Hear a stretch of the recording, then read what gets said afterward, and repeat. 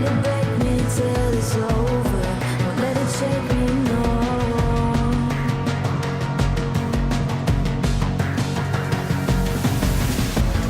Won't let it make me go under. Won't let it make me go under. So now it's time to fly.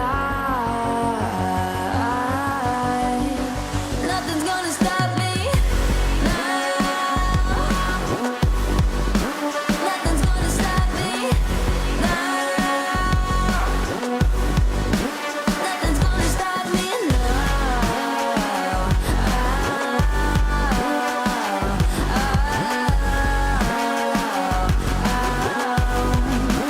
Nothing's gonna stop me.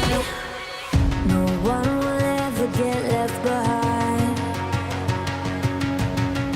A million more before I've tried. Won't let it break me till it's over. Won't let it shake me, no.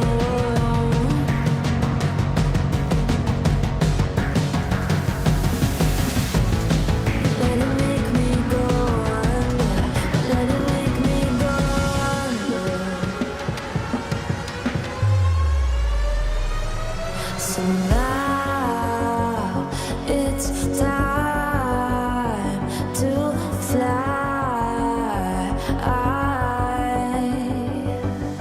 So now it's time to fly. Nothing's gonna stop me now. Nothing's gonna stop me now.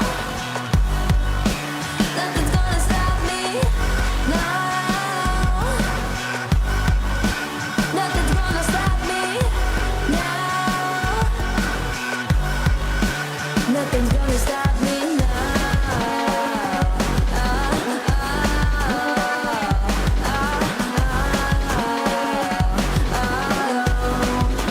Nothing's gonna stop me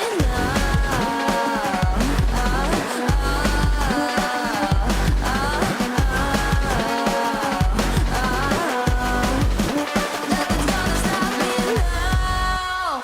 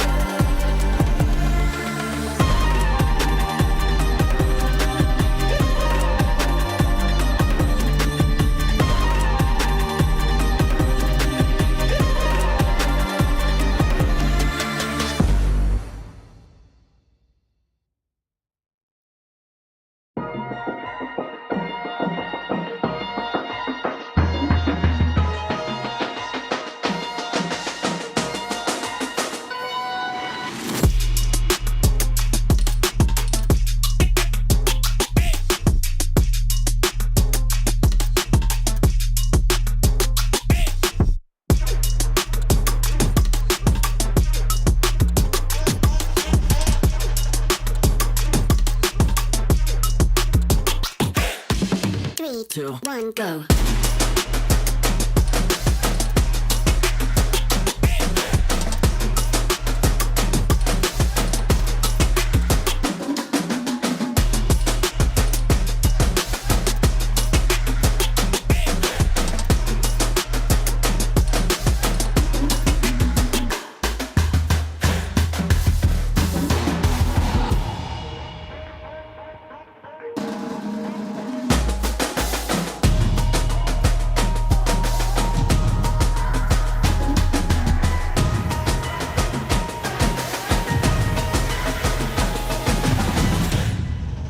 Three, two, one, go.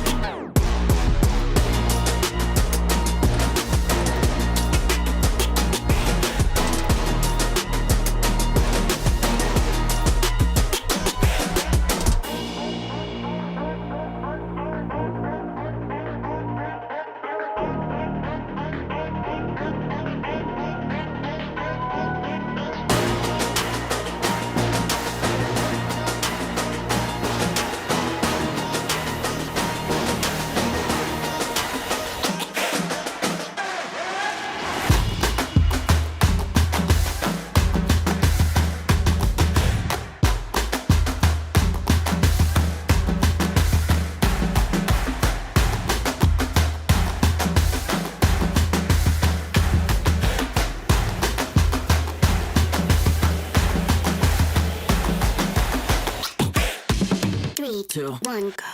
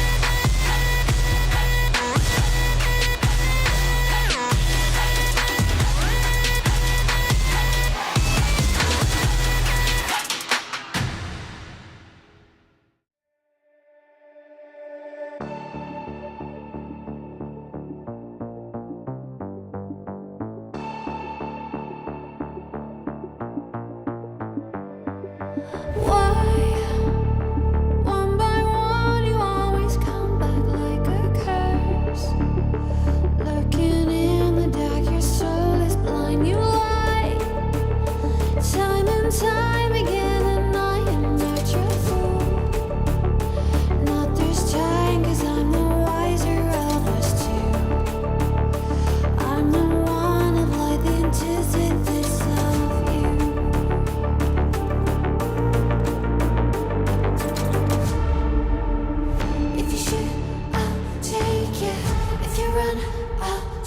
you.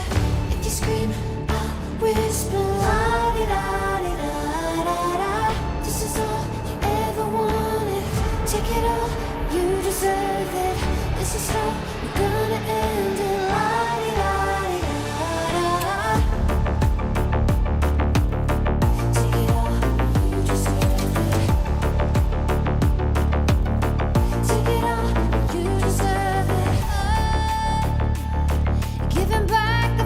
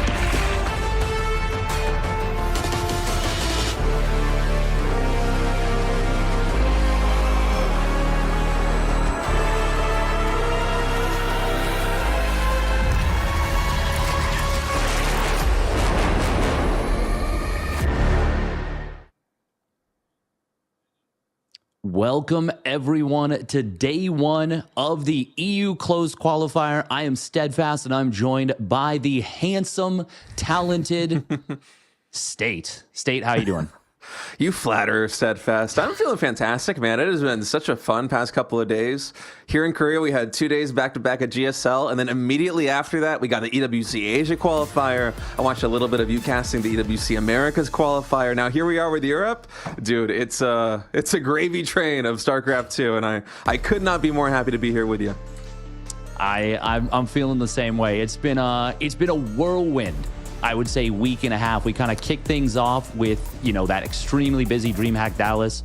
We got 4 players qualifying to EWC, and now we are looking to continue on and get more of the players. Spoilers, we're going to give a little bit of time for that to ruminate if you haven't already seen, but we've got a couple players already qualified through some of the earlier regions. I know you covered the Asia qualifier, and we got our one qualifier to the main event, and then the one player who made it to the global qualifier. I don't know if there was any like standout matches for that at all, but do you want to talk about that?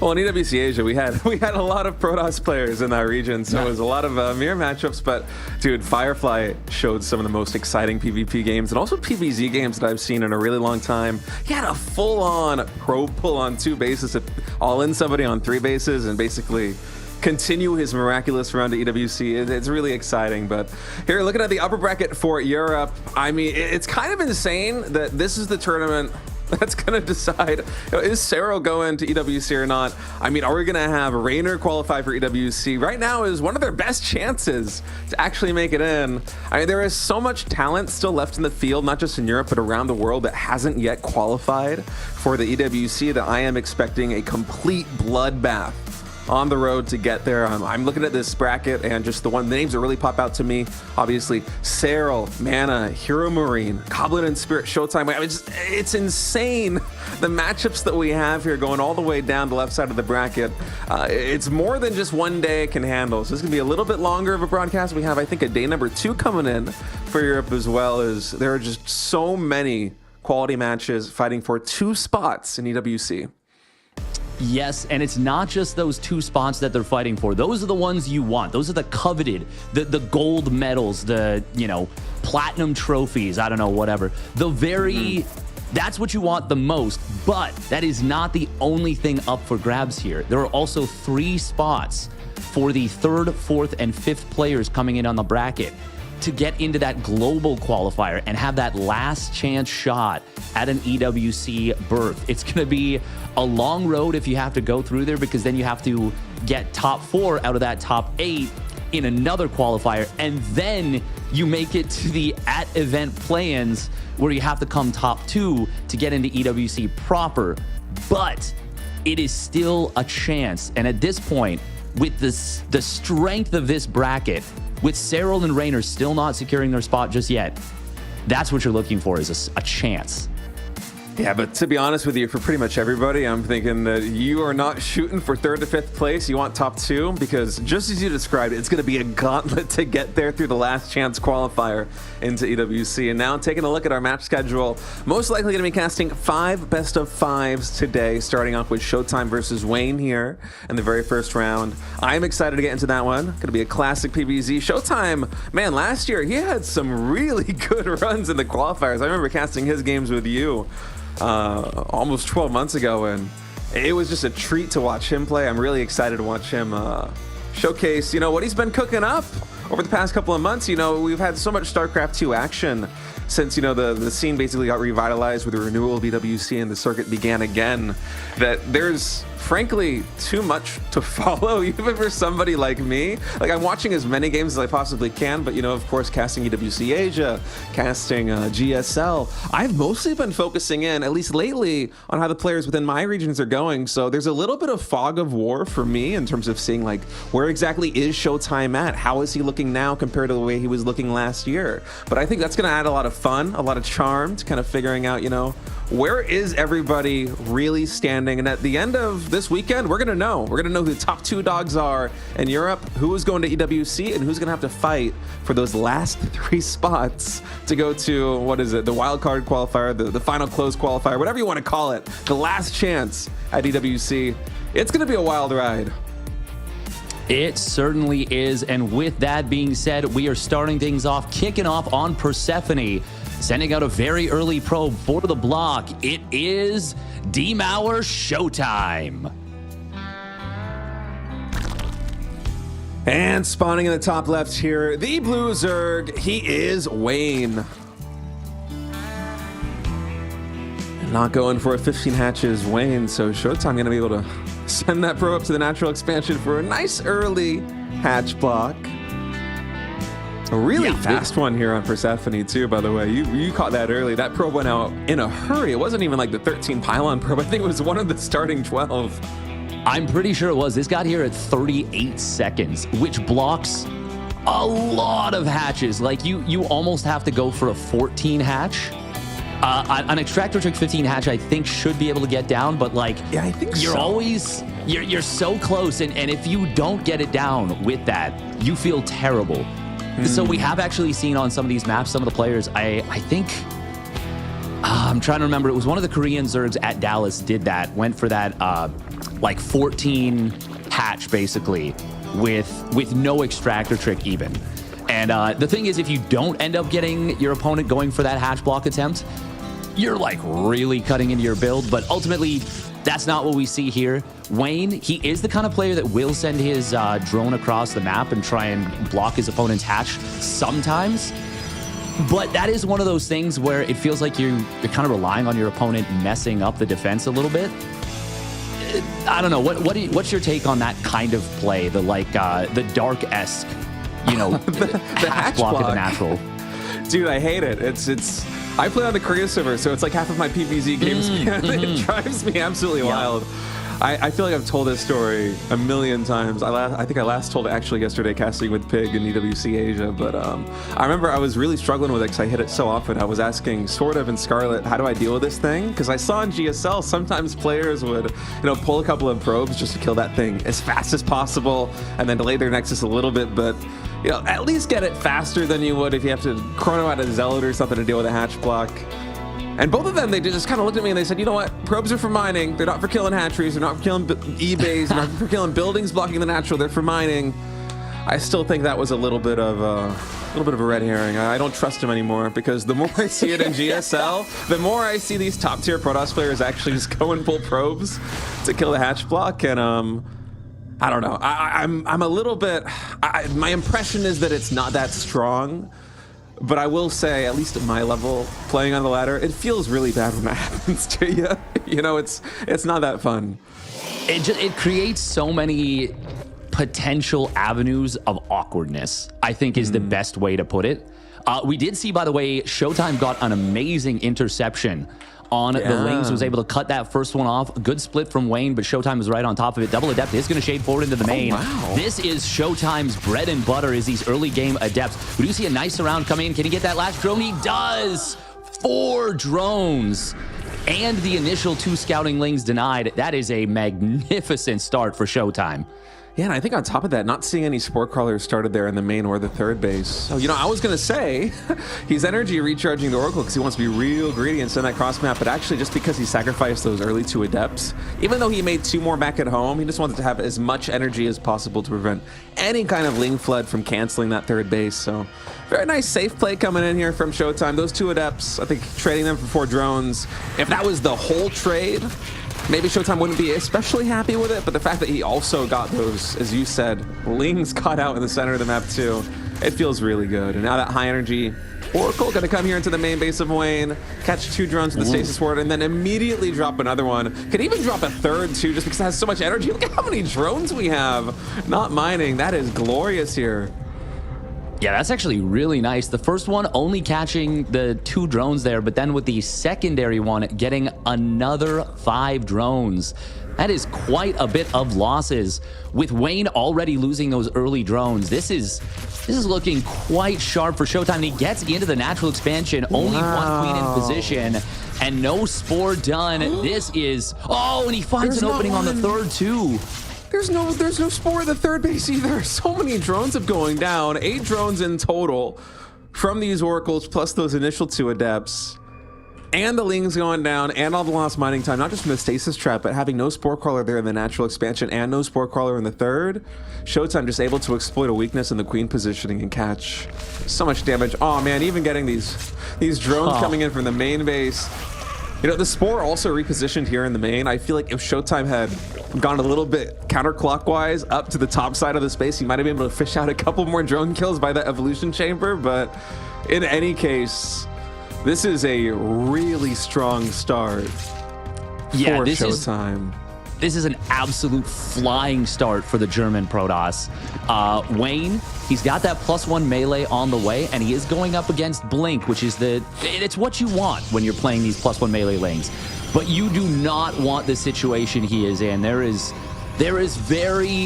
very few Zergs in the world that would accept this position if you tried to thrust it upon them. And I don't know. I don't know how you're going to deal with this Blink play to begin with, let alone the follow-up Templar archives. Yeah, Showtime's just developing back at home. I think it's a 5-gate Templar archives with +1 and Blink, which is honestly really solid, especially with the 3 gates more coming in. Only 4-gate actually, so yeah, that Templar archives really quick now. These stalkers are going to get caught. Blink is not yet done. Recall might save one of them on very low HP. No, won't even get the one, but Showtime, as it stands, still getting a lot of pressure done here. These stasis traps, whether they be catching drones or Lings, are doing such a good job of just controlling territory. Luckily for Wayne, that Overlord, in fact, both of those Overlords barely out of vision of these stalkers. But, I mean, Wayne, he's feeling the pressure right now. He's sitting at 57 drones because Showtime is knocking on his front door with all these stalkers, and now look at this. We're almost going to have a supply block coming in. Showtime gets one Overlord for free, and then it's like, wait, there's another one? Is it my birthday? What is going on here? I mean, everything is going the German Protoss players' way. This feels like birthday. This feels like Christmas. This feels like, you got a couple extra, eggs at Easter. Like, this is a phenomenal start for Showtime here. Wayne did get himself a little gift with those 3 stalkers on the other side with no Blink. That was a really nice pick off for him, but I gotta say, I am really liking Showtime's position. Now, this is a really interesting play we're seeing here. Hero has really been a big fan of it. The +1 armor instead of +2 attack. That is a super intriguing follow through.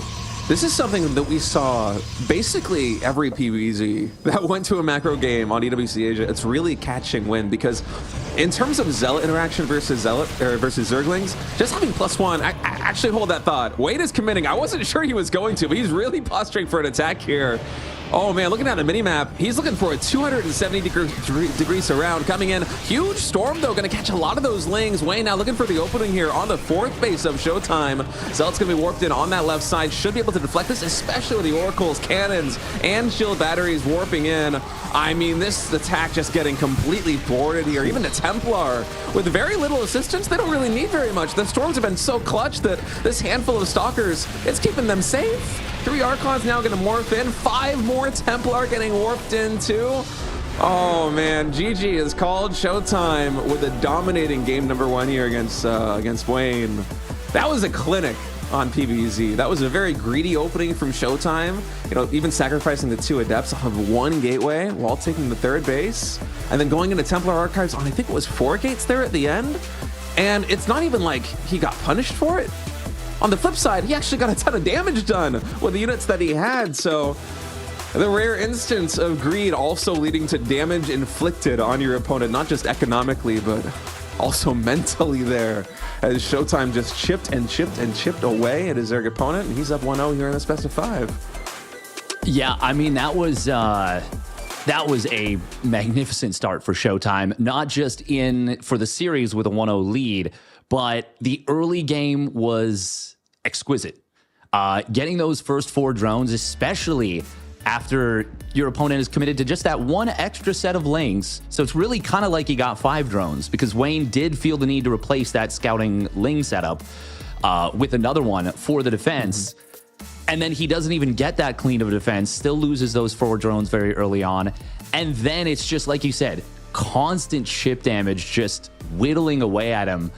And Wayne had a good idea with the Hydra Ling timing, but I mean, it is just not an easy thing to go for when you are that far behind, when you've had such a rough early game. Can this man continue his success? It is showtime. And here at Ultra Love, Wayne gonna try and have a little bit of a tighter earlier game. Let's see if he can do it, man. I gotta say, having casted GSL so much with Tasteless, I don't know if you noticed, but during the player intros, we really just kind of skip it. Indy, he's like, come on, man, give it to me. All right, the Blue Zerg Wayne. Dude, me and Tasteless, we list out the names and then we go right into the thing. I gotta tell you, switching to the online broadcast, the more, the way that you guys like to do this with the dramatic intros on the player, it gives me a little bit, I need a little bit of time to warm up into it, man. It's not my usual way of going about things, but yeah, Wayne, I feel like that earlier game just wasn't really a good litmus test for exactly where he's going to be at in ZVP, because honestly, everything that possibly could go wrong did go wrong. You know, he skimped on the sport crawlers a little bit there in the third and the natural expansion. That should be fine with the queen count that he had, but Showtime just did such a good job of maneuvering the oracles that the drone damage really started to stack up, and behind it there was so much greed as well. And I feel like PvZ is so momentum based. It's a very snowbally matchup.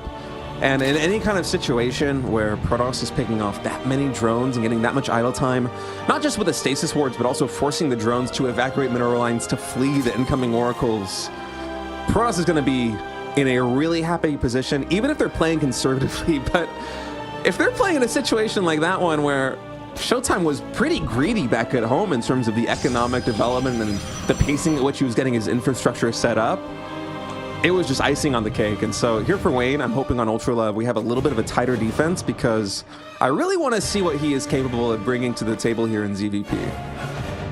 Yeah, I mean, he's definitely one of those players that does tend towards aggression, but it's not like you can be aggressive as a Zerg player at, you know, the 3-minute mark, the 4-minute mark. Like, you do need to build up your early game. There are obviously certain things you can do. You can go for a cheeky queen walk, maybe a queen walk ling flood to try and deny a third base. But that's one of those situations where you're kind of hoping your opponent screws up more than anything. And Showtime just undercut the build so well. Now, we are going to see once again this very quick adept coming in here from Showtime. Wayne did not try and sneak lings across the map this time. And Showtime, I think, has a good idea of that.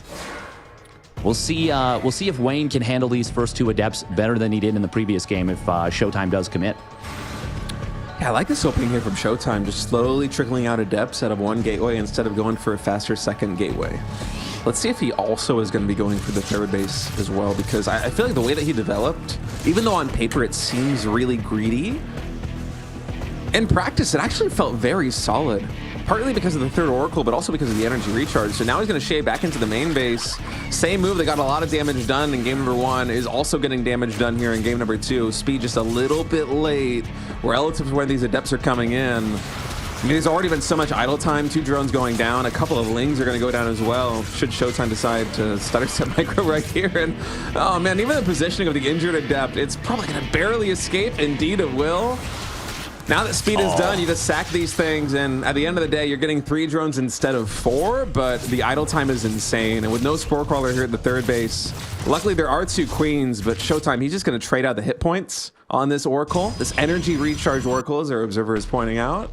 Send it back home on defense, and then the next oracle that pops is going to be the one that's basically going to take the baton from this initial oracle and begin the next stage of harassment.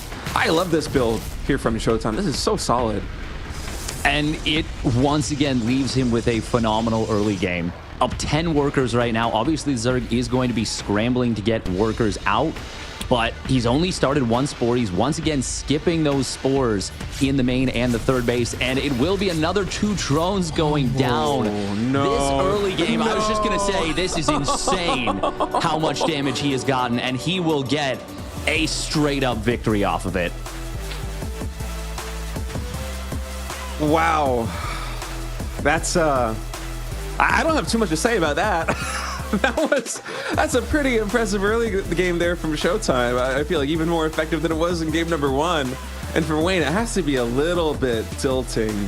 You know, I was thinking also with those lings on the map, even though there weren't too many of them, that likely we were going to be seeing those 2 oracles. You know, one of them, the low HP one, staying back at home for the defense, and then the high HP one is usually the one that, you know, takes the baton and goes back across the map against the third player and gets damage done. But Showtime is just like, you know what, nah, I'm feeling confident. I'm going to send both these oracles. I don't care if one of them's low on HP. Let's see what damage we can get done, and it's a ton of damage. He cleans up the natural expansion right before the spore crawlers get done, and then the queens, as they were waddling their way down that main base ramp to defend the natural. There's no spore crawler in the main. Oh, it's an avalanche of disasters from the Zerg perspective. And Showtime, it's match point, man. This is a best of 5. It's not a best of 3. So there is still a chance here for Wayne, but if Showtime keeps having early games like this, is there really a chance for him? You know? Yeah. Exactly. Like, wow. Damn. I was expecting coming into this series, because I did cast a few of Showtime's games, especially his series versus Shin, which did go the distance, by the way, and he did ultimately lose that one 3-2, and that was the qualifying match for the playoffs. His early game was very strong in all of those. Like, he was putting on an immense amount of pressure. The Adepts, the Oracles were finding value almost constantly. Somehow it feels like he's gotten even slightly sharper in this early game. Right now, I don't know, Wayne needs to make an adjustment, but Showtime, he is all systems go at this point. And we've got spawning down in the bottom right, looking to take a clean sweep. It's Showtime. And it's going to take a reverse sweep for him to advance to the next stage of the winner's bracket. Spawning in the top left, our blue Zerg. He is Wayne. These early games just not breaking his way. Are we going to have a hatch block? I'm wondering. This drone might just be like, you know what? Let me just throw a wrench into the Protoss machine and maybe trip the gears up a little bit. It's already been scouted, though. Yeah, it has been. Wait. Are you going to proxy a hatchery all the way out there, Wayne? Is this going to be a little cheeky cheese? Because I was thinking initially it might just be going into the natural, but that patrol, no, it will instead be the natural expansion. But with 2 probes, I mean, how much more can you get done? No hatch block just coming in yet. Showtime, the fact that he scouted this, just able to completely block it.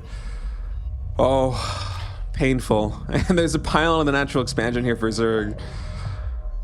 This is so good. This is a perfect response as far as I'm concerned out of Showtime. We do see that extractor trick getting used, but that is that is not even the consolation prize. That is the consolation prize for the consolation prize. That's the one where you're at the carnival, you've spent $400 trying to win this $12, you know, $12 thing for your best gal or your best guy. And they start feeling bad for you, and they just give it to you. You know, they just let you have it. And I will say, though, like having this gas steal, it is a little bit annoying from the Protoss side of things, because that's going to be slowing down the Stargate a little bit. Or if it doesn't slow down the Stargate, it's certainly going to slow down the Oracle and then the Adept and the Warp Gate. So yeah, but considering what he wanted to block his opponent's hatch. He wanted to get his hatch down to the natural. Instead, he goes for a pool first, doesn't get the hatch block, loses all that early mining time, and then has to settle for stealing his opponent's gas.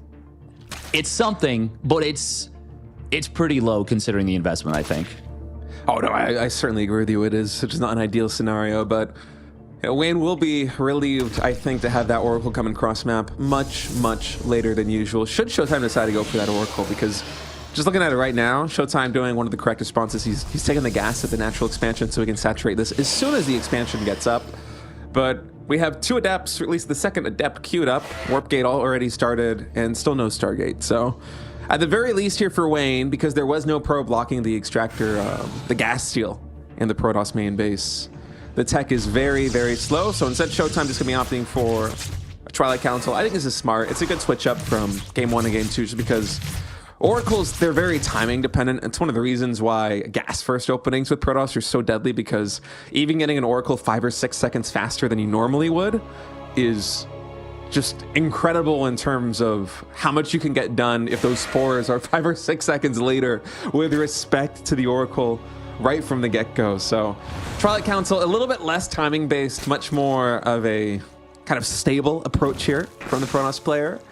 And I like this adjustment a lot. It's actually going to be 4-gate Glaives, I'm assuming. We'll see what that Twilight Council is going to start up, and yeah, it will be Glaives. And I think this is a great response. I mean, look at Wayne's drone count right now. He hasn't even taken damage to the Adepts. He is just so delayed in his build order because of what he's gone for. Showtime didn't panic at all. He didn't try and force the Oracle when it was a suboptimal setup because of what you said about the gas steal. And now he's going to hit a timing with this 4-gate Glaives against a Wayne that hasn't started a Roach Warren yet, hasn't even gotten to a drone count at which you would want to start a Roach Warren yet. This feels very unpleasant, and it's already going to be a DT follow-up as well. So Wayne will not only have to deal with the first Resonating Glaives attack, he is also going to have to find a way to figure out and deal with the DTs. He does see the Adepts in the natural, and that will be enough to say, okay, Roach Warren, I haven't seen an Oracle yet. I do need to defend for this. But I'm concerned about stage 1 and stage 2 as far as Wayne's concerned. Yeah, Wayne's already at 37 drone count, partly because I think he was anticipating Showtime to try and take a third base really quickly. So he made a small group of Lings early, but yeah, I'm kind of I don't know exactly how to say it. It's going to backfire on him because he doesn't have the economy really to support the roaches that he needs to deal with this. Extractor finally going to go down the main base, but we have basically pure Ling Queen trying to stop these Adepts. They're able to work their way into a pretty good position right now, but the surface area for Wayne, not bad. The problem is the shade was so early and it's right onto the ramp. And so Wayne, he needs to hurry to try and get on top of this position. He in fact cannot. There's no surface area here for the Lings. The first 4 roaches just got started steadfast.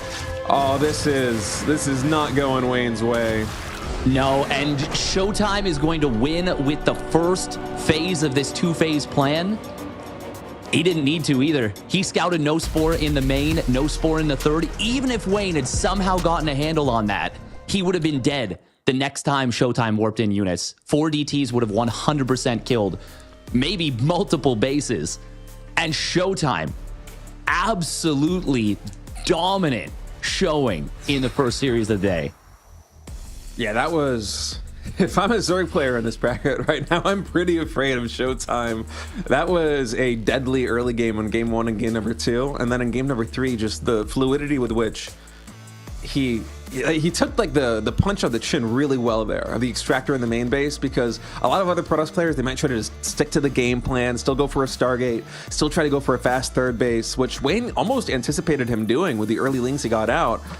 Showtime's just like, no, you know what? All right, what do I have a lot of? Minerals. What do I not have? Not a lot of gas. What's a pretty good composition that runs with that? Adepts. I'm just gonna go 4-gate Glaives, and it got so much done. I mean, the pylon block of the natural expansion slowing the economy of Wayne, and Wayne also going for those early Lings. Yes, he did get the scout off on the Adepts in the natural expansion, but at that point, your sub 40 drones, it's kind of too little, too late. You know, like the story's already been written. The fate is sealed, and so Showtime, with 3 very clean early games, is going to breeze his way into the next round of the upper bracket.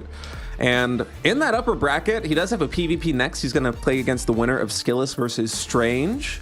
But after that, should Showtime win again, it's Reynor versus Yakov and Lambo versus Elazer, right above these guys in the bracket. So there's a guaranteed Zerg 1 more round ahead. And if he can get there, man, with his PvZ looking like this, oh boy, he's already on his way into a qualifying match. It's pretty exciting. I mean, just look at the way this bracket is set up. Steadfast, Lambo, Elazer, Yakov, and Reynor. Oh, that's going to be a scary third round for those Zergs.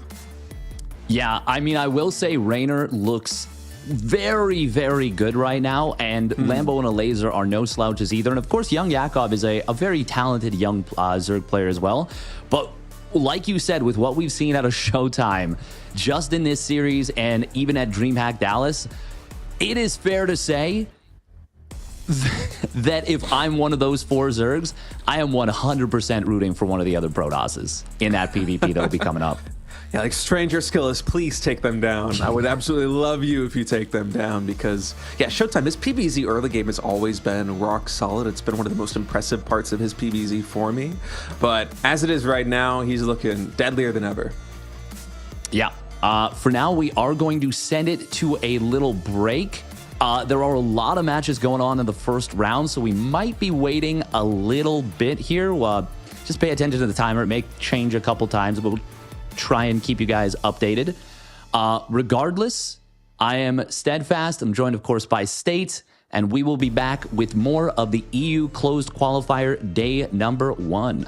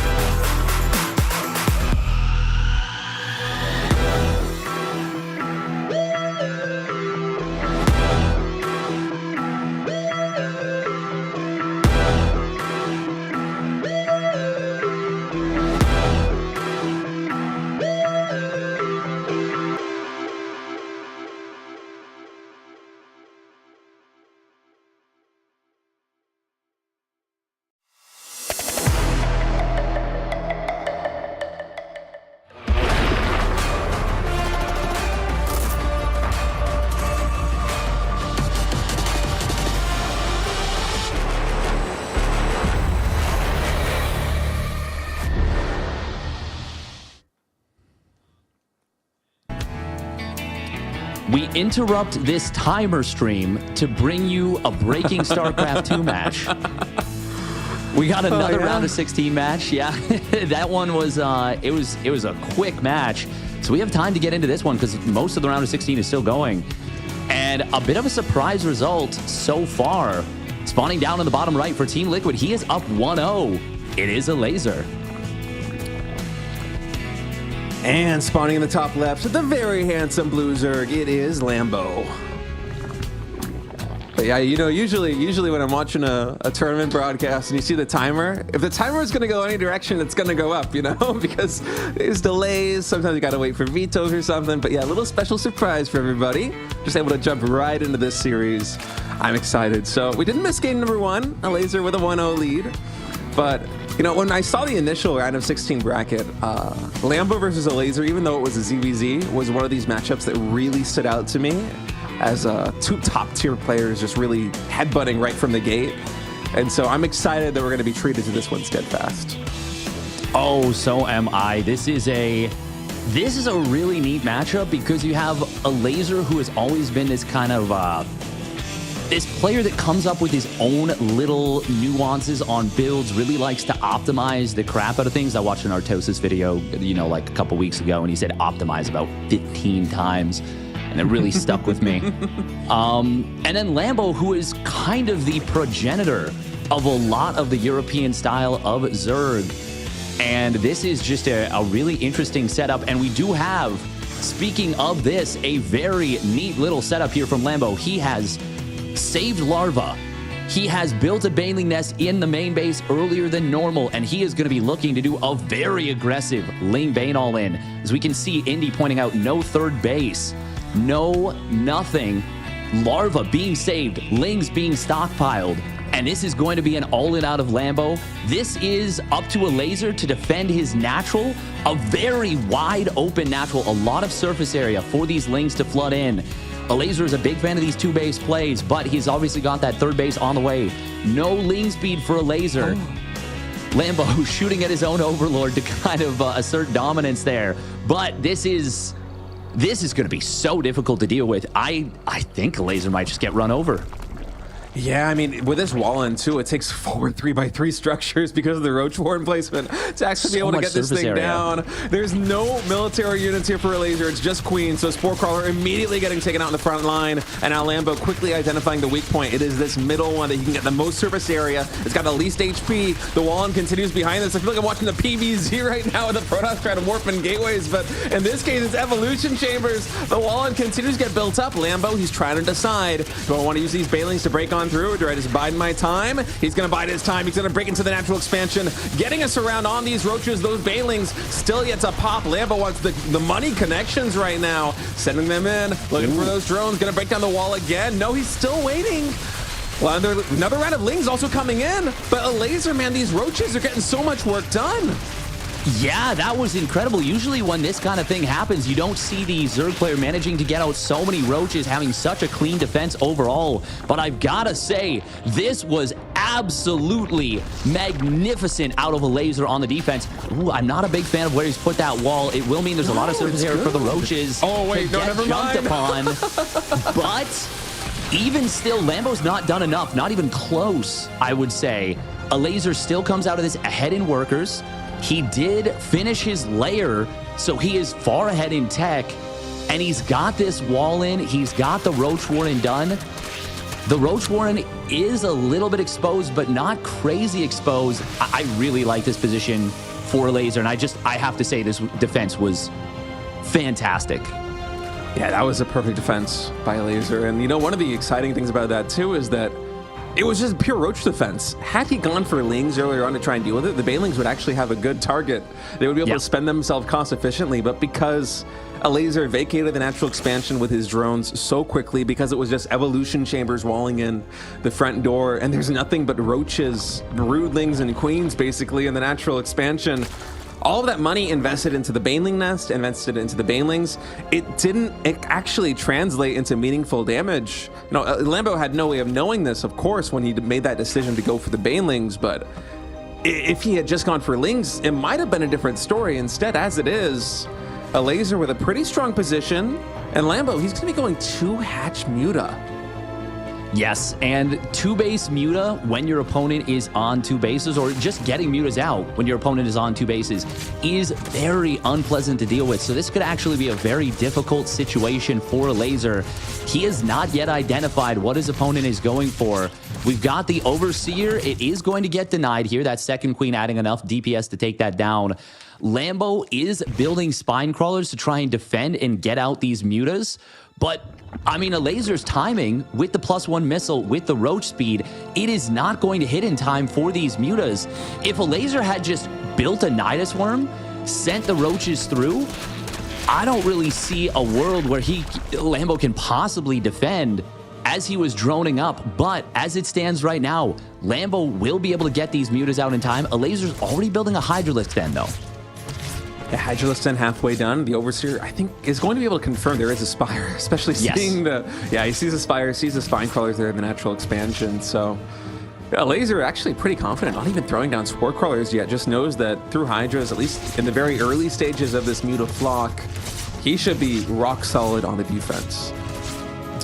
Yeah, I mean, the Spore Crawlers do build pretty quickly. He will need them eventually.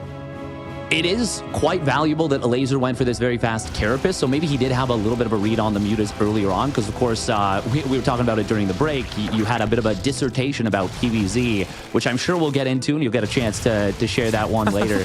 But the concept is the same, which is that Carapace is fantastic against Muta Glaive bounces. Now, that's not the only thing for PvZ, but for ZVZ, it is a huge breakpoint. But I talked about trying to deal with Mutas when you're stuck on 2 bases. Lambo going to get the cancel on his opponent's 3rd base again.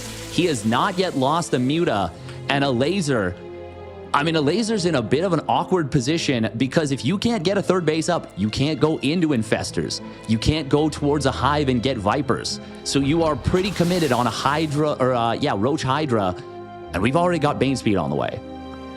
Yeah, this is a really awkward position right now for Elazer, because he's got this army on the ground that could absolutely steamroll the position of Lambo if it could just get cross map, but he's got these pesky Mutas to deal with. He can't do it just yet. He has to wait for additional upgrades to come in here on the Hydralisks. Finally, 1-1 is done now here for Elazer, but it's a little bit tricky because, as you said, once Banelings come online with speed, those Hydras, they're absolutely going to be a target here for Lambo. And Lambo, despite his initial rush failing to really get the damage done that I think he wanted it to get done, has done a fantastic job of working his way back into this game, especially with that cancel on the 3rd base of Elazer. Elazer still hasn't been able to saturate that because the base is only, what, 75, 80% done at this stage?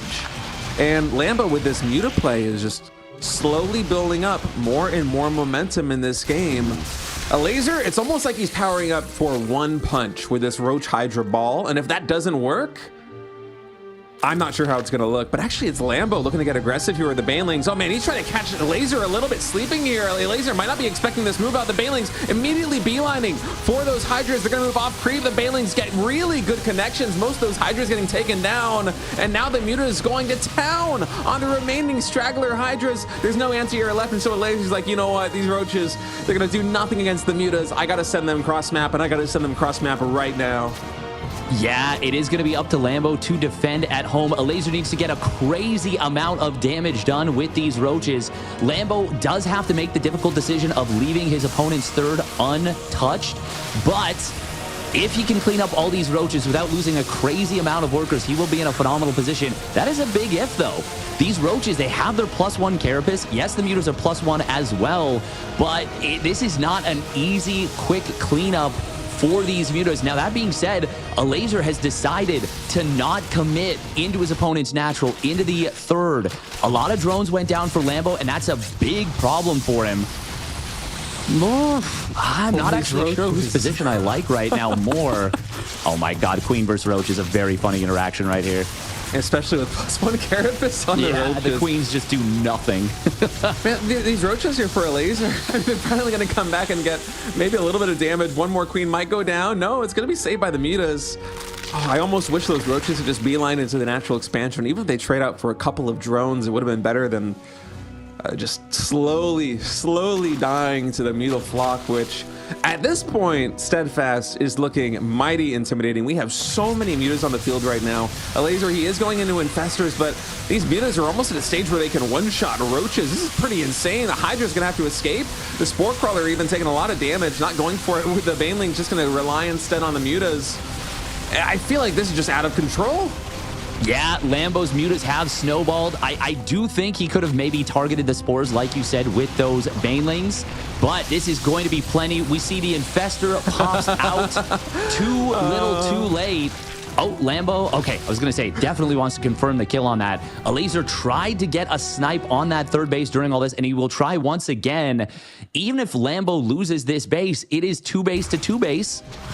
And these roaches should eventually go down. Lambo is going to counterattack with the lanes. Mutas will eventually clean this up.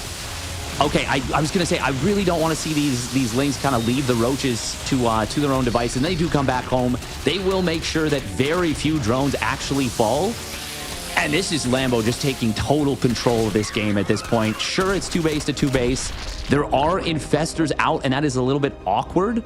But you can't fungal the Lings and the mutas unless Lambo kind of purposely stacks up and lets you do it.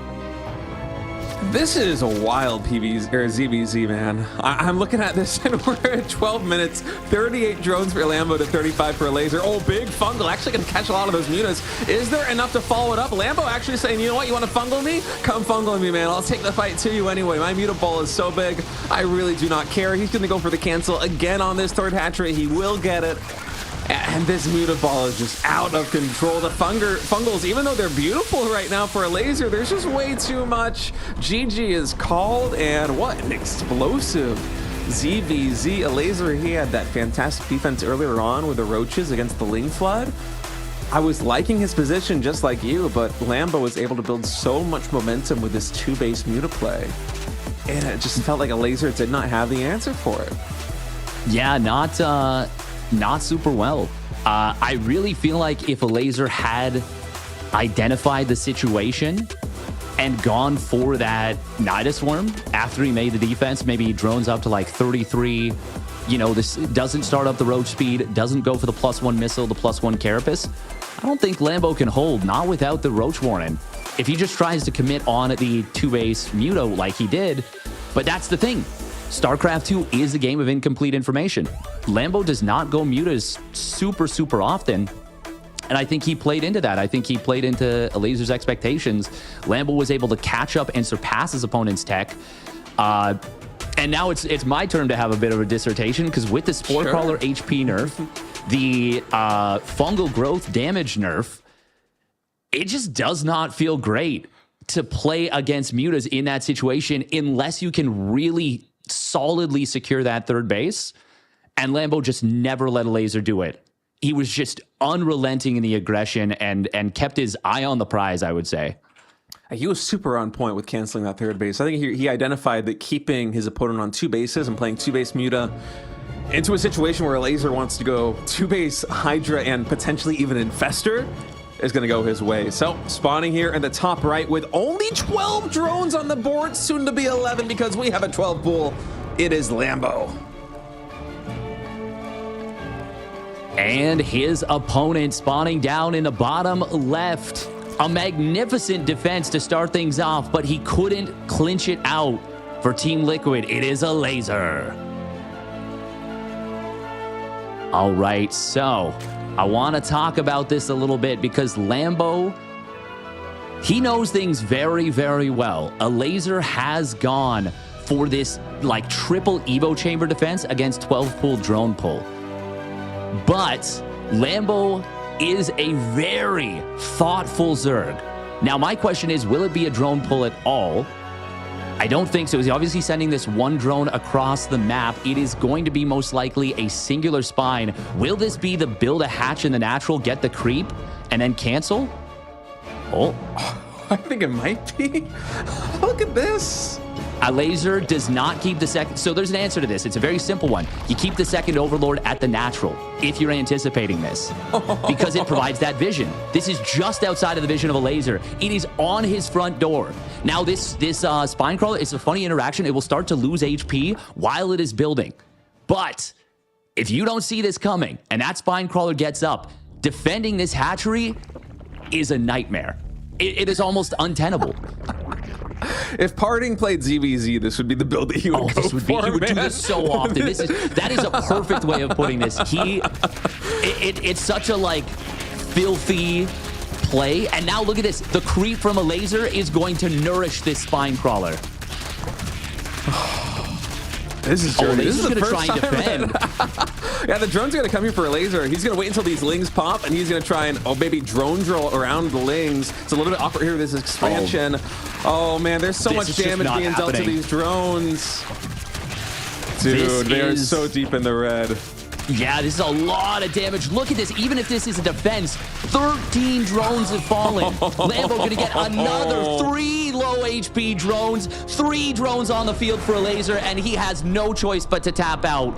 The only answer there was to give up the base, and he didn't want to do it. And Lambo just crushed him. Steadfast, what is with us casting these EU qualifiers, man? These games have been so quick. The longest game that we've had so far today, I think, was the first ZVZ that these guys played on stream, where they were at like sub 40 drones at 12 minutes. This is just absurd, man. This is like... I didn't play very much Brood War, but this feels like almost Brood War ZVZ. Like 2-hatch meta with no drones against Hydras. Like, what are we even witnessing here? And Lambo just with some really dirty tricks. I love the approach that he's having to this. It reminds me a lot of the way that Solar approaches ZVZ, where you just have no idea what he is going to do. And it's one of the reasons why, for a stretch of like a year, he was the most dangerous Zerg player in the world in that matchup, taking many series against Serral and basically every single other Zerg. And you know, you talk to pro players about like, what is it about Solar that makes him so special? And they're like, oh, well, he coin flips. He's random. You don't know what you're doing. It's like a slot machine. Like, you don't know what you're gonna get with Solar. And Lambo right now, I mean, he's playing in this bracket. We talked about there being a lot of Zergs in this section of the bracket here in Europe.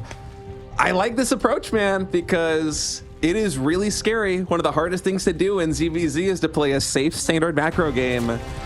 And I mean, this guy's been trying it. It hasn't been working, but maybe he can fight back. The bottom left red Zerg, he is Elazer. And his opponent spawning up in the top right for the Shopify Rebellion with some nasty plays. He's on match point. It is Lambo.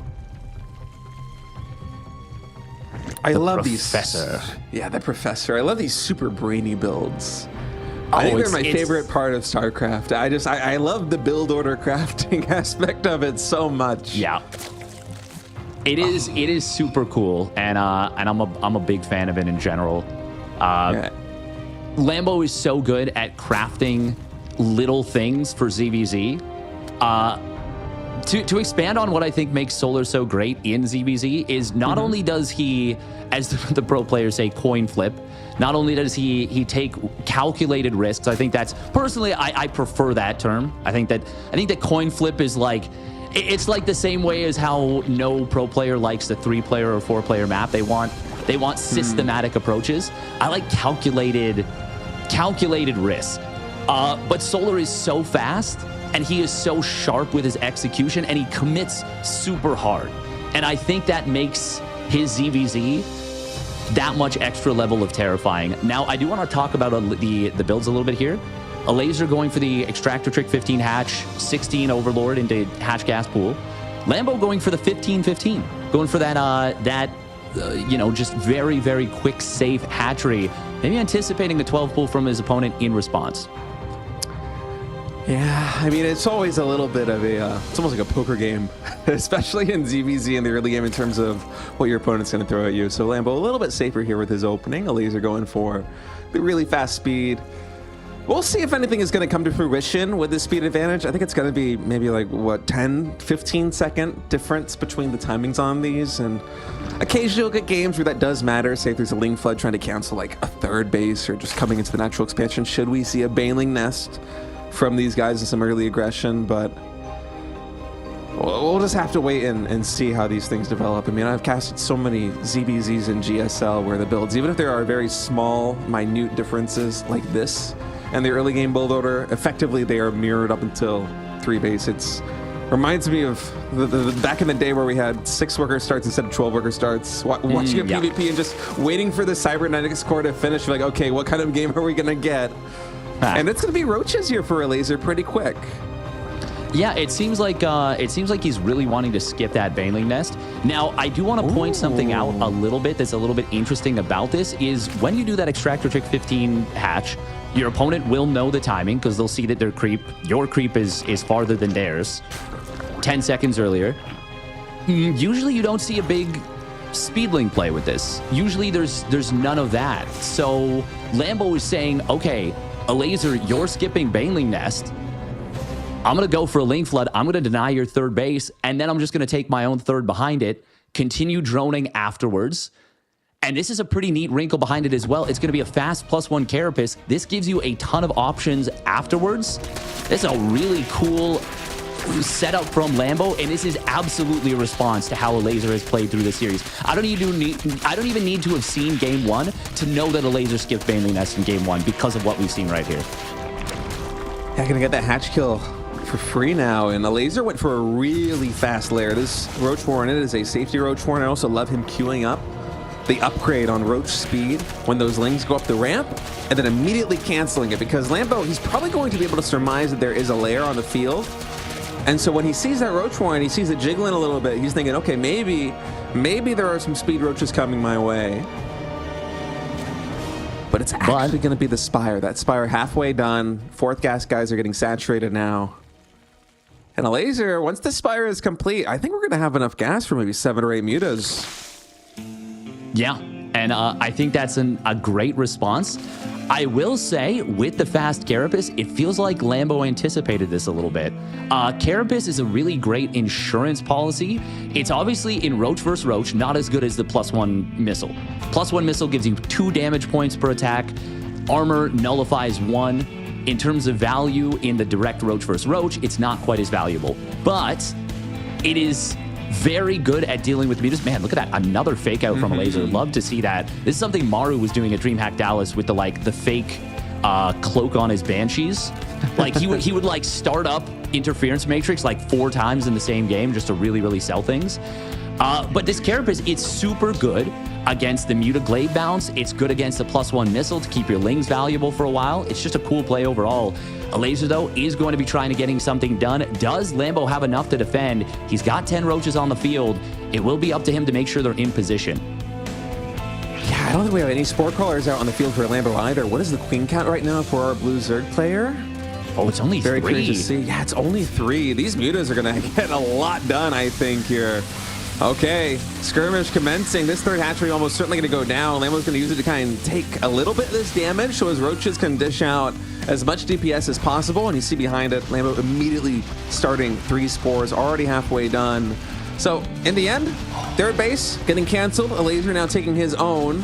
He's going to be able to clean up a lot of Overlords too. My goodness, looking at the mini-map, there might even be 1 or 2 more that he's able to fish out. Yeah, this one in the center.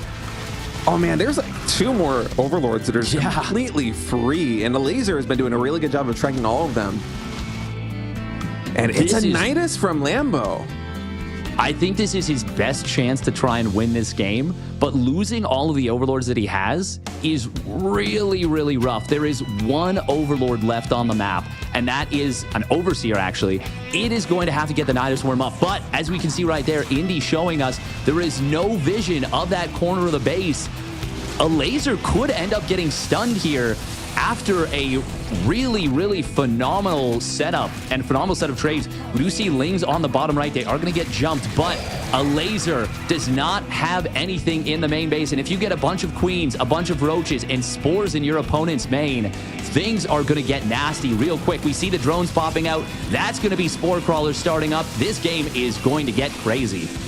Yeah, Lambo with so many roaches right now, already starting 3 Spore Crawlers here in the main base, and the roaches, they're going to do their best to defend this. The lings are trying to come in. The drones getting pulled. The mutas, they want to focus down these queens as quickly as possible, prevent these transfuses from taking place, but there is just so much here for Lambo. So many roaches. First Spore Crawler completes. It is going to go down. The anti-air here, very limited. But at the same time, these roaches, once they finally plow through these lings, they're going to start to wreak havoc in the natural expansion. The Nidus will eventually get shut down. But the Roaches, will they be able to get the damage done? Already, 12 drones have fallen. Elazer is set back to 31 drones in total, and these Roaches, they are not done yet, Steadfast. No, they are not, but they stopped chasing the drones here, and they first kind of shoot the hatch, or the hatchery. Now they go after the Spire. We do see the Nidus Worm attempted again. He started to build some spores. He actually left these Roaches to go after the Spire, and they do get the kill. That is very big, but if we look at the queen, or the Muta count, the Queen count, the Spore Crawler count for Lambo, this paints a very grim picture in terms of how he can deal with these mutas, and the answer is he actually can't. Not at the third base. If Elazer goes into the natural, there might not even be enough spores to deal with this. They are only 300 HP, and they will die quite quickly if Elazer decides to dive them. And Elazer could have maybe attacked some of these evolution chambers, at least the one there at the bottom left, and just use the glaives to start tickling away at those spore crawlers too, should he desire. Oh, this is a dangerous position right now for Lambo. He is building 2 infestors, but the anti-air, it is very sparse. I feel like with these infestors, you're basically hoping in this position that Elazer commits on the spores and the queens, not expecting a fungal, and then maybe you're able to take them out. Those infestors almost complete now. Elazer, is he going to go for that evolution chamber and bounce these glaives? That spore crawler barely covering that edge. Oh, there's the infestor. It does get revealed. We are going to see Elazer finding a little gap in the main where there is no spore crawler. Roach Warren having to be rebuilt here for Lambo. He is so poor on this 2-base economy, and the chance of him ever securing a third base again, I mean, it feels very, very difficult. I will say I would love to see Elazer clear the creep in front of Lambo's base just to really shut the influence on this map down to basically 0 for Lambo outside of his main and natural for that matter. This feels really, really rough right now for Lambo. Yeah, but Lambo's got some infestors, man. Infestors in a dream. If you get the fungals down on those mutos, if Elazer missteps a little bit, maybe you can turn this one around, but I feel like that's basically the only win condition right now for our Blue Zerg players. You need somehow to fungal enough of these mutos and have also enough units like queens on the ground to clean them up.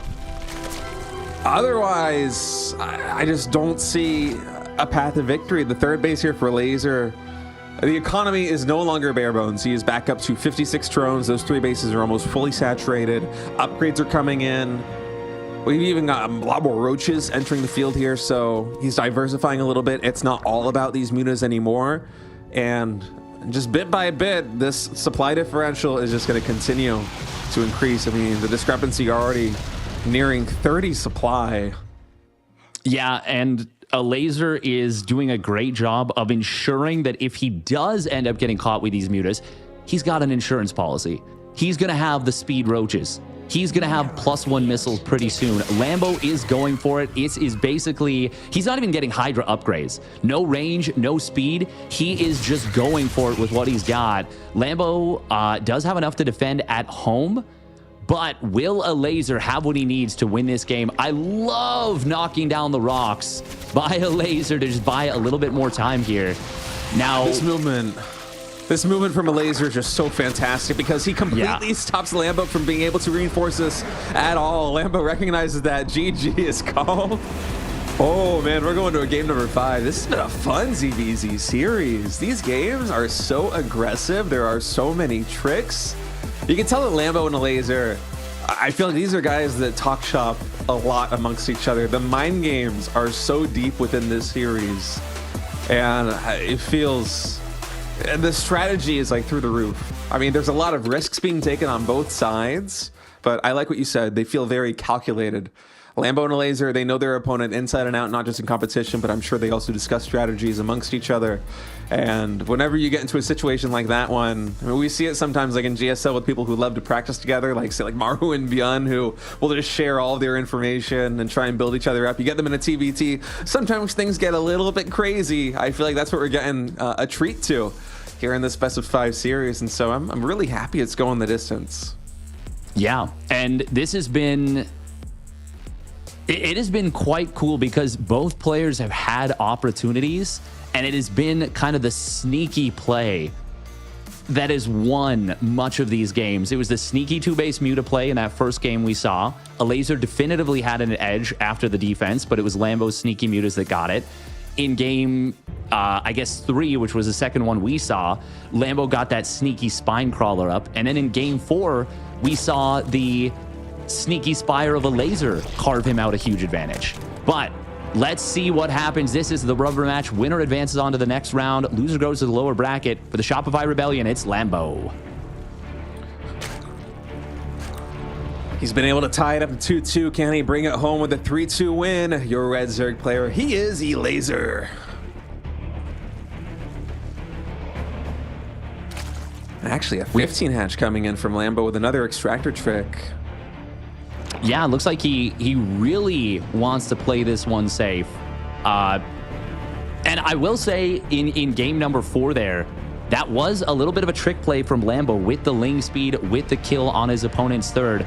But unfortunately, he didn't leverage it into a meaningful... Well, he didn't leverage it into a victory. Partially because of what you pointed out, which was the starting of the roach speed and then the restarting of the +1 missile and roach speed afterwards. It was just a really, really great sell of the play out of Elazer. Lambo once again is going to be going for this fast extractor.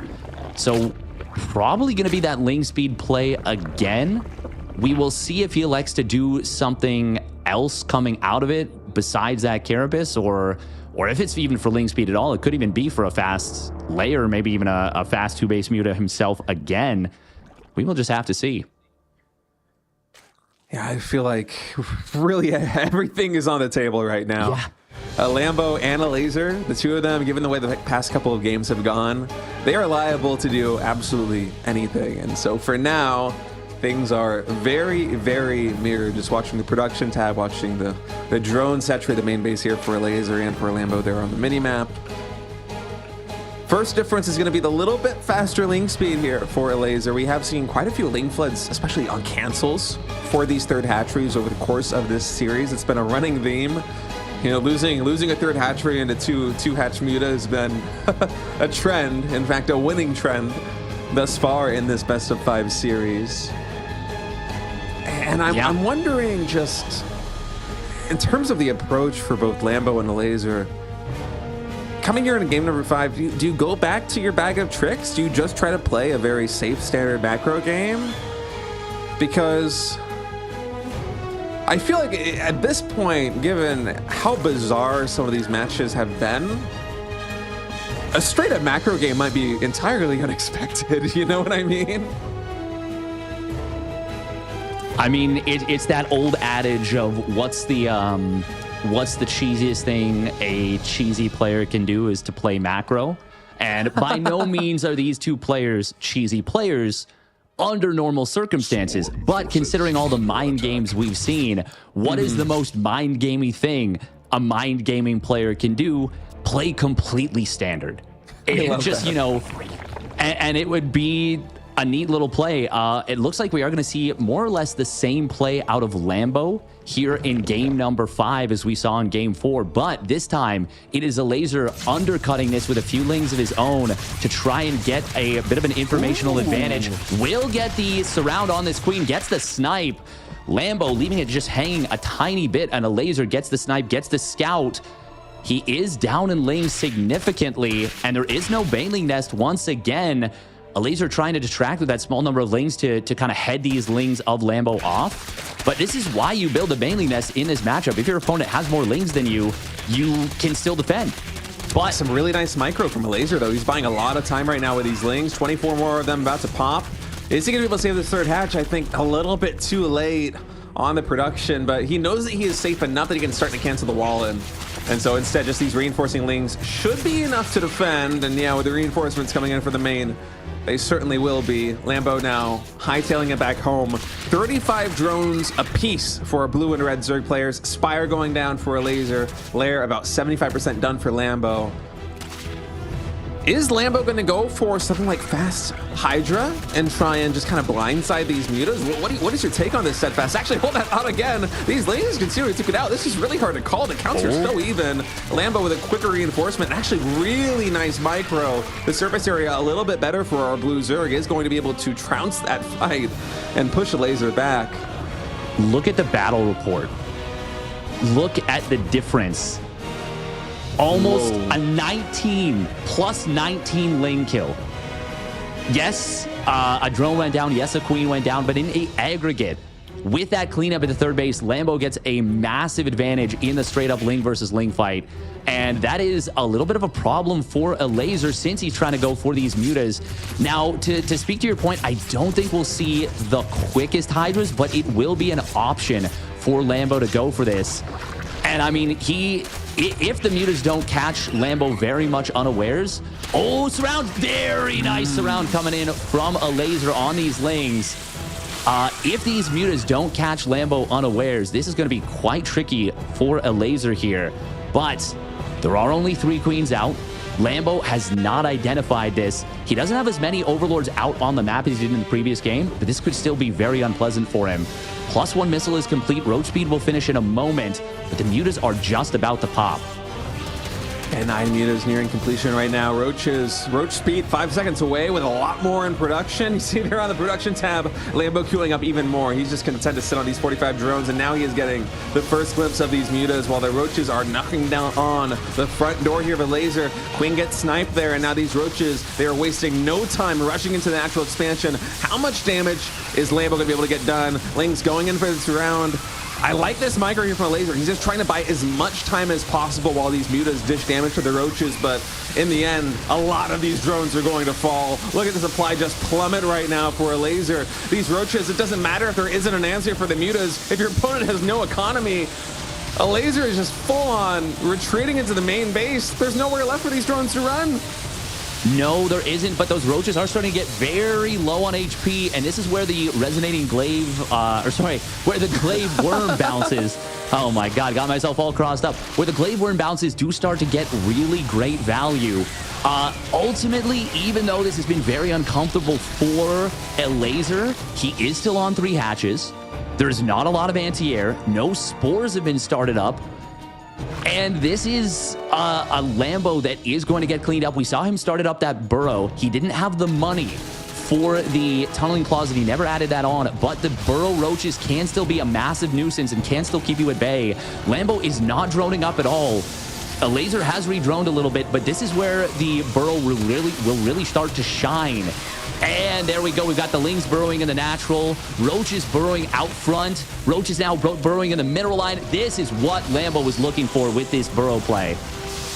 Overseer about halfway complete now, and the Roaches just see everything burrowing and unburrowing, just dodging. Hit them where they ain't. Elazer now just going to be parking these mutas right in front of the natural expansion, but the drone count, it has fallen all the way down to 23. Lambo with a beautiful read, going for the burrow in a situation like this one. It just complicates the matters so much here for Elazer. So much of this economy is falling. We're almost at 12 drones again. Elazer almost reset back to the starting dozen as the natural expansion is going to fall and Lambo is going to advance to the next round. Oh man, what a fun series. I am really glad we got to take a look at that one. What a treat. Lots of tricks, a lot of clever plays, interesting builds. And Lambo, even though they were very closely matched, is going to barely edge out his opponent. Yeah, that was a nail-biting series, to say the very, very least. Both players really pulling a whole gamut of strategies and just really, really kind of leaving it all on the table there. Really cool to see. Very nice move with the burrow. I think without that, he is not going to have as easy of a time cleaning that game up. It might seem very simple to just be like, well, yeah, he had a big drone lead. You know, he was keeping the aggression up, but there wasn't quite that total snowball yet. It wasn't until the Roaches split up into 3 different locations, even though they were not that far apart. The Overseer without speed is so slow trying to track those Roaches down. I really think without burrow, we're still in that game.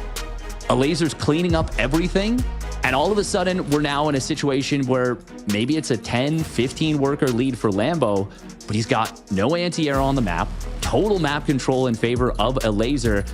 And I feel like that game goes either way from that point. Maybe a 60-40 for Lambo, but the burrow was such a clutch move to close it out. Yeah, that burrow play was just absolutely fantastic, because really the only way the Elazer is going to build momentum is if those mutas and lings can actually move cross map and start to dish damage out. So for Lambo, the fact that he just decided to pull the trigger, be like, you know what, I'm not going to drone, I'm just going to get burrow, I'm going to keep pumping the gas on the roaches and the lings.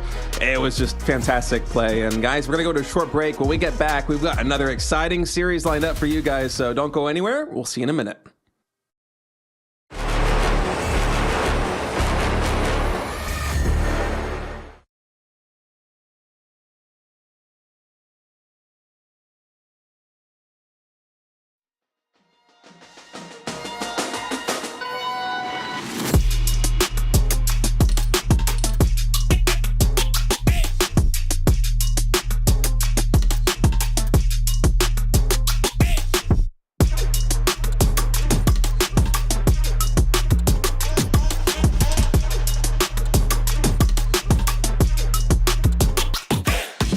Three, two, one, go.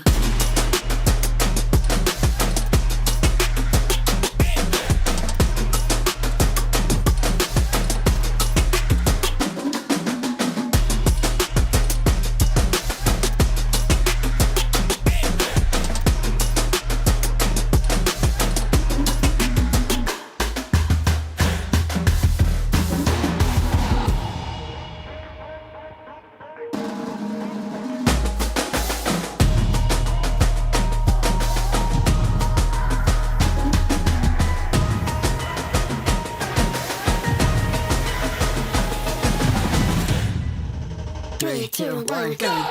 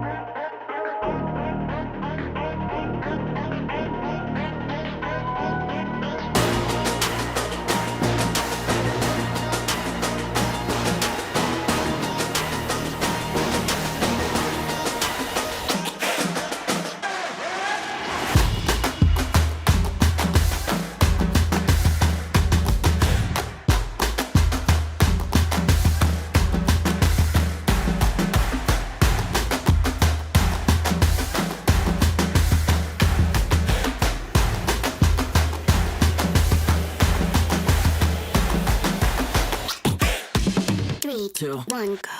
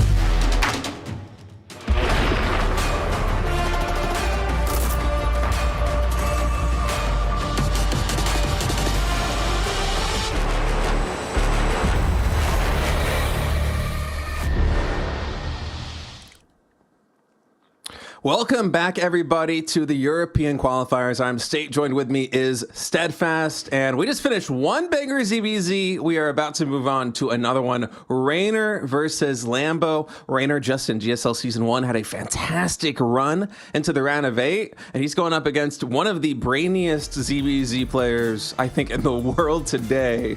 So it's going to be speed. I mean, Lambo's fast, Reynor's smart, but it's really going to be kind of speed versus trickery in this one based on the way that last best of 5 went. I'm so excited against this. How you feeling, Steadfast? I mean, this is a bit of a treat because we don't get to see these ZVZs all that often.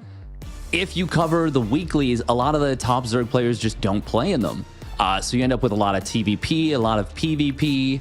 PVZs are somewhat more common, but ZVZ in general, between these absolute top Zergs, is a bit of a rarity.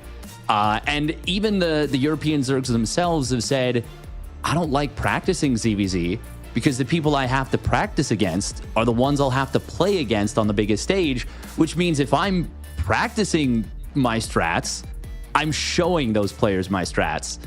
So it makes this like weird poker game where you're like, do you want to get better at poker? The only way to do so is to play against the other great poker players. And then you have to show your tells and your bluffs and all that. Yeah, but I mean, that's...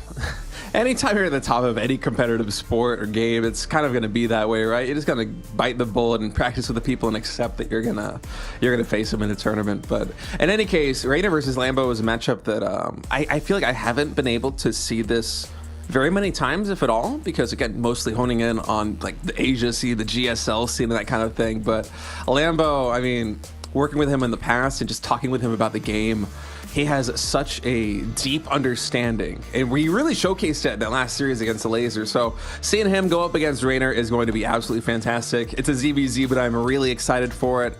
And now looking at the bracket, at least one surprising result, at least a little bit surprising, that stands out to me is that Mana, I thought he was going to be the favorite heading into that series. I was almost anticipating a Serral versus Mana matchup in round number 2, but Christianer with a really strong performance, winning that series 3-1. Pretty cool stuff so far, isn't it, Steadfast? Yeah, honestly, looking at this, a couple of results that kind of stand out to me as a little bit, if not massively surprising, a little bit surprising there. I do agree. I think Christianer taking down Mana is a great result.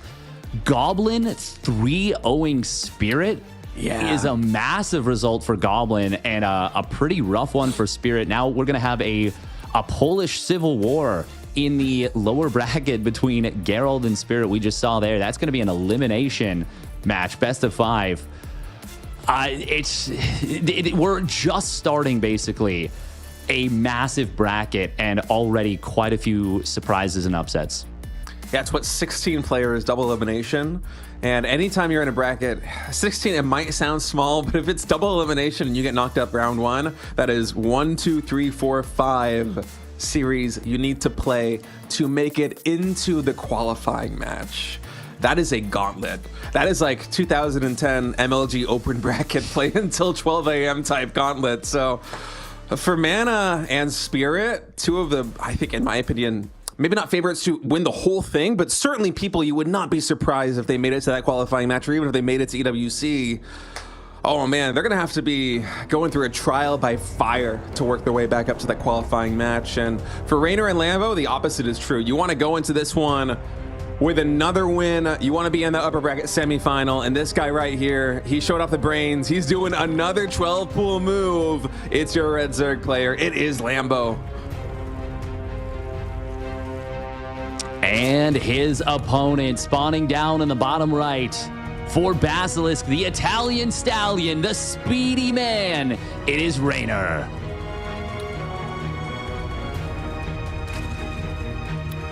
This is going to be interesting. Sorry. Yeah. Well, I mean, it's interesting because will we see Lambo go for the same thing he did against Elazer with that spine crawler in the natural? That would be kind of insane for him to do that. But at the same time, if you were to go for the, I guess, more standard, air quotes, 12 pull drone pull, where you pull 3 drones early, that would be an interesting little setup.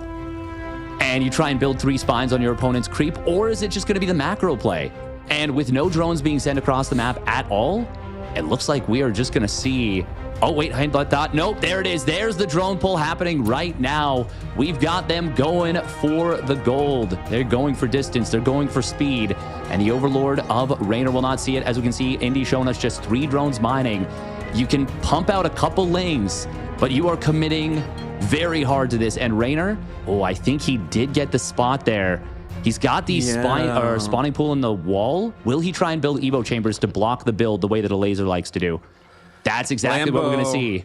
He's about to have enough money to put on 3 spine crawlers. First one going down. There's a second. There is the third. So no link reinforcements. It's going to be 3 spines.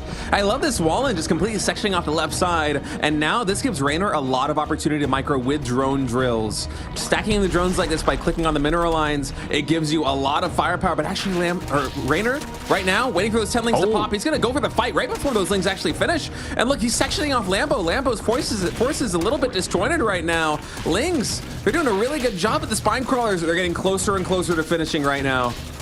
Yes, and the surface area is diminished on 2 of those spine crawlers. One of them will go down. No cancel for that for Lambo, but 2 of the spine crawlers complete. They section Reynor off from the natural expansion. You can sometimes evacuate the main to go down to the natural, but we've got a lot of lings here. Very few lings left for Lambo. The spine crawler was reburrowing. This is looking extremely good for Reynor to defend this. Spine crawlers are on their lonesome. They're going to get taken out, and Lambo will ultimately be defended. Reynor buying time with the Evo chamber wall and looking just clean as heck right there against that 12 pull drone pull. That was a pretty clean defense, I have to say. That wall over there on the left side, it basically makes it impossible for Lambo to work his way all the way through the mineral line because the drone pull is so deadly, them stacking up. And then being bold enough as Reynor to cancel those Evos and take the fight right before the lings are done, because you see an opportunity to basically disjoint the army of Lambo and then isolate one on the bottom left side or isolate one on the top right side. That was just very beautifully done. I mean, this is the kind of micro that we expect to see out of Reynor, right? He's one of the best Zerg players in the world in terms of especially the early game micro with small numbers of units. I like the tactic there from Lambo. It was very brainy, but I mean, kind of feeding the stylistic storyline here of this head-to-head matchup of Lambo versus Reynor. And Reynor's got a really nice lead here with game number 1. Yeah, and that's a situation where Lambo looks at the drone drill. He says, I can fight this, and then last second says, wait, no, I can't. And it's like a nice little panic split to get away from getting surrounded there. But like you said, it leaves him disjointed. Reynor's able to force a bunch of the drones and lings away from those spines trying to morph in. That lets Reynor kill one of them. And just an overall great defense out of Reynor. No panic. And makes it look easy. Way easier than it actually is. Can he continue with this? Spawning down to the bottom left for Basilisk. It's Reynor. And spawning in the top right, the red Zerg, it is Lambo.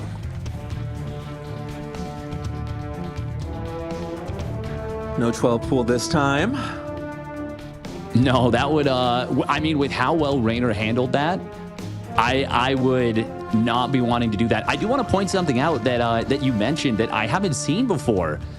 And it was very cool from Reynor. He actually walled basically the I guess, left side around his hatchery so that the lings and drones of Lambo really couldn't even go through there. They had to go through the mineral line, and that bought Reynor just a ton of time. Normally, the Zerg player that's defending, you kind of feel this pressure to deny those spine crawlers, but you don't have to do it right away. You just have to make sure that you pick your spot correctly and pick the timing for when you fight correctly. And Reynor could not have done that any better, I would say. Yeah, one of the very cool things about that evolution chamber wall too is that not only does it force Lambo into a position where he might get drone drilled in the natural expansion, but on top of that, Reynor is the one who decides when those evolution chambers get canceled. So he can just wait for exactly the right time to strike to basically open the gate And if Lambo is not in the correct position at that moment, then the spine crawlers might get surrounded. Some of these units might get isolated. It was a very calculated response, certainly something that is practiced. I don't think that you know to throw down 3 evolution chambers in exactly that setup right in the moment. I mean, that is just fantastic preparation there from Reynor. And I mean, talking to this guy, like I've gotten dinner with him a couple of times here in Korea because he's been playing GSL in Season 1. He is full speed ahead on StarCraft 2. He is locked in. He is training so hard, and I am so happy to see it paying dividends in preparations like that, because that was just the perfect response, right by the book, basically writing his own book in terms of how to shut that thing down. And if that's a litmus test for where he's going to be at in this series, Lambo, he might be in for a little bit of trouble, because Reynor is looking something fierce right now in ZVZ. I mean, absolutely. He is going to have his work cut out for him. We already kind of saw it a little bit at DreamHack Dallas with, sure, Reynor didn't make it to top 4 and qualify for EWC, but he took down a player who has had his number in a big way, in really dominant fashion in that tournament. Hero. He took down Hero 3-0 at DreamHack Dallas, and just generally speaking, looked really, really good. Maybe not at that world championship winning level yet, but he is certainly on his path towards that. And as we kind of get into the, I guess, beginning of the mid game, or maybe even end of the early game, we do see a Roach Warren thrown down from Reynor in the wall. Lambo will scout this. It is going to be there's always a little bit of trickery that happens. Like, do you hide the Roach Warren? Do you go for that second gas, make it a big Roach Ling Bane play? Do you get a layer? Do you get a sneaky Evo? There are so many little mind games you can do going into the mid game here. And we see Lambo, he is going to add on a second and third gas. And I think we might see a very long Hatch Tech game here, at least out of Lambo. Yeah, it is looking that way. And ooh, this Ling here for Lambo. I was immediately wrong. But Ling getting in there for Lambo, full scout off in the main base of Reynor is fantastic for him. And now these Banelings going to try and find their best connections, but a little bit of a mistake there by Reynor, I must say. Bit of a slip up. I think he meant to maybe separate with just one of those Lings, but instead got 4 or 5 of them caught by Baneling. Certainly not the end of the world, but he will also confirm the lair tech there from Lambo. So in terms of fog of war and lack of information, both of these players have a pretty good read on what the possibilities are for their opponents. Lair tech, I would say about 30 seconds faster here for Lambo than Reynor. Also, a few more drones here for Lambo as well, but Reynor much faster on that +1 range weapons. Evolution Chamber only just now finishing for our Red Zerg player, as gas continue to get taken. Lambo, can we get us? Oh, sorry, go on. No, I was just going to say, Lambo almost taking 6 gases. He's on 5 already. Can we get a check on Lambo's vision of the third gas at Reynor's third? Because that is not normally where you take that gas. Okay, so this is a very cool little mind game. Lambo checked the natural expansion for the third gas there. Reynor specifically didn't take it in his natural, that bottom right gas, in order to fool Lambo into maybe thinking that this was going to be a very aggressive all-in. Unfortunately for Reynor, Lambo did actually drone up quite nicely, nonetheless going up to 58 drones. Reynor did cancel his layer here. This was a fake layer. So I was right about one thing. I was just wrong about the player doing it. Lambo, oh man, he might end up getting caught here by this very aggressive 4-gas Roach Ling +1 missile. I guess all in, for lack of a better term. Meanwhile, it's a Nidus Worm. This is a bizarre situation. Nidus Worm into the 3 hatch player with no lair, but I think that Lambo, once he sees these units move across the map, he's going to have a much better idea of what's going on. Reynor, he is not waiting for Roach speed. I think that Lambo, those sensors are going to be tickling. He knows that his lair was faster than Reynor's. He knows that if you're going to do a lair tech timing, this would not be it. It would be hitting maybe 20, 30 seconds away from right now. So it's basically pedal to the metal in terms of unit production here for Lambo. You need to try and stop this. Do not let him get on top of your drones. Do not let him get a big concave here at the third base. Reynor trying to posture with those Lings on the top left side. Pull Lambo away a little bit. You know, the third base, it's a little bit tricky to defend if you let Reynor breach this position just to the bottom of the hatchery, because the arc that can be set up for the attacking player is massive there. And I think Reynor, looking into this and seeing how many roaches are on the field for Lambo, is like, you know what? I'm actually not going to try my luck. I feel like I cannot kill this. I need a transition. That is a impressive move right on the doorstep of your opponent to recognize that, you know what, I really don't want to risk the fate of this game with one attack. Let's try and go back to the drawing board. Let's get on the defensive, go for the lair, throw it up a little bit, and play from there. I mean, yeah, this is definitely a situation where if Reynor had tried to attack in there, Lambo was well prepared. I think Reynor was hoping Lambo maybe went up to 66 drones, the 6 gas play. We do see the Nidus Worm is going to now pay dividends. Lings of Reynor will get into the third base, will put a little bit of pressure on here, and are going to be able to start finding a little bit of drone damage. And actually, this is just a lot of Lings here. Meanwhile, Lambo will get forced back. This Ling counterattack is finding so much value at a time when they really shouldn't be able to get anything. Lambo had a roach ball into the natural expansion, and then he put those roaches into the Nidus Worm to send them into the main base. I think it was expecting Reynor to potentially go back, and instead, it's a ton of drones getting taken down. 10 more and counting as the natural expansion is continuing to get ravaged. 13 drones fall in total, not to mention all the lost mining time in the main base, in the third base, which only just now gets resaturated.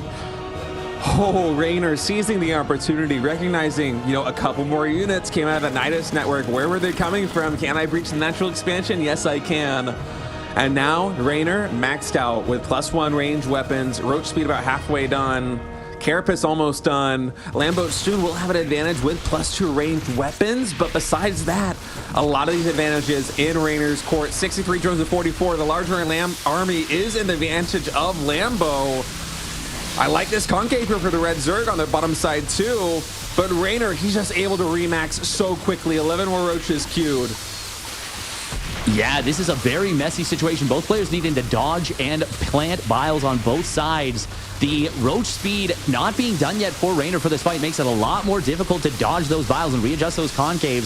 Lambo is taking advantage, but until just now, the upgrade advantage was slightly in the favor of Reynor. +2 missile now kicking in for Lambo. However, he is running out of steam off of the worst economy with the damage that Reynor found on the counterattack.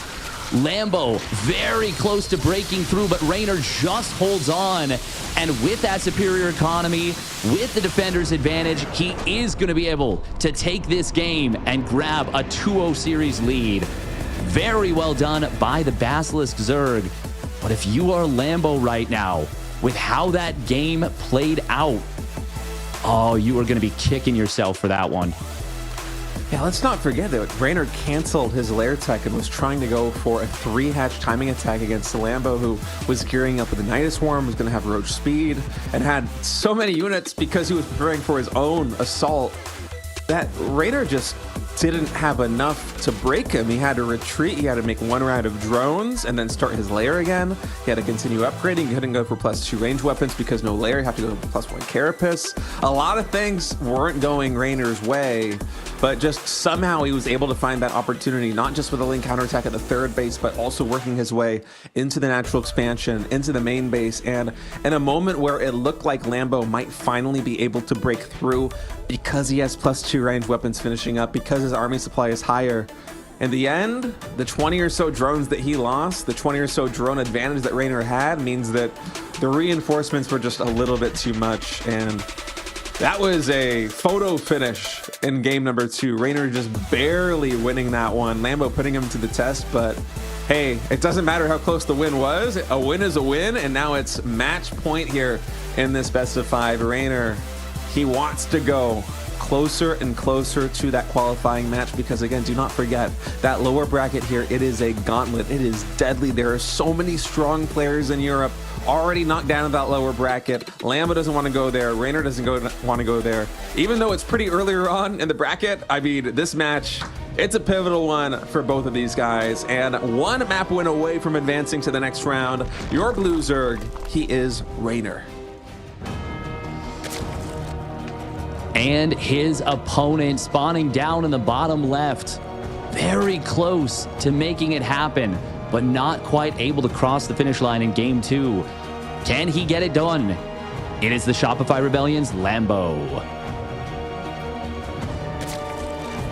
Yeah, that is a game that Lambo 100% wishes he could take back, that he could resume from replay before those lings got into his natural, because he knows that Reynor will have been very committed with the attack that he didn't go for. He knows that he was ahead on a +2 missile timing. He knows how late the roach speed of his opponent was, and he knows that he had a pretty big opportunity to take that one down, but the Ling counterattack at a timing when Lings really shouldn't have been able to find much value at all, killed a bunch of queens, forced a bunch of lost mining time, got a good number of drones, and really just kind of ripped that game out of Lambo's grasp. Yeah, and I just think back to those roaches going into the Nidus Worm. It happened off screen, but they were ready to plug the wall, and then Lambo just thought that he could get a little bit more damage done in the main base of Reynor, and sometimes that is the way these StarCraft 2 games break. Just one small decision. It wasn't even necessarily a bad one, you know? Lambo just wanted to try his luck breaching the main base of his opponent.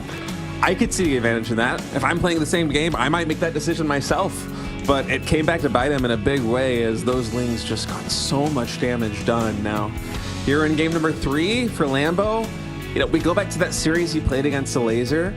He tried a lot of very tricky builds. There was 2 Hatch Muta. We had 12 pools with a cancel hatchery to establish a spine crawler just in the fog of war of his opponent. When you're down 2 games in a best of 5 series, it's almost hard to go for these, coin flippy kind of, again, you said calculated risks. It's harder to go for these calculated risk plays because it is a little bit of a gamble. Even if the odds are, 60 or 70% instead of less, are you going to really try and go for those tricky strategies and win 3 games in a row? It is very dangerous because it only has to fail once for you to be going down to the lower bracket. And so I'm wondering if we see from Lambo here for the rest of this series, at least until he gets, on the board, a little bit of a more conservative approach to the game. Because Reynor, when you're up 2-0, this is the time where you really have an opportunity. By the way, sick wall right here with the Queen and the Creep Tumor. That Creep Tumor will go down, so Reynor not going to lose those 2 Lings for nothing. But going back to my point, Reynor, he's the one that really has the flexibility, the room to start getting creative. And I say that, but the lair is almost done. We already have some tomfoolery coming in from Lambo. Is it going to be the Spire once again?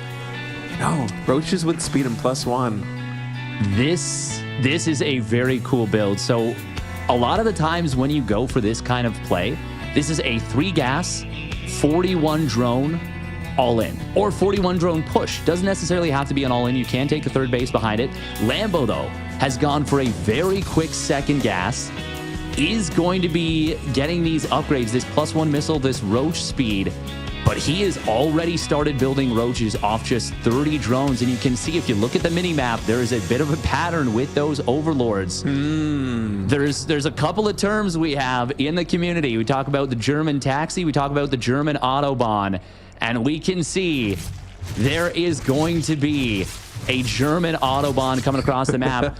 Reynor went up to 48 drones. This is a response to a 41 drone push. This is not a response to how committed Lambo is going. This is going to be so difficult for Reynor to hold, if not impossible. Only 30 drones. Lambo, even going down 0-2 in this series, still wants to pull the rabbit out of the hat, and I love this move from him. It is so ambitious. The Queens, they're already approaching that 3rd base here for Reynor, and Reynor with those Lings is going to move down here and see everything. He wants to slow this down as much as possible. He's trying to fish to get us around on a Roach, on a Queen with these Lings, and pull Lambo back exactly the way he's doing right now, because with the drone count being as high as it is for Reynor, he needs time to get these units out onto the field, and even though he was able to buy right there a couple of seconds, it might not be enough. Lambo, he is coming to this position steadfast. I think he might be able to break through. It looks very promising. We do have 2 spine crawlers that completed, getting some decent damage. One of them trying to re-burrow at the front line, but there is just so many roaches for Lambo. +1 carapace has completed for Reynor, which would mean that if he built Lings, they would be able to elicit some value. It is worth noting that the queens were pulled with this, and there are no additional queens yet for Lambo. He's rebuilding one right now, but he needs to win with this push, and he absolutely will. Great stuff from Lambo. And the pocket strategy, the fake out, works like an absolute charm against Reynor. Man, I'm saying you're down 0-2 in a series. It takes a lot of confidence to go for a build like that one and not just do a standard game, because it just needs to get scouted. Your opponent just needs to have a good read, and you are being knocked down in the lower bracket. But Lambo, he is not afraid of anything, not even Reynor. And whether he's on the ropes or not, he's going to come out with some of these really brainy moves. In this case, he gets on the board. It is now 2-1. And, you know, from Reynor's perspective, going into a series like this one, you're leading 2-0, you just lose a game like that. I feel like the scouting has to be there, because you know in a situation like this one, Lambo is liable to do anything. It doesn't matter what the map score is. Against a player like Reynor, he doesn't want to go into some kind of long, drawn-out endgame ZBZ. He wants to try and use a little bit of clever special tactics to gain an advantage, and it certainly worked there in game number 3, but still, it is match point. Reynor, he's trying to fight back. Your blue Zerg representing Basilisk. Can he bring it home? It is Reynor. And his opponent with an excellent mind game there for the Shopify Rebellion. It is Lambo. And again, sorry, go ahead. I was just going to say the parallels between Lambo and peak solar and ZVZ are so amusing for me. It just feels like it's almost a similar iteration of approach, you know, just really brainy tactics. And even here in 2025, it's almost as if Lambo was taking it a step further. Yeah, he absolutely is. This definitely feels to me like Lambo knew Reynor's preferred response to, and I'm the only reason I'm not saying he definitely is that is I just don't want to 100% assume, but this very much feels like Lambo knows that Reynor likes that fast carapace, and I do think fast carapace against that +1 missile roach speed timing off the 41 drones that hits a fair bit later is a very good response. It allows your Lings to gain value against the roaches. You know your opponent's layer is faster, so you know that their +1 missile is probably going to be a little bit faster as well. But if you get that fast carapace, it's maybe just a 10-15 second window. And you're going to be able to utilize the third base's larva to make those Lings worthwhile. But Lambo, yeah, came in with the pocket strat specifically designed to counter the counter Reynor was going for. It was mind games on mind games on mind games, and I really love what we saw from Lambo there. Now, going into game number 4, Lambo with the Evo chamber in the main base. This is going to very likely be either carapace or melee before Ling speed, and a lot of Lings on 2 bases. Yeah, another really clever build coming in, and it will be that +1 melee attack. And for Reynor, you know, in a situation like this one, are you actually going to be able to scout that this is happening before it is too late, before the Ling Flood comes across the map and tries to find some damage, say, at the third base or breaching into a wall at the natural expansion, if there aren't a couple of roaches or queens there to defend? Because we see the evolution chamber going down for Reynor. This is going to plug the gap a little bit at the natural ramp wall in, but it's also going to mean that the upgrade differential is going to be like, I want to say 45 seconds or so, maybe 30 and some change. But that's a large window in a game like StarCraft 2. Oftentimes, you know, timings are decided on a knife's edge, and it's going to be +1 range attack as well. So no carapace, and those Lings are going to be doing a ton of damage in this mid game. That they are, but it also means a bit of an interesting situation, a bit of a funky situation for Lambo, where initially when his +1 melee is done, when the Ling speed is done, and when there is no +1 missile yet for the Roaches of Reynor, Lambo's Lings will be able to take immensely strong trades, very, very powerful trades against the Roaches of his opponent. But once that +1 missile kicks in, you hit that break point where you're able to 2-shot the Lings instead of 3-shotting them with the Roaches, and it is going to swing hard in the other direction. Lambo, though, is going for 1-1 Lings. So then after his Carapace completes, it will then swing once again back into the favor of Lambo. This is going to be a very interesting mid-game. I'm excited for this potentially seesaw battle. Yeah, seesaw is a great way to put it. It's like 45-second increments where Lambo's going to have the edge with +1, and then Reynor's going to have the advantage with +1 range attack, and then Lambo is going to counter that with his own 45 seconds later. And now the Ling's coming across the map. Reynor, if he did click on any of those lanes, would have seen +1 melee attack, but this isn't a big Ling flood just yet, but this hatchery, it's going to be taking a lot more damage than you would expect from just 6 Lings. Already getting pretty deep into the red, and those queens, they got to watch out. The Roaches for Reynor, they're just now completing. The first one is going to be joining forces here, but I'm looking at this and I wonder if we try to trade this out. Is it going to go down? 100 HP, 90 HP, 80 HP? No. But that is a very red hatchery Steadfast, and it is certainly going to be a target moving forward here for Lambo. It will. Okay, there's so much to talk about in this game. This is such a weird game. There's a Spire. What is happening? Lambo started a +1 missile after the +1 melee finished. It's a transition into Roaches with a super late layer. Very fast +2 missile out of Reynor, so he's going to have basically no gas for the mutas unless he cancels the +2 missile. And Lambo should be able to snipe this hatch. Oh, he decides not to go for it. I'm a little bit surprised. Okay, maybe he just wants to wait for the Carapace.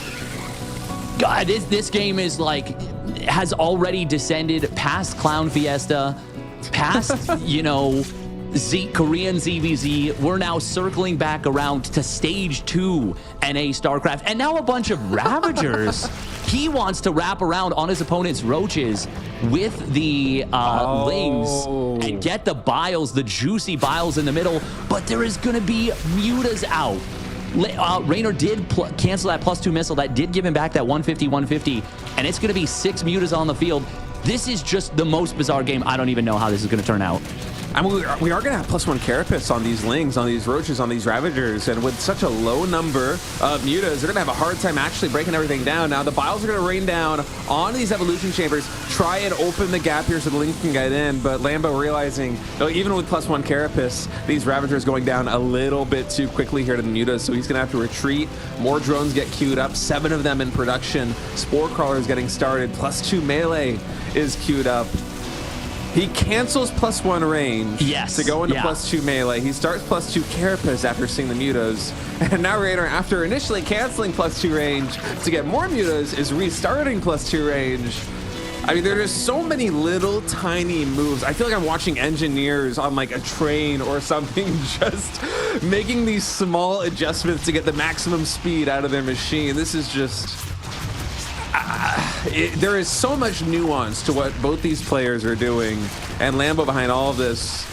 You see a lot of units there in the top left on the minimap. He's expecting Reynor to expand once again to the 12 o'clock position. It's actually the triangle third that Reynor is taking, a little bit easier to defend with this ranging of ball. Oh, and even the spine crawlers there, man. That is a tough position to breach. I don't care if you have 1-1 Lings. I don't care if you have 2-2 Lings. That is a tough angle to attack into. It certainly is. By the way, we see a Contaminate on the +2 melee, which is very funny right here. Nice little play. These mutas have gotten so much value with such a small number of them. He has only lost one of those mutas. We do see the second Evo chamber is going to get spotted. Overseer, of course, dying to the Spore there. Reynor did give up that third base earlier, but he will lose this one. Having to cancel that. But Lambo says, I don't have the numbers. It's a little bit of an anticlimactic GT timing. I don't have the numbers. There's so many Roaches. I don't have a great answer to them. And he just taps right on out. Yeah, I want to explain what happened there. It did feel really abrupt, but it was just a matter of like, he knew he was not going to be able to deal with those roaches. He knew that 2-1 was on the way. And there is something very interesting that happens with the Carapace versus attack upgrades. Because the attack upgrades are more valuable for the roaches than the Carapace is for the lings, once you get +2 missile, even if there's +2 Carapace on the lings, they are still getting 2-shotted. So those lings can never trade efficiently against a roach ball of that size. And Lambo knew that the roach ball was already so big that without either fungal growth, ultras, lurkers, or, you know, corrosive biles hitting like every roach on the middle, he was already going to be in a nightmarish situation. And he just says, no, I can't deal with this. And he just taps out. Yeah, it's a little bit anticlimactic, but I mean, the professor, he saw the writing on the wall and he's like, well, you know, I can die a slow and painful death at the hands of Reynor, or I can just tap out right now. This game is lost, save my energy, and start preparing immediately for that next lower bracket match. And yeah, that was a really fun ZVZ series. We've now cast 2 ZVZs, and I have to say, I feel like maybe a little bit of betrayal here to the Korean Zergs that I love to cast so much, but the mind games happening here in Europe have been so entertaining. It's been so much fun to follow. And guys, we're going to go to a short break. When we get back, the action here in the road to EWC is going to continue on. We'll see you in a minute.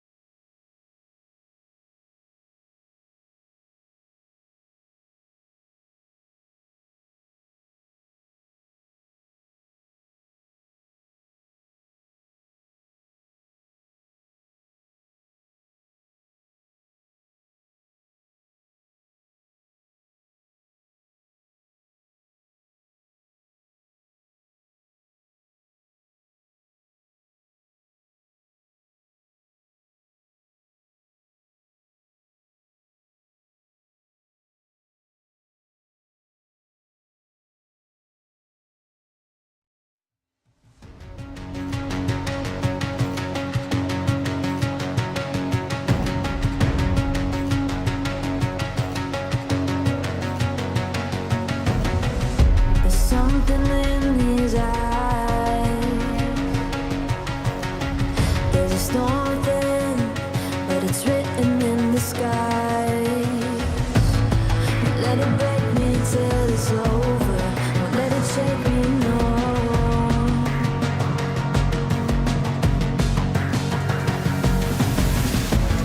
Won't let it make me go under. Won't let it make me go under. So now it's time to fly.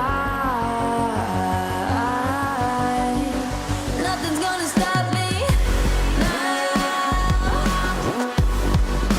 Nothing's gonna stop me now. Nothing's gonna stop me now.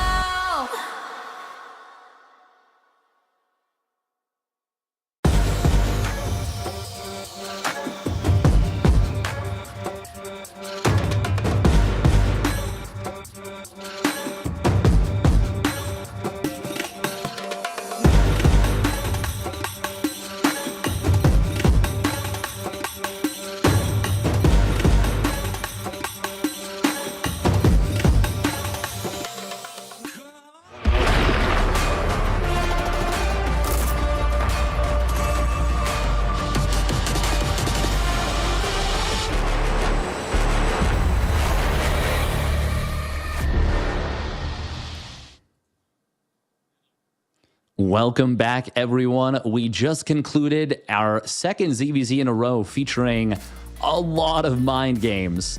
Ultimately, Reynor did outlast Lambo in probably the trickiest ZVZ you will basically see in Europe. And now, Reynor moves on to the upper bracket semifinals, where he is going to face off against a Showtime that we have seen, well, just basically dismantle Wayne in the first series of the day. Yeah, that was exactly the word that I was going to use to describe the way those openings went.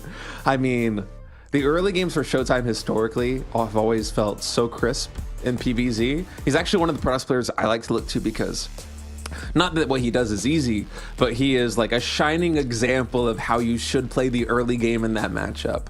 And something about the way that he is playing today, it seems even sharper, it seems even deadlier. It's like somehow he was playing more greedy, but getting away with more while at the same time inflicting more damage than usual. It almost doesn't make sense. And so I am so stoked to be going into this upper bracket semifinal match between Reynor and Showtime. This is another best of 5, and keep in mind that this match is the last match before a qualifying best of 7. So the winner of this series is going to have only one more series potentially that they need to win to qualify for EWC. That is very true. This is also something that not necessarily the players are looking for, but the winner of this will guarantee themselves a spot in at least the top 5, which is a lock for that global play-in. But like you said at the beginning of the broadcast, and I've got to agree, the players want to qualify. They want to qualify directly into EWC. They're going to be looking to do so. We won't have the qualifying matches today, so whoever wins this is actually done for the day. They wrap their day up and they get to, take the rest of the day off, prepare mentally for tomorrow. There's a lot of value in that, not having to gut it out in that lower bracket and have to worry about, oh, am I going to get eliminated today? Instead of, oh, how can I prepare for potentially 2 qualifying matches tomorrow and give myself just the highest chance of making it through? Yeah, I mean, anytime you have a lower bracket in a round of 16 like this one, the players that get knocked there early have a gauntlet to run. And if you're in a position like Reynor and Showtime and say you win this series, and as you said, you get to rest for the rest of the day, well, then suddenly not only are you going to be very fresh and very rejuvenated for your matches on the following day, but you get to see basically everybody in the lower bracket show their best stuff, because that is your last life. There are no more second chances. You need to go at least to the spot, 3rd, 4th, or 5th in this qualifier to go to that last chance qualifier if you want to make it to EWC. And so there is going to be no holding back in terms of tactics, in terms of strategies. And that means that, say you're Reynor and you win this one and you're watching the people there in the lower bracket, you're going to have a very clear idea of what everybody is, where they're at in terms of their own personal meta, their take on the current maps, their take on the current patch. And it's a situation like that one that is going to be a big advantage into moving into day number 2. So here with Reynor versus Showtime, there is so much on the line, not just, as you said, qualifying for that, the top 5 spot, which seeds you into at minimum the last chance qualifier, but just being able to conserve your energy and do targeted practice and preparation for your upcoming series. It's a game changer. Oh, it's worth so much, especially because, looking at the other side of the bracket, I don't want to count his opponents out, but there's a very good chance you're going to be going up against Serral on the other side of the bracket. And the more prep time you can have against a player like Serral, the better that is going to be. But they got to focus on the opponent in front of them. And both of these players have expressed frustration in recent history with this particular matchup, which is quite funny. Usually, the, prevailing opinion is one side is, feeling worse about the matchup than the other. But Showtime has said, I don't feel great going into late game PvZ if I have to go up against Serral. Because it feels like when he plays the way that he does, even though he did lose that series at Dallas 2 Classic, the skill that had to be expressed to beat Serral, I mean, you have to do so much to match him. There's Nidus worms popping lurkers out everywhere. There's Lings constantly looking for run-bys. There's Infestors hunting for the fungals on your Tempests. There's the potential of Neurals. There's so many things to worry about. And it just takes such an incredibly high level of skill expression in order to make sure that you don't leave any holes. And for a player like Reynor, who is by all accounts even a little bit faster than Serral, it makes covering all those bases maybe just feel even more, I guess, it feels like you're trying to plug leaks on a sinking ship before you even see them.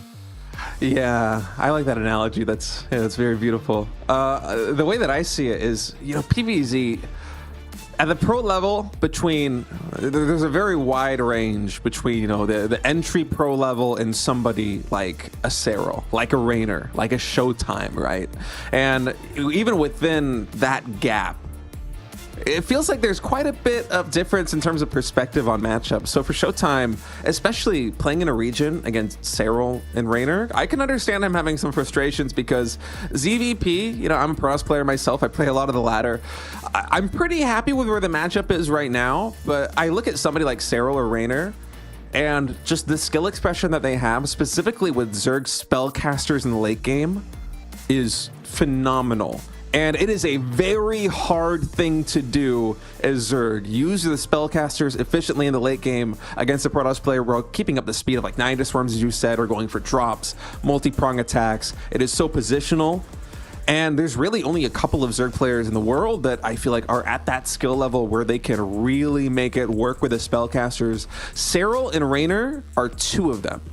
And so for Showtime, I mean, I feel like looking at his PvZ, especially earlier on against Wayne and that 3-0, there are certainly moments where he's going to be very confident. But yeah, in the late game against these masters of control, particularly with the Vipers and the Infestors, the Spellcasters, yeah, it is a very scary prospect trying to go up against those giants of the game.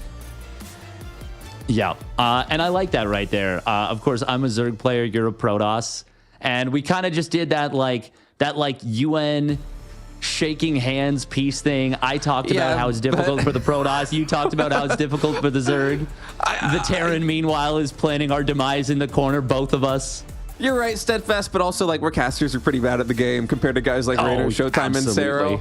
They've got knives out, dude. It is into a very different dynamic when they discuss the balance versus you and me. We can have our own little friendly chat and our banter, but it is different when you are fighting for a piece of that $700,000 prize, and you know that you're one of the players that is the best in the world that actually has a chance of getting a fairly good chunk of it. So, yeah, I mean, it's always fun having balanced discussions like this in StarCraft 2, even going back to 2010. It's been a bit of a roller coaster in terms of just, like, I think back to Wings of Liberty, which is, God, we're getting old, 15 years ago. Yeah. And the storybook finish of like Fruit Dealer and GSL Season 1, where it was unambiguous that Terran was positively busted, particularly in TBZ, and he was still able to make it happen. And sometimes in the meta, it kind of feels like Serral is doing something a little bit similar, just given the consensus, especially among a lot of top pro players, of where PBZ is at. But there is a particular ebb and flow of things like this, whether it be the map pools, whether it be the patches, whether it be even just the meta shifting over time. I remember PBZ was actually in a pretty tough spot for Protoss until Hero basically came back onto the scene and won a GSL and revitalized the Korean PBZ meta and really set kind of a new standard for PBZ across the world.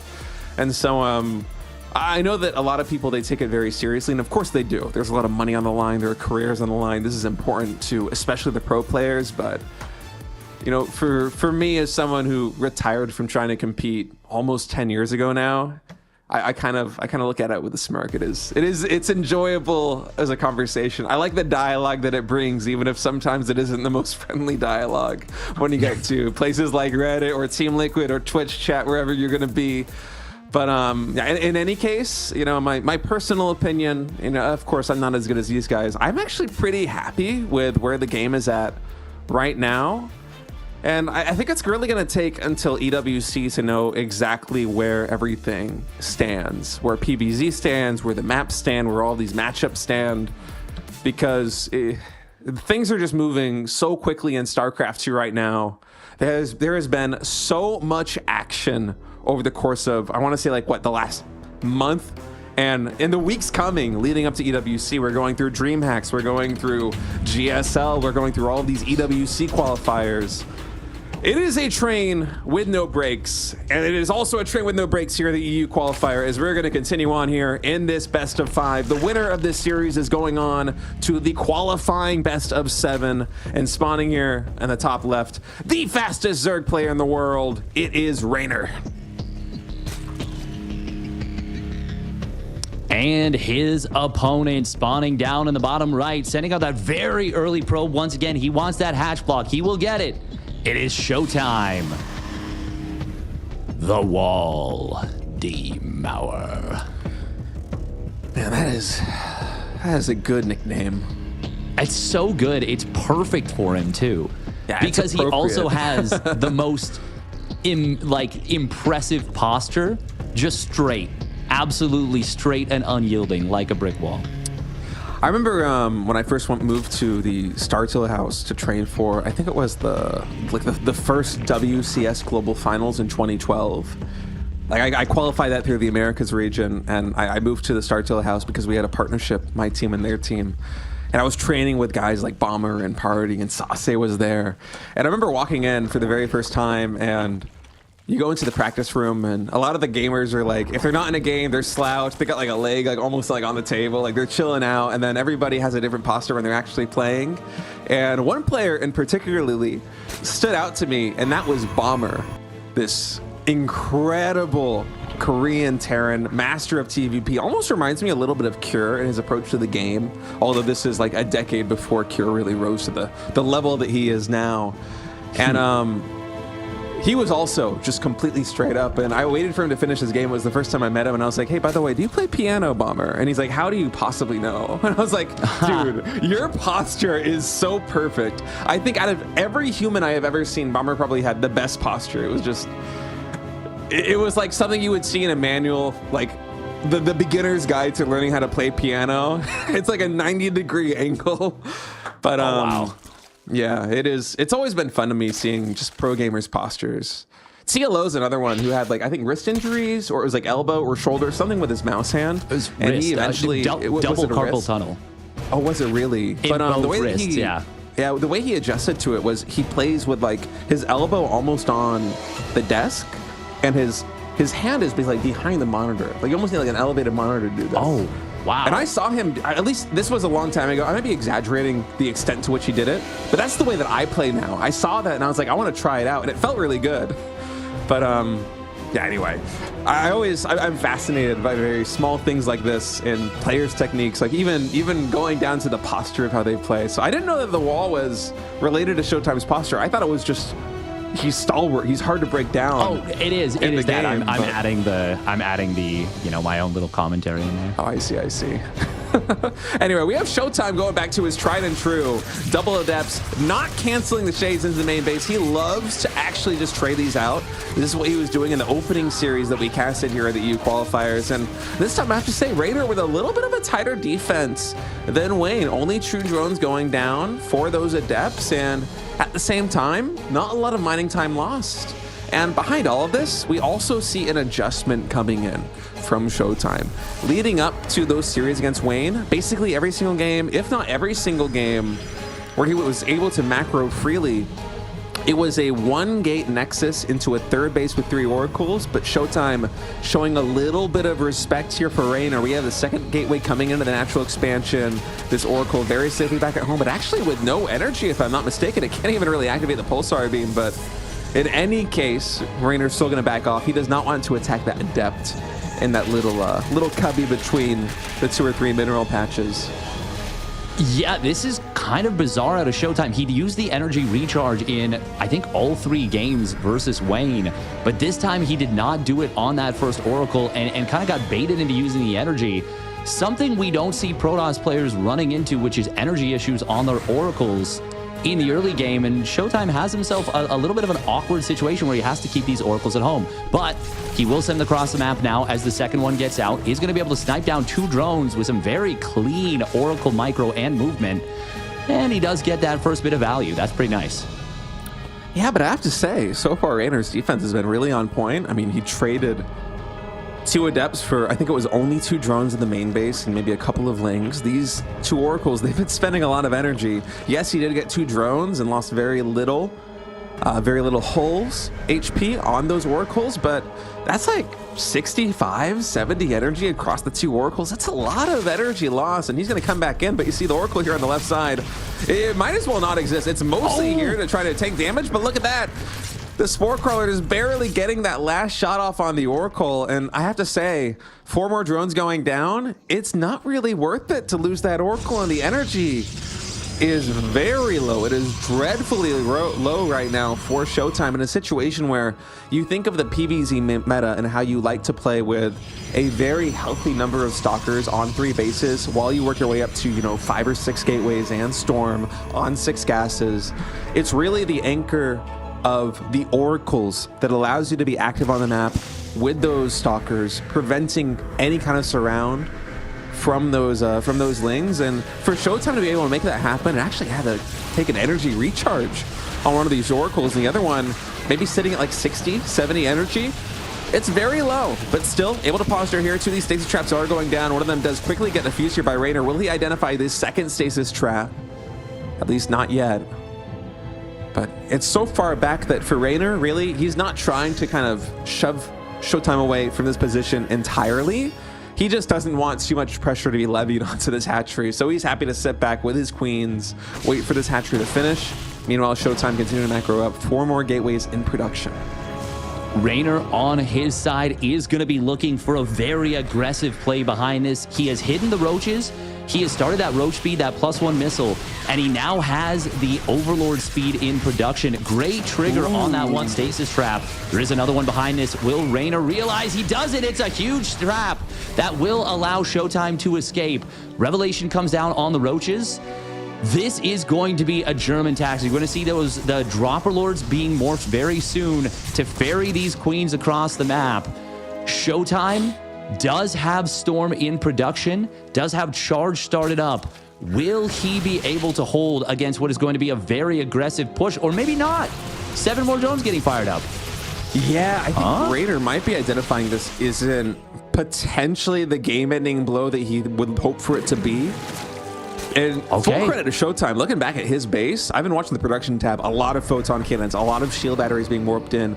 That Templar Archives, I feel like it's been chrono boosted a lot because that Storm bar, progression bar has been filling up very quickly. Energy recharge also on this high energy. I mean, there's basically nothing left. Even there is going to be a contaminate on this Templar Archives. We just see Showtime, he's been like, okay, give me that Storm. He's been chrono boosting it non-stop basically by the looks of things. And Reynor, I really respect the ability to take a step back and instead go for, double drop Overlord with lings instead of something like the European Taxi, because frankly, looking the way this is set up, I don't think he would have been able to kill Showtime if he committed to effectively an all-in. And so as it is right now, setting up with these 2 Overlords over there at the 9 o'clock position, maybe the 10 o'clock position, or the 4 o'clock position. God, it's so late in Korea, I'm getting confused in my clocks. I like this setup. I mean, those 2 lings, they can do a lot of damage there in the main base of Showtime. Double Lurker Den, by the way, here for Reynor. He wants those high-tech upgrades immediately. That is so cool. I feel like I basically never see that.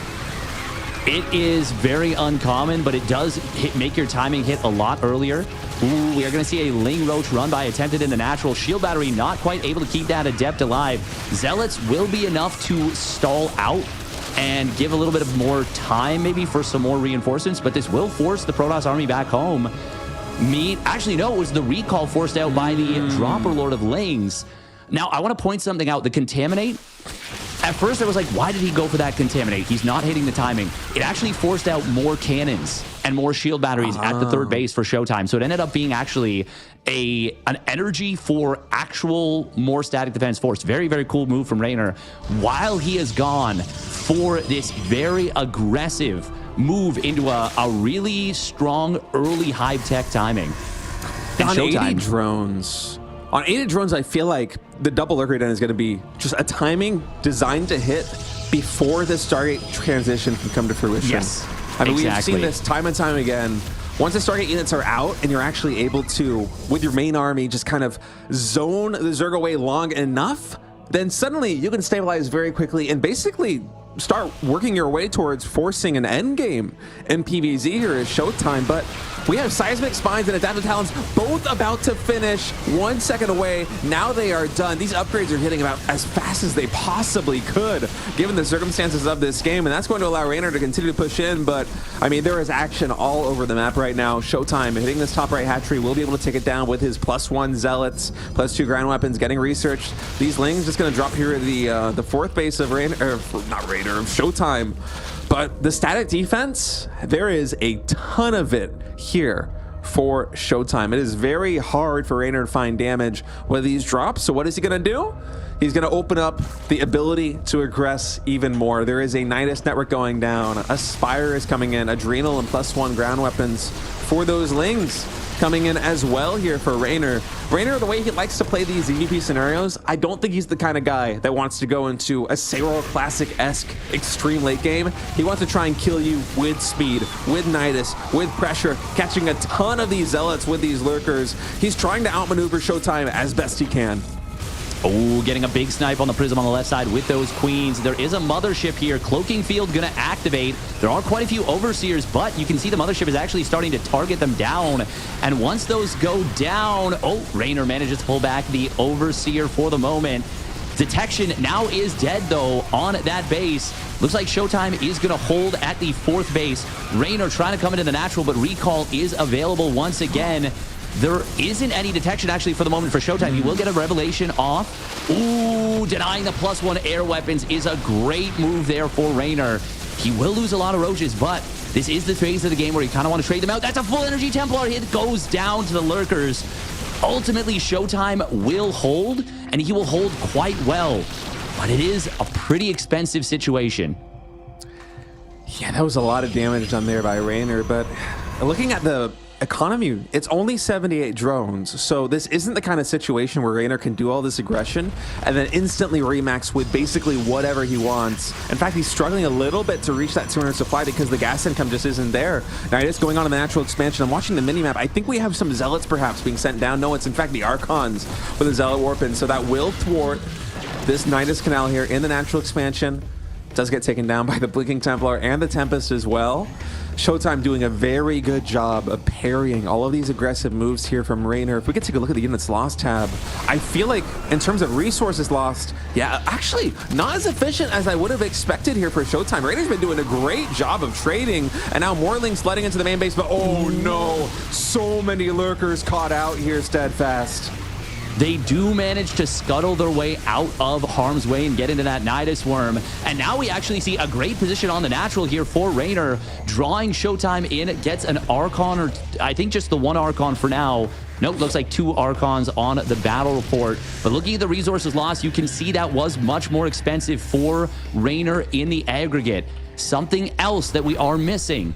This may be the new did you build adrenal glands? Hydra Lunge has not been added on for Reynor. That is something that can be very, very helpful. Oh, Lings do come in and kill off that softened up Nexus on the right side. That will get Showtime knocked back down. Oh, the stasis trap, catching 7 Hydras there. Meanwhile, the Nidus one getting denied in the main. This is just so much action already.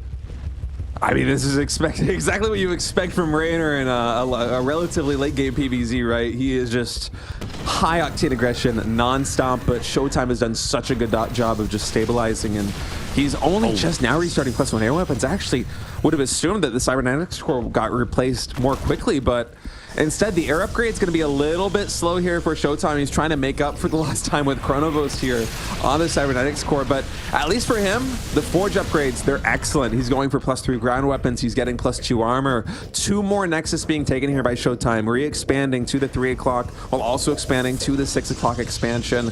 Reynor, he wants to cancel at least one of these. He's setting his eyes on that 6 o'clock base. Instant cancel there from Showtime. He knows he's out of position. There is no Sky Toss here. And does he think he killed that Nidus Worm? It's only on 53 HP.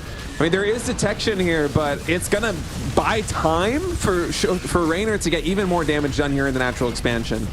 Yeah, and as he knocks down this wall, that will open the door for more Hydras and Lings to flood into that natural expansion. Showtime is trying to warp in units so that he doesn't have to run through this big lurker field with his ground army.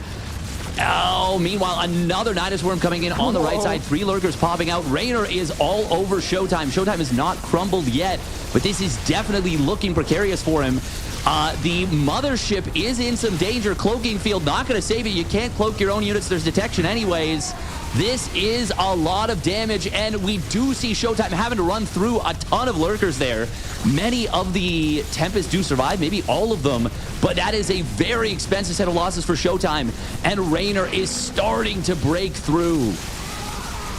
There's no anti-air left here for Reynor, so the lurkers being here is a little bit dangerous, but it makes sense in terms of the game plan. You know that Showtime, a lot of these bases, they're starting to mine out.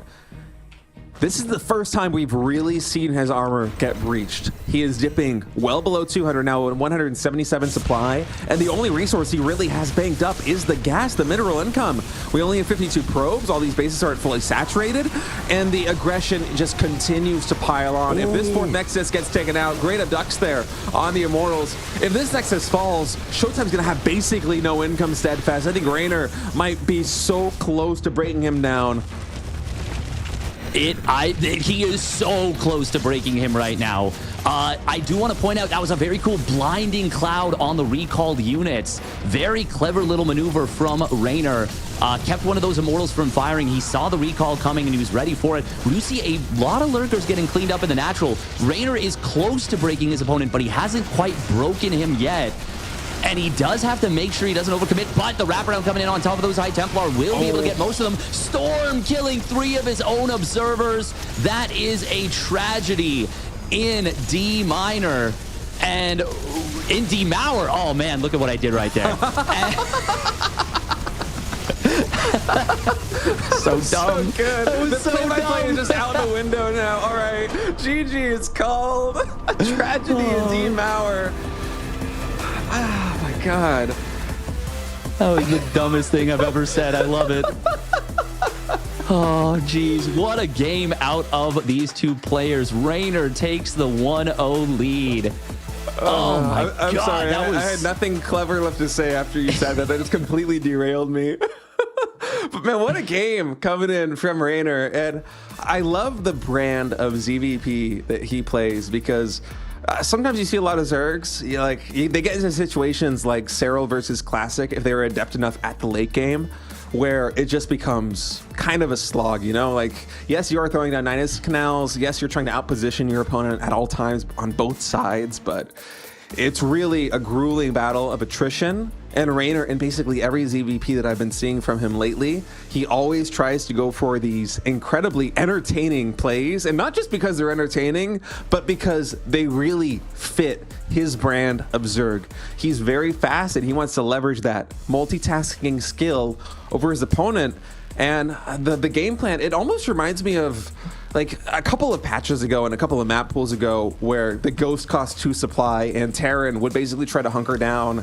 And it was all about getting, I think it was either the 7th and the 8th gases or the 9th and the 10th gases. I feel it was number 9 and 10, where basically if Terran can take those 4 or 5 bases and get the gas geysers, you cannot kill them anymore.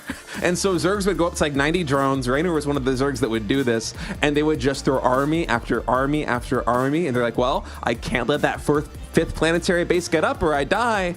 It's almost like Reynor is playing that brand, but instead of a ZVT, it's a ZVP. He's coming with the Nidus Canals. He's sending lurkers every which way. He's trading at times a little bit cost efficiently, but it's a very similar philosophy. Keep my opponent on 4 bases. Do not let him take gases number 9, number 10. Do not let him saturate that final mineral line. Make your opponent feel the pain of the main, the natural, and eventually even the 3rd base mining out. I mean, there was a lot of cost efficiency from Protoss in that game. But at the end of the day, you don't secure that 5th base. It doesn't matter really how many probes you have.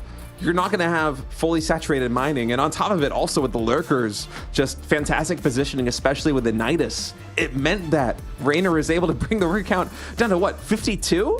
So it's just a really fun style of ZVP. I think he is probably my favorite ZVP player right now, just because it not only does it make sense, and not only is it a great strategy, but in my opinion, it's the most exciting kind of strategy you can go for.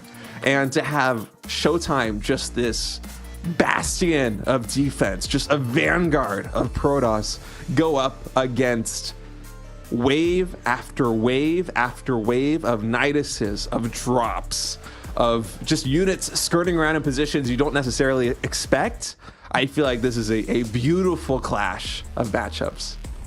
I could not agree more. I think these players match up stylistically in such a just cool way. And I mean, I really, without reiterating the same thing you just talked about, like, I don't have much more to say. That was a symphony of, you know, just frenetic action from Reynor. And I cannot tell you how difficult it is to do that without screwing something up massively. I can tell you it's very easy to screw up the whole thing. I'm not even going to be microing properly on one front. Reynor's doing it on 2, 3 at the same time on a consistent basis. And it basically came down to a who cracked first. And it was very close. But this man in the top right was the one to get the advantage. Spawning up in the top right for Basilisk, it is Reynor. And spawning down in the bottom left, he's down 0-1 in this series, but his PBZ has looked phenomenal so far today. Can he bring it back? He is Showtime. God, that was such a cool game one. That was like, I know I'm asking too much. If we could just get all 5 games to just be like that, you know? Yeah, like, I don't want to count our chickens before they hatch, but my intuition is telling me that we are going to be seeing a lot of those kind of games, even if we only get 3 of them, and I'm hoping we get 5. I feel like Showtime is just so solid on the defense in general. I mean, both these players, even like Reynor, we're talking about Showtime's defense. Think back to the early game, the Adepts sacrificing themselves in the main base of Reynor. Reynor, very capable of putting out that fire with minimal damage. Just what? 2 drones, a couple of lings. That is completely fine on the Zerg side of things. The double, triple Oracle coming in with energy recharge. Also fishing for damage between the main and natural expansion. They get 2 drones. You're hoping you get more than that. As Showtime, the subsequent attacks with the Oracles, one of them falls as I think Showtime picks off maybe just another 2 or 3 drones. These trades, we've seen how hard they are to make happen earlier on today, because Showtime, his early game against Wayne was just spectacular. It looked flawless, and it was even greedier than what he's doing against Reynor. So both these players, not only are they stable in the early and the mid game, they're also stable in the late game. And so I might be a little bit of a dreamer, but I really want to see a couple more situations like the one we got into game number 1, because as you said, it's just a symphony of PBZ. Everybody is doing, both Reynor and Showtime are doing everything in their power. Showtime on the defense to make Reynor overcommit and punish him for his mistakes, and Reynor trying to start too many fires that Showtime cannot put all of them out. It is my favorite brand of PBZ, and I am amped to go into a game number 2. Me too. We are going to be seeing the double chrono once again out of Showtime. He obviously put on, like you said, and like we saw, a really great showing versus Wayne with this double adept. Game 1, a decent trade, not amazing, not terrible, but he will certainly want more. I mean, it is just a fact that when the early game starts out, if it is a standard setup, you know, double adept into Oracle versus just a 3-hatch Queen Spore Ling defense, the game can have some pretty heavy impacts, or the early game can have some pretty heavy impacts on who comes out on top. We are going to see that Adept Shade going into the main. Oh, but a big surround coming in from Reynor. He does end up having the Lings getting cut down. Still, this will save the majority of the drones. Can he get that last Adept? Yes, he does before the Shade completes. Just one drone going down. Save on the second one. All the Adepts fall. It is 4 Lings, yes. But that was a very nice defense from Reynor. Very impressive. And those 2 Adepts going down early like this means that the Oracle has to stay home to let this Nexus get up, to get that pylon get up, to let that Adept get all the way into the corner. It can't really leave until the next Oracle is at like 75% completion. So, I mean, Reynor, he had fantastic defense in game number 1. That was even better here in game number 2. The surround on the Adepts, right on that mineral line, just exceptional micro. What you expect from somebody of Reynor's caliber. Now, let's see how the follow-up is going to be. We have 3 Spore Crawlers, I believe, all finishing at just about the same time. No, that third base Spore Crawler a little bit faster, so natural expansion, a little bit exposed. 2 Queens are coming down now, but the Oracles absolutely can tank some of this damage. Ooh, a little bit of a misclick on that Queen, so only 2 drones going down instead of the 3.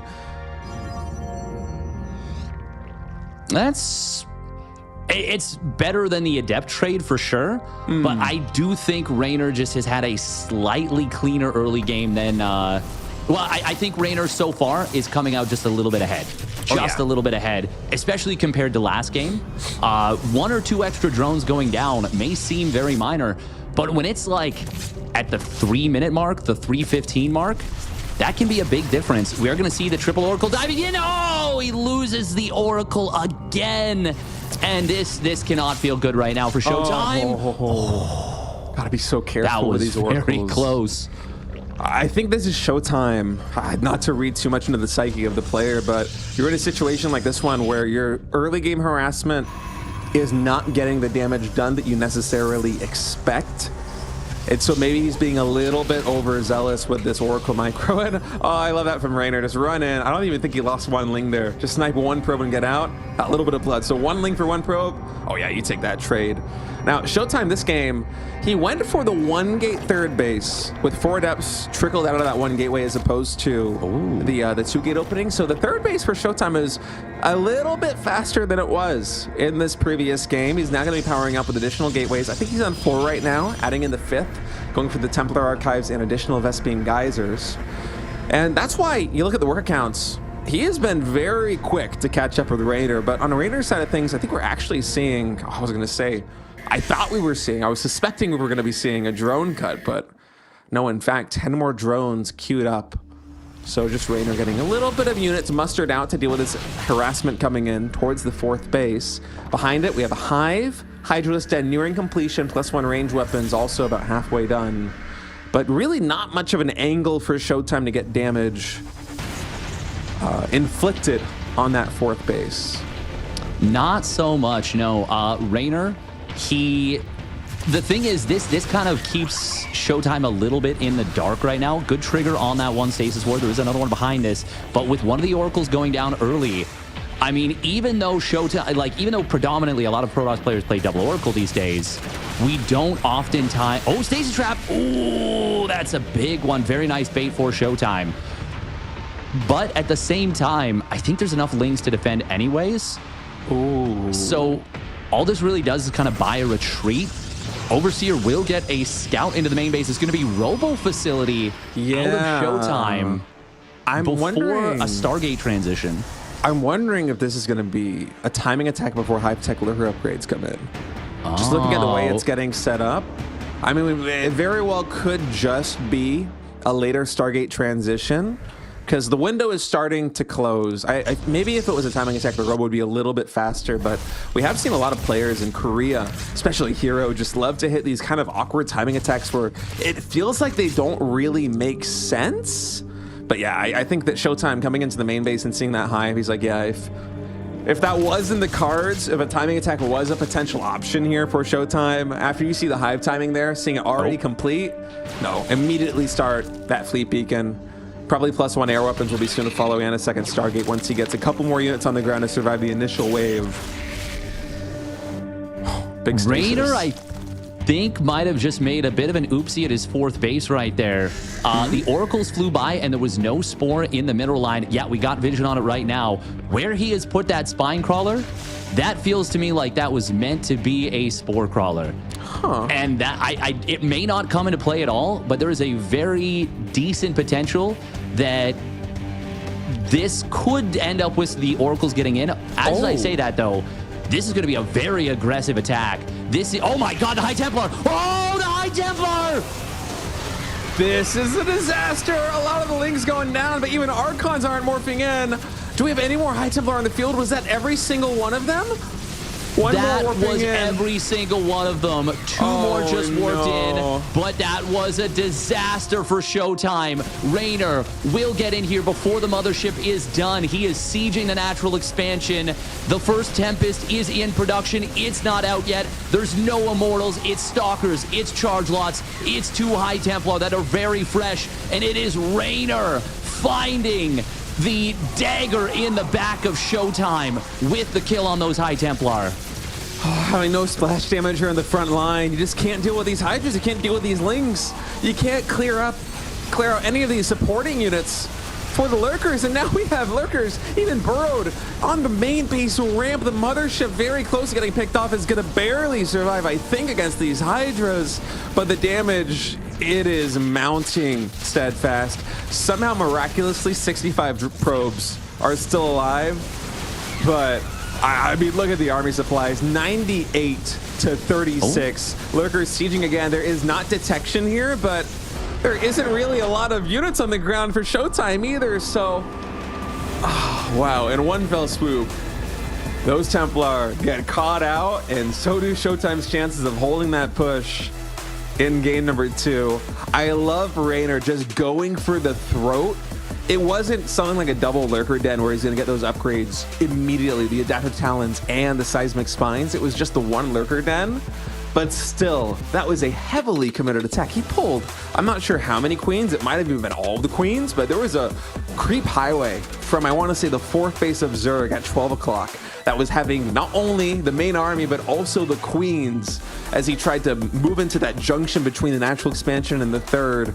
And even if those Templar survive, I'm not sure if that's going to be a hold for Showtime, but certainly with the Templar going out, wow. I mean, the writing is on the wall at that point. And in a situation where I feel like Showtime, he's usually almost impervious to these kinds of attacks, Reynor is able to just barely take him out. I mean, what a clutch timing. That was so sick. I would love to see that game if the Templar did not go down, because I feel like it would have been a nail biter of a push. But as it was, those storms, it was so many storms. And, you know, the worst part about it, too, is that, yeah, you're going to storm all the Lings. That's a good thing. Like, you're killing the Lings. Of course, losing the Templar sucks, but ideally, you would at least get to turn them into Archons afterwards and then recharge them with a shield battery. But I think something about, like, the surface area of the Lings just barely worked their way. They got their claws right around the Templar, and the Templar, they're like trying to touch. It's like a Michelangelo painting where it's like, please, let's form the Archon, and they barely can't do it. And so Showtime just falling apart a little bit there. I think that he's going to be kicking himself for getting caught out of position like that. Yeah, that is one of the more painful ways to lose a game of StarCraft 2. And I think you're right. It would have been a nail-biting defense if he could have made it happen. But let's think of the positives that were on the way for Showtime. He had that mothership close to completing. He had that first Tempest in production. If he can manage to get those High Templars safely over to that position, he can prevent Reynor from being able to easily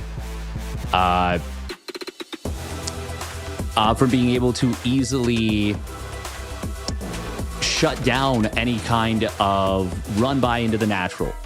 He's able to punish any unburrows and reburrows because, like you said, there was no adaptive talents. Maybe he can even feed back a queen or two just to make sure that they don't have transfuses to keep those Lurkers alive. It's an answer we just don't have now because of what happened, but I really think it would have been razor's edge if those High Templar don't get caught the way that they do. But you gotta hand it to Reynor there. That was Very, very well played from him. Yeah, I mean, just having the decisive ability to just go for that push in that moment and recognize your window, your opportunity, is just so clutch from a player like Reynor. And that kind of decisiveness has led him to a 2-0 lead in this series. It is a best of 5. It is match point. If he can close this one out, he is going to the final qualifying match, a best of 7. Guys, your Blue Zerg, he is Reynor. And his opponent spawning down in the bottom left. Can he put one on the board? Can he start to fight back? It is Showtime.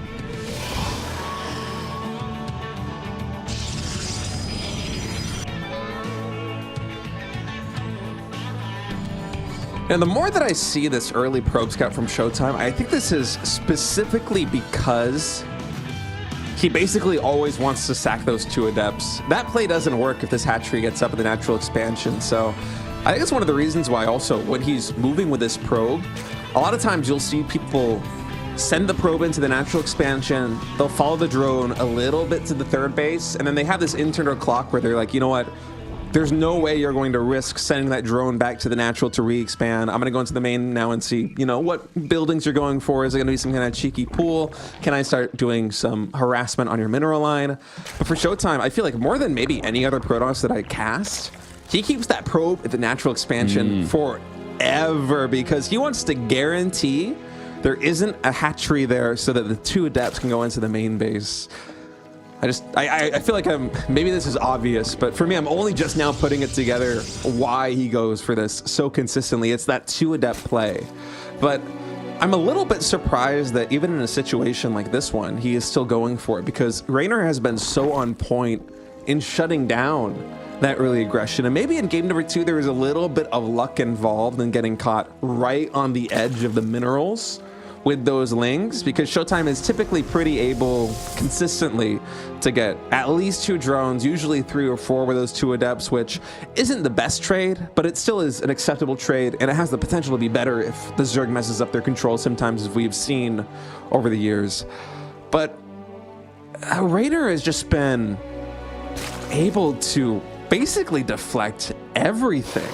The adepts, the oracles, PvZ being a matchup where a lot of the early game is just based on getting drone damage done early to the point where you'll talk to somebody like sort of and they'll say, yeah, you lose more than 4 drones in the early game, you might as well just GG and go next. Yeah, yep. Yeah, Showtime's not been able to make that happen. Oh, this is very interesting. He actually lets the pylon finish. But not going to be able to actually deny this. This will be more so to keep the Lings out of position. Do we see an Evo Chamber morph? No. We are just going to see Reynor running these units around. It is going to be a jump forward with the Shade, and this will be 4 drones already.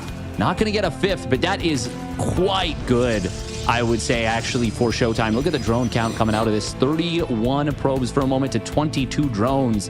Yes, of course, Reynor will be rebuilding, but that is a lot of damage very early on, and I would say that's very worthwhile for Showtime. Yeah, a little bit more expensive because it also cost him that pylon, but that's true. That's true. I absolutely agree with you, though. It was a very worthwhile trade.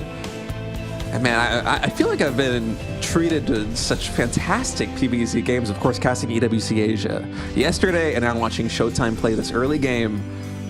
I'm loving this build. You know, sometimes Reynor has been able to just shut it down quite well, but Showtime really showing, you know, what the goal is, what you're able to achieve with this should things go correctly. By the way, the Oracle's just barely able to save the Adept. Showtime knows his timings. That is very nice by him, but yeah, it's very cool. I love this energy recharge ability. I know that it's almost old news at this point because the patch has been live for I don't know how many weeks now. Oh no! Oh no! 2 drones are mining. Uh-oh. Look at Indy spotting that. Man, what an observer. This guy. Tip my cap to Indy. That's impressive that he found that. That's very impressive to me. He's like, I'm looking at this 1,816 minerals a minute at 41 the drones. math doesn't math. No, the math's not mathing. Yeah, the observing has just been exceptional throughout the EWC qualifiers. Love that so much. Thank you very much, Indy. We appreciate you observing. I mean, it's kind of the unsung hero of basically every single cast, in my opinion. It really is. It's an art telling a story through visual imagery. But in any case, Showtime still with a worker lead here against Reynor. Even though these oracles, I feel like, haven't been able to find too much damage, things have just been going very well for Showtime. I like how aggressive he is with the macro behind this opening. I mean, of course, in this game, he did go for the 2 gateways instead of the slightly greedier 1 gate third base. But this is a guy that just absolutely loves to be chrono boosting out these probes. And the opening that he goes for with his fast third, with the energy recharge on the Oracle, the slow trickling of the Adepts, everything is designed specifically with getting a worker advantage in mind. And it's only now, like the 6-minute mark, where Reynor is actually able to finally surpass Protoss in economy. Yeah, and it's not going to be for a crazy amount of time. Showtime, by the way, does make a small adjustment from the first 2 games. Instead of going for the triple Oracle that he went for in those first 2 games, and he did lose the third one both times, he just goes for the double Oracle and decides to go for a much quicker blink and subsequent Templar Archives. I mean, the Templar Archives isn't that much faster, but it's the blink timing that's a fair bit faster here for Showtime. And he is going to start getting aggressive more so. We will see Lings trying to wrap around on the backside. Reynor will be able to get a little bit of a wraparound. All of the blinks have been used. Queen's showing up to try and push those oracles away. This is a great set of trades here for Reynor, and he gets the cutoff just before the units can make it back to that last stasis trap. It does eventually trap some of the Lings here, but Reynor getting 7 stalkers there. I would say that is a very good little trade for Reynor. And that was before +1 melee. And now we see Reynor once again going for that Overlord speed. I think the Overlord speed, I mean, this might have been the game plan right from the gate, but after you stop the attack so decisively here as Reynor, you get this round on the Stalkers and you take 7, 8 of them down. Yeah, pull the trigger, go for it. Get Overlord speed, put those queens, flam across the map, because you now have a tangible army advantage over your opponent. And if there's a window where you want to hit pre-storm, now is the time where you do it. But again, we see the infestation pit get thrown down here from Reynor. And I think this is also him just showing a lot of respect for his opponent. Well, he cancels it and makes a Spire.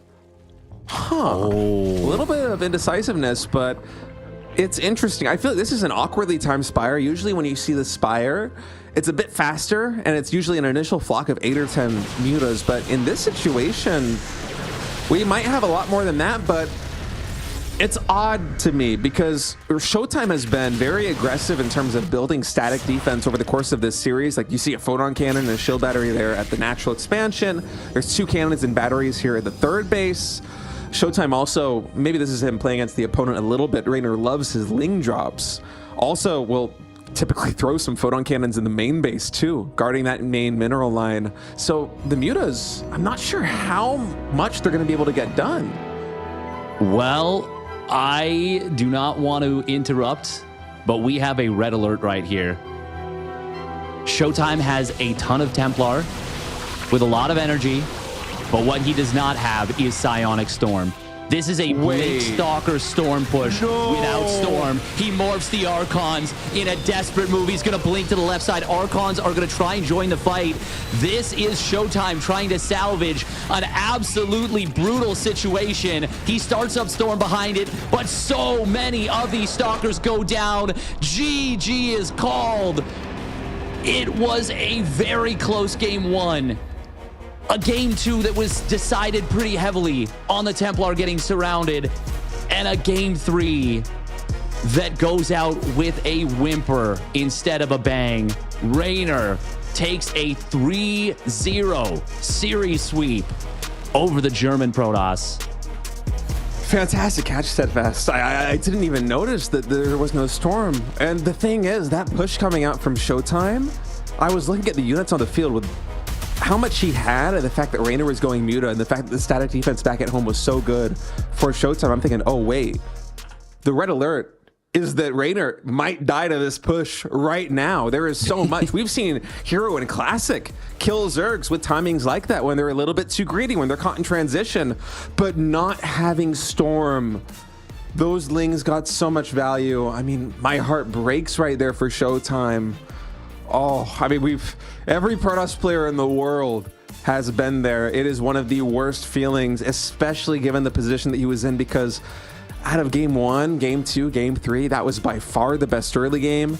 Losing the Stalkers in the mid game was a little bit painful, but I feel like it kind of equalizes how good the early game was, and just the way those strategies were getting ready to clash. I really liked Showtime's odds in that match, and then just to not have Storm, I mean, that is a painful moment. Yeah. It is about as painful as it gets. And you know the exact moment that Showtime realizes he doesn't have Storm. He instantly morphs the Archons, but there is no world where he gets out of that with anything other than a crushing defeat and basically a force to GG. Like, you absolutely cannot do anything out of that. You're on creep, you're against a bunch of +1 melee lings, your opponent basically fully surrounds you. Like, it's there is a human aspect to StarCraft 2. They're not all machines. We can't all be innovations and Serrals and just play mechanically perfectly every game. It happens. I hate to see a series end like that, but that's going to be Reynor winning the best of 5, 3-0, and he's going to advance into the qualifying match. Reynor now 1 series away from securing his ticket to EWC. That he will. We are going to be getting into the other upper bracket semifinal in a little bit. We are, it looks like. Yeah, we're going to have another ZVP. No Terrans, apparently, today. But for now, I think we are going to go to a quick little break. We're going straight into Serral Goblin. Okay. Let's go. No break. No breaks on this gravy train. I'm liking the pacing of these EWC qualifiers has actually been so much fun. I feel like the downtime is so minimal, and it's just game after game after game. It has been absolutely a pleasure. So Serral and Goblin, as soon as our production gets that set up, we're going to be going into it. Whew.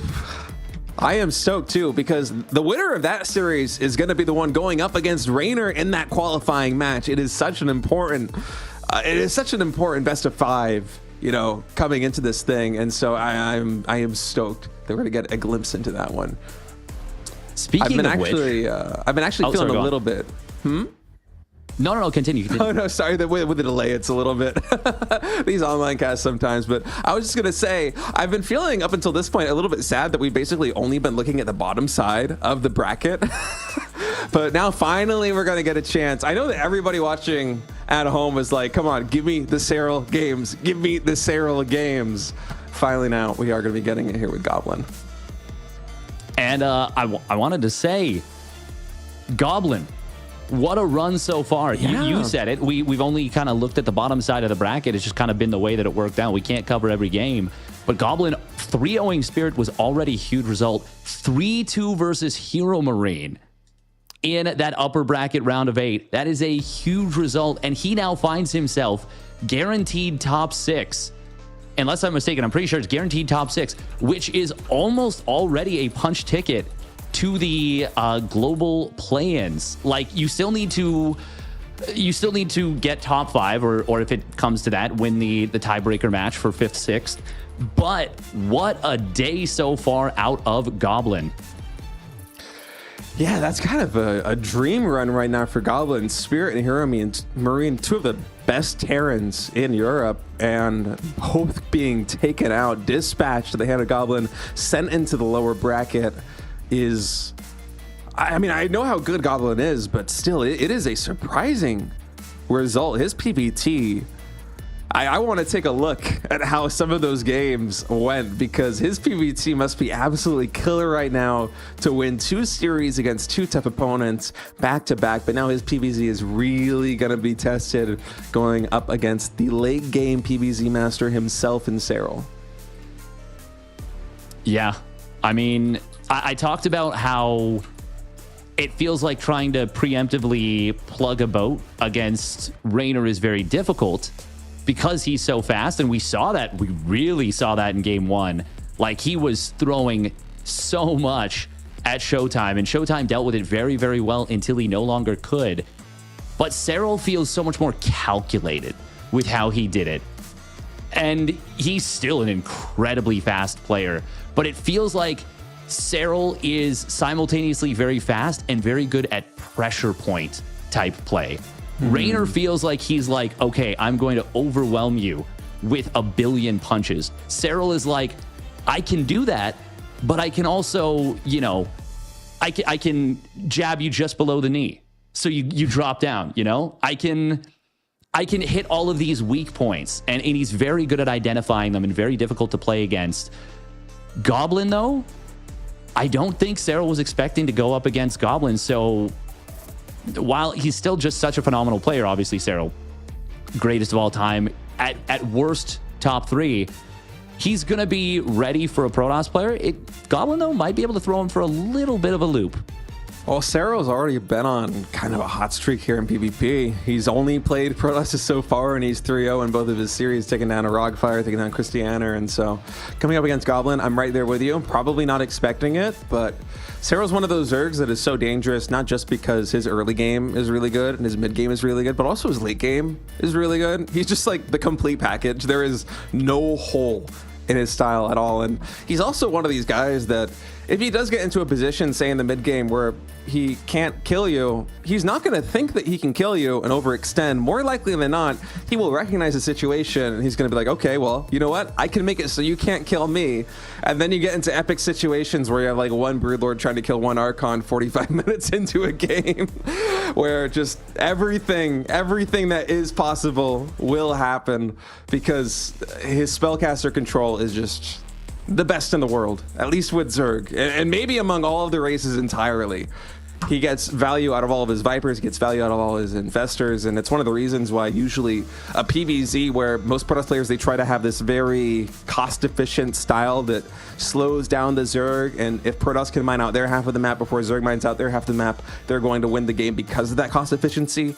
Serral actually makes it hard to be cost efficient as the Protoss player, even in the late game where your tech tree is fully fleshed out, where you have the Tempest or you have Carriers, you have Mothership, you have spending all those minerals, which you don't need, on static defense. You have cannons and batteries, and you have Storm and Archons, and you have this Golden Armada anchored by splash damage and just these beefy cotton balls with a little laser arms just plopping up Corruptors all the time.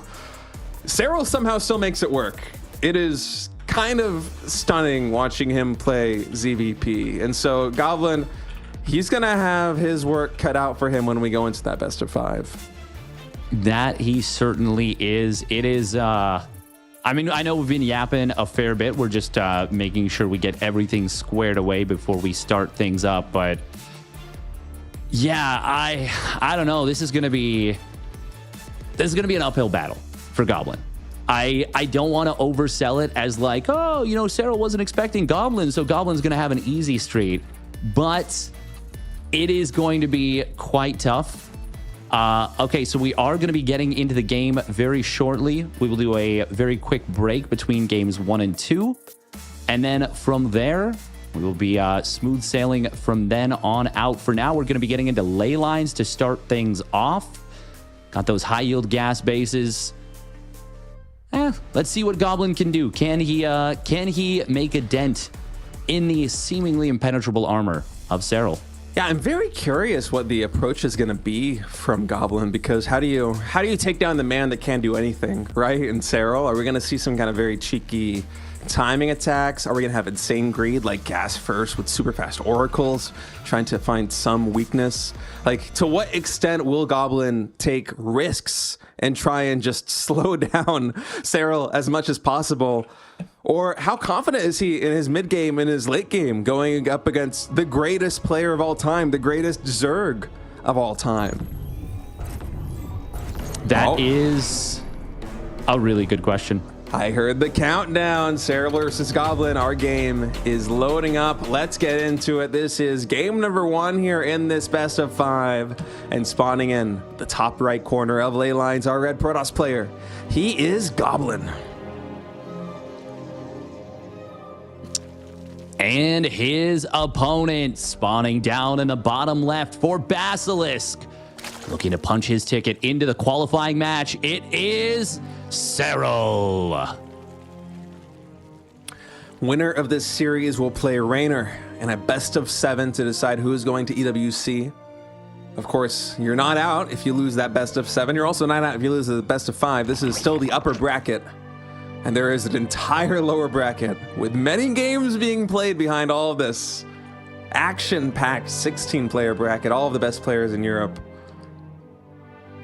And I am so curious. I mean, I just cannot wait to see what Goblin's going to do, because going up against Serral has to feel like going up against just Goliath in the most in the most true manner possible in StarCraft 2. And I'm not saying that because Goblin isn't a good player. I'm saying that it probably feels that way for basically anybody going up against Serral. And when you're in a situation like that one, you might try to change your game plan a little bit from what you are known to do. You might try to be a little bit more risky, a little bit more greedy. Yeah, I mean, sorry, go ahead, Steadfast. No, I was just going to say, I think against somebody like Serral, yeah, you want to...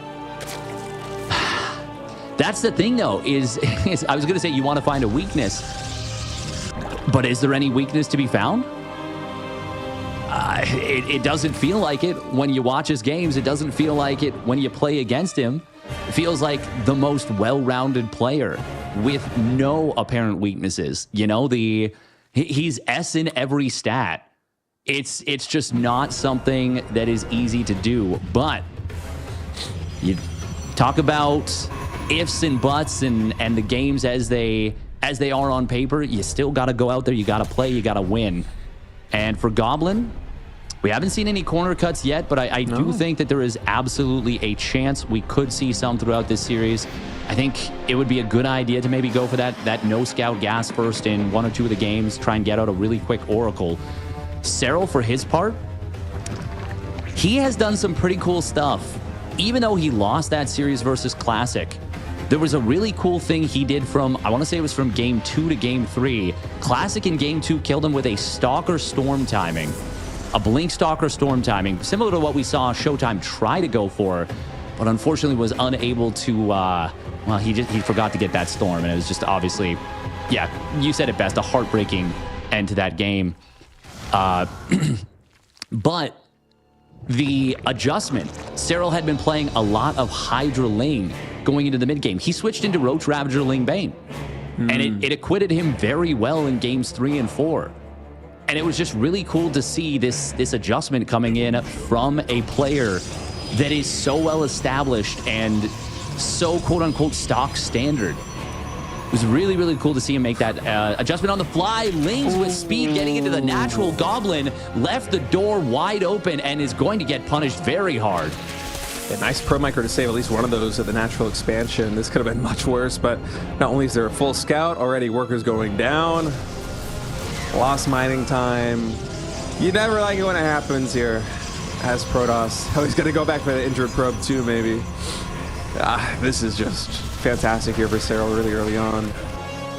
Behind it, I mean, 2 more gases being taken. Serral is going to scout that. Twilight and Forge. This was a 1-gate expand from Goblin, and the way that Goblin is playing the 1-gate expand, very different from the way that we saw Showtime go for it. Not with a 4 adept trickle, instead it was just a 2 adepts. That's one of the reasons why he was a little bit exposed there on the 3rd base. And also this Void Ray out of position. Serral, if he wanted to, could try and get some damage done on that Nexus, but realizing that there isn't a situation where he's actually going to be able to take that down, just instead running by, taking a good look, and for Goblin's part, he's playing this pretty much by the book. It was a little bit of a hiccup letting those slings into the base, but it seems like he's basically working his way back up to 6 gateways or so. Robo, maybe a little touch earlier than we typically see in PvZ when you go for this standard setup, but Blinken +1. We'll have to see. Is there going to be a Templar Archives and additional double gases taken quickly here at the 3rd base, or is Goblin instead going to try and get some damage done with the Blink? I'm leaning more towards the Templar just because we don't have any Oracles on the field, which is usually a necessary unit should you want to get that kind of damage done. And yeah, there are those 2 gases. Yeah, it would feel very strange to not go for the Storm, especially with those 2 additional gases. Well, he did get the very quick Robo facility, though. Oh, and he does throw down some more gases here. 3 more gateways, 4 more gateways. Gates, yeah. I think the 6 gas might be a little bit of a fake because we don't have the saturation. It's 66 workers to fully saturate those 3 bases. So these gas geysers, they either got 2 probes in them or they got no probes in them. And yeah, these ones have 2 and none. So Goblin, I like this, man. I don't think Serral will exactly be expecting it because there are no oracles. It could be good because it doesn't necessarily make as much sense. It is a curveball. It is something certainly unexpected, but Serral, he is ramping up to absorb some kind of impact. He's cut at 66 drones. He's pumping a ton of roaches right now. More Overlord's going to finish. And he is not stopping on the roach production. So I think that he has an idea that something isn't quite right here. Yeah, I mean, Serral did get Overlord speed. I think he wanted to get aggressive himself. Goblin, though, has made a couple of pretty big missteps. He got himself supply blocked at 85 for a very, very long time and was sitting on about 800, 900 gas, despite getting those gases at the 3rd and not getting that Templar Archives for quite a long time, and has now supply blocked again. Now is going to end up being caught very out of position by Serral getting very aggressive into his 3rd. And now Goblin has a weird choice to make. Do I try and come home and defend or possibly recall, or do I go for the attack and fully commit? This is a very weird situation, but it is going to be Serral getting enough units out to defend this Blink Stalker push while continuing to push on the other side of the map. Will kill that Void Ray. This is very awkward for Goblin, and it's the worst case scenario here. If Goblin was fully ready to absorb the impact, oh no, these Stalkers getting surrounded here behind the mineral line too are also going to get taken out. I mean, charge at +1 is getting research here for Goblin, but the fact of the matter is, at this stage, there is just way too much knocking on his door. Roaches and Ravagers, Biles raining down. GG is called, and Serral with a decisive game number 1. I liked Goblin trying to mix it up. Try and do a little bit of deception there against Serral with the fake 5th and 6th Vespian Geysers, going for a Blink Stalker timing in a situation where it doesn't necessarily make sense. It feels unintuitive because there aren't those oracles, but that makes the build even more tricky. Unfortunately for Goblin, just like 2 ships passing in the night, not seeing each other, he sent basically his entire Stalker ball down to try and take down that base all the way to the south.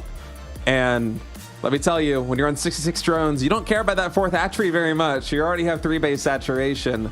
So Serral able to kill the 3rd there of Goblin. Not an even trade. And then once he gets intercepted by all the reinforcements too, it's just game over. I mean, Serral, even when he doesn't maybe have all the full picture for what his Protoss opponent is going to throw at him, still finds a way to win in a very convincing manner. Yeah, he certainly did, and that was just a game to forget for Goblin. A lot of little missteps in the mid game that at most levels are not going to have the biggest impact, but at a level where you're up against Serral, you can't get away with them. And it's kudos to Serral for just closing the game out from there and not having any issues whatsoever. But Goblin will have to refocus on this one. We are going to send it to a very, very brief break before we get into game number 2, but we will be back with Serral versus Goblin, game number 2. Winner goes to the qualifying match tomorrow. Loser will drop down to the lower bracket. This is the EWC Closed Qualifier Europe Day 1. Don't go anywhere.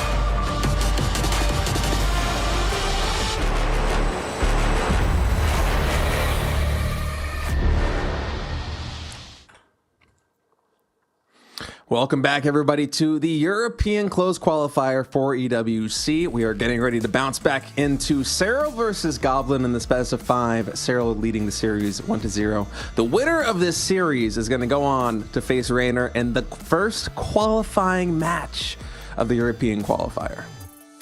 Yeah, and once again, that will be taking place tomorrow.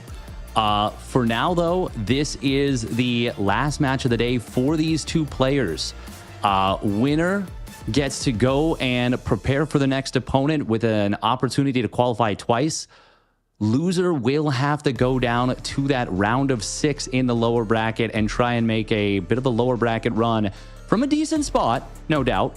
But still, this is a huge match. Huge match.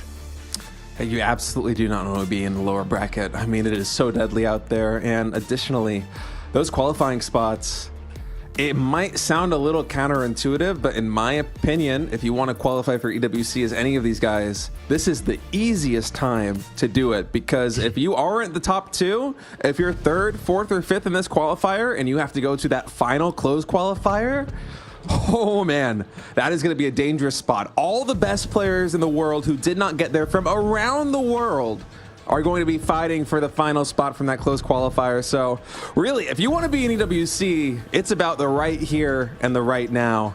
This guy spawning in the top left, the red Protoss, he is on a hot streak. Can he keep it going against the greatest player of all time? He is Goblin. And his opponent spawning down in the bottom right, taking a decisive Game 1 victory. For Basilisk, it is Serral. You know, we haven't talked about it at all today, and very little on the broadcast in general. The fact that Serral and Reynor are even competing in this European qualifier is quite an upset. We were not expecting this. We thought at least Serral would make it through. We thought probably Serral and Reynor, maybe even Serral, Reynor, and Showtime would be all able to qualify through Dallas, and it would have left the door open for some of the other Europeans to make it through. No, the Korean scene showed up really strong at Dallas. It was an impressive display, especially, man. I mean, I was asleep for a lot of the matches, so I had to catch up on the VODs just because, you know, living out in Korea, it's hard to follow StarCraft games on Dallas time, but like Classic defeating Serral too. Classic has had great PvZ for a very long time. I also think the new maps and the current patch, the current meta, obviously has moved the needle a little bit in Protoss's favor in this matchup, but still just some really stunning results. Even players like Shin, who, if I'm not mistaken, didn't even qualify for the GSL Code S in Season 1, going on a rampage at Dallas, was very exciting to see. And so now for the rest of the world, especially for Europe, you're right. This is a very dangerous and also unexpected situation where suddenly you're in the European Close Qualifier, and not only do you have to compete with everybody else in Europe who are some of the best players in the world, it's become such a strong region, especially over the past 5 or 6 years, but you have Serral and Reynor waiting in the wings. Yeah, you have multiple world championships between them waiting for you, many more world championship finals, and a massive number of premier and major tournament wins in the form of Serral and Reynor. It has to have been daunting to look at this and see, oh man, these are the guys I have to beat. These are who I have to beat for your Lambos, your Showtimes, and your Goblins, your Hero Marines. Like, this is pretty brutal. It is a Stalker first. That is such a cool starport positioning from Goblin, because he builds this target. He knows that Serral wants to have this Stargate barely in the realm of vision of that Overlord, so that you can see the shimmer on the inside. You can see that there's an Oracle. There's like the outline of the Oracle inside of the Stargate. Serral immediately sees that, and then he pulls the Overlord away no matter what the unit is coming out of the Stargate. Goblin knows this, so he builds the Stargate deep into the main base. This is a little bit of a disadvantage because it means your Oracle, and again, StarCraft is a game of seconds, so it might not sound like a lot, but it actually is. It's going to go cross-map 1 or 2 seconds later because it has that extra distance to travel. However, It means that if Serral really wants to get that confirmation, he's got to bring the Overlord all the way into the main base, and the adjustment from Goblin, go for a Stalker second and clean that thing up. It's a very small thing, but these are the tiny adjustments that make good players great players. And it's a really cool little play. Now, we did see Serral commit to 18 Lings here, quite a bit more than normal. Oh, an attempted bit of Ling micro to pull these ones back. He wants this cancel on the third Nexus, and he will get it. Beautiful timing from Serral, just as the Oracles were moving into his third base, the pocket third, while they're skirmishing against the Queens. That was a brilliant play out of Serral. The Protoss players who've been casting today in PvZ have been a little bit greedy with the Oracle positioning. Normally, you need at least one Oracle just to hold down the fort at that third base because, clearly, as we saw, a couple of Adepts and maybe one Stalker are not enough to stop a flood of Lings from killing that third base. Look at the minimap.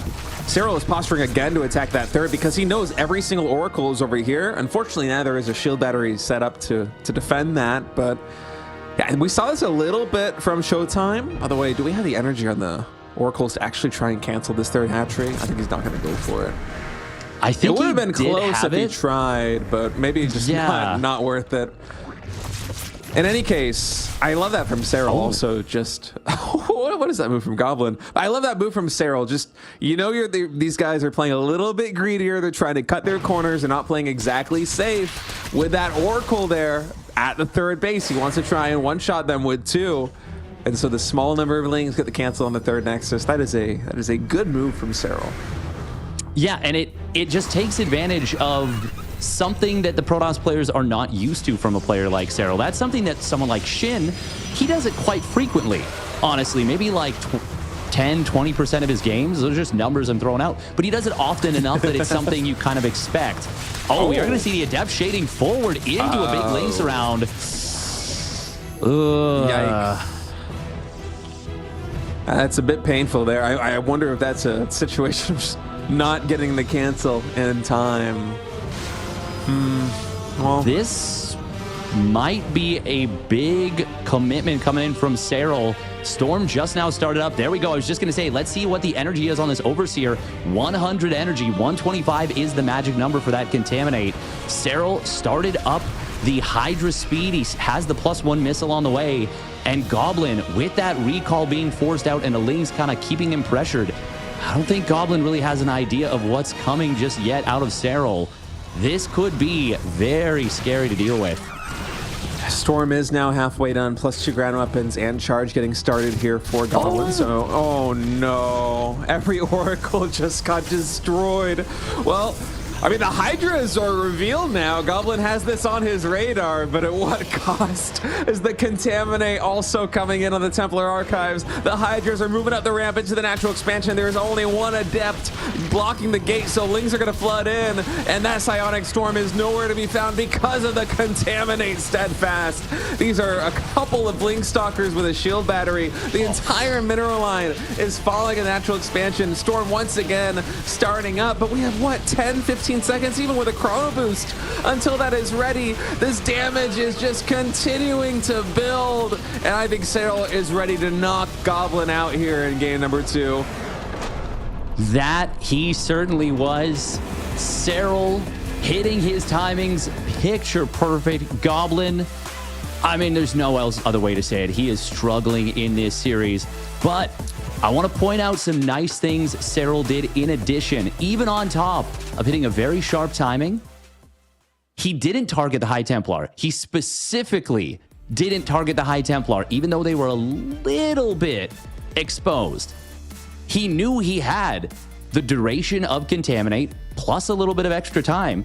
So instead of wasting DPS on those High Templar that are throwing 4 damage water balloons at you like they're doing absolutely nothing, he continues to fight the Blink Stalkers, and he just makes it what is already a pretty decisively one-sided fight with no stasis traps, no Oracle energy, no Revelation.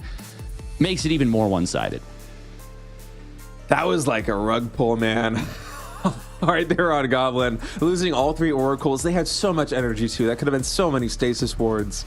And then the Contaminate on that Templar Archives. It's just, It's the cherry on top. And so Serral, with a really decisive push there in game number 2, able to basically just sweep the feet of Goblin. And now he is 1 map win away. And the 2 favorites in the upper bracket, Serral and Reynor, it felt like a little bit that they were destined to meet each other in that qualifying match, the upper bracket qualifying match. We are now 1 map win away for Serral from getting that best of 7. And I'm telling you, that is going to be an epic series if we do get it. It will be a fantastic series for sure. Yeah, this is looking really good for Serral. For Goblin, hopefully he can figure something out. Spawning up in the top right, sending out a very early probe this time. It is Goblin.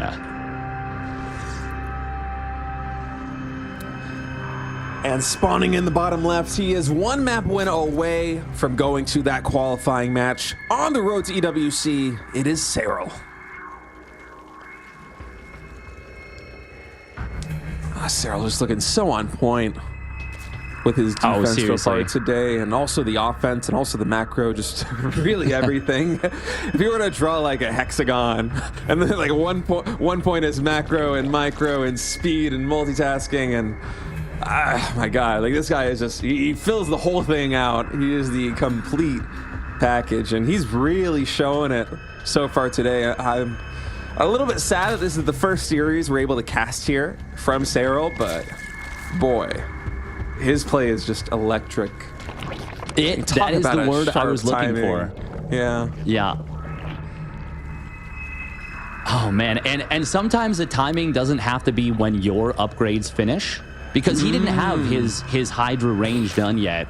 He didn't have his +1 missile, I don't think, done. Maybe it was done. But either way, he definitely didn't have all of his upgrades done. But your opponent not having a critical upgrade like Storm is absolutely a timing in and of itself. And I know that it can seem, like we're talking about timings too much, but no, that is what StarCraft is built on. That is the name of the game for so much of this is, do you have X number of units, Y tech, Z economy at, a specific timing in order to deal with what your opponent has? This little duel right now between the probe and the drone. I was watching the minimap almost hoping that we're going to have it's going to be a stalker. I was going to say maybe Chrono Boost at a depth and try and take that thing out, but no, it's way too early for that. A little bit of a battle. Goblin with this probe just trying to confirm how many lings are coming out here from Serral. Only sees the front 2, and now sending that boy back home. And it is a surprisingly late Stargate. This is largely because we have a Stalker instead of an Adept first, so once again fishing for that Overlord kill. And also the Warp Gate started before the Stargate, so typically when a Zerg sees something like this, the Gateway immediately start production, the Cybernetics Core immediately start researching. It means that it is not a Stargate tech, because that is very gas intensive, and usually the Stargate timing is a much more important than Warp Gate and your Stalker or Adept production. So this might be a little bit of something that Serral does not quite expect, because if I'm a Zerg player in a situation like this one and I see that right at the gate, the Cybernetics Core immediately firing, the Gateway immediately starting up, I'm thinking it's probably a Twilight Council. I'm thinking this might be something like 4-Gate Glaives or some other tricky build, but it actually is just gonna be Chrono Boosted Oracles. So here for Goblin, man, Serral is so good. He's still starting Spore Crawlers. Feed him any bad information you want, and he is still going to be safe. This guy he's out of this world. I mean, yeah. There's a reason that we have him at such just a ridiculous level, and now he's actually going to scout the Oracle itself to confirm, yeah, okay, I was right to make that 1 Spore. I will need to add some more later. He may not add them right this moment, as he does still have some queens kind of around this 3rd base. And I don't even think there's any drones at the natural just yet. So he's feeling comfy with his setup. Even the Overlord positioning just gives him so much information on the rotations. Fleet Beacon! Steadfast! We got a Fleet Beacon! And no second Stargate just yet. I want to wait until 150, 150. Do we have a second Stargate, or is this going to be something else? Because I am so curious where this is going to go. Okay. It is going to be Okay. that second Stargate. Likely going to be that 2 Stargate Tempest play. Yeah, off of a very fast third base, too. Very misleading. Very, very difficult to identify this as the third player.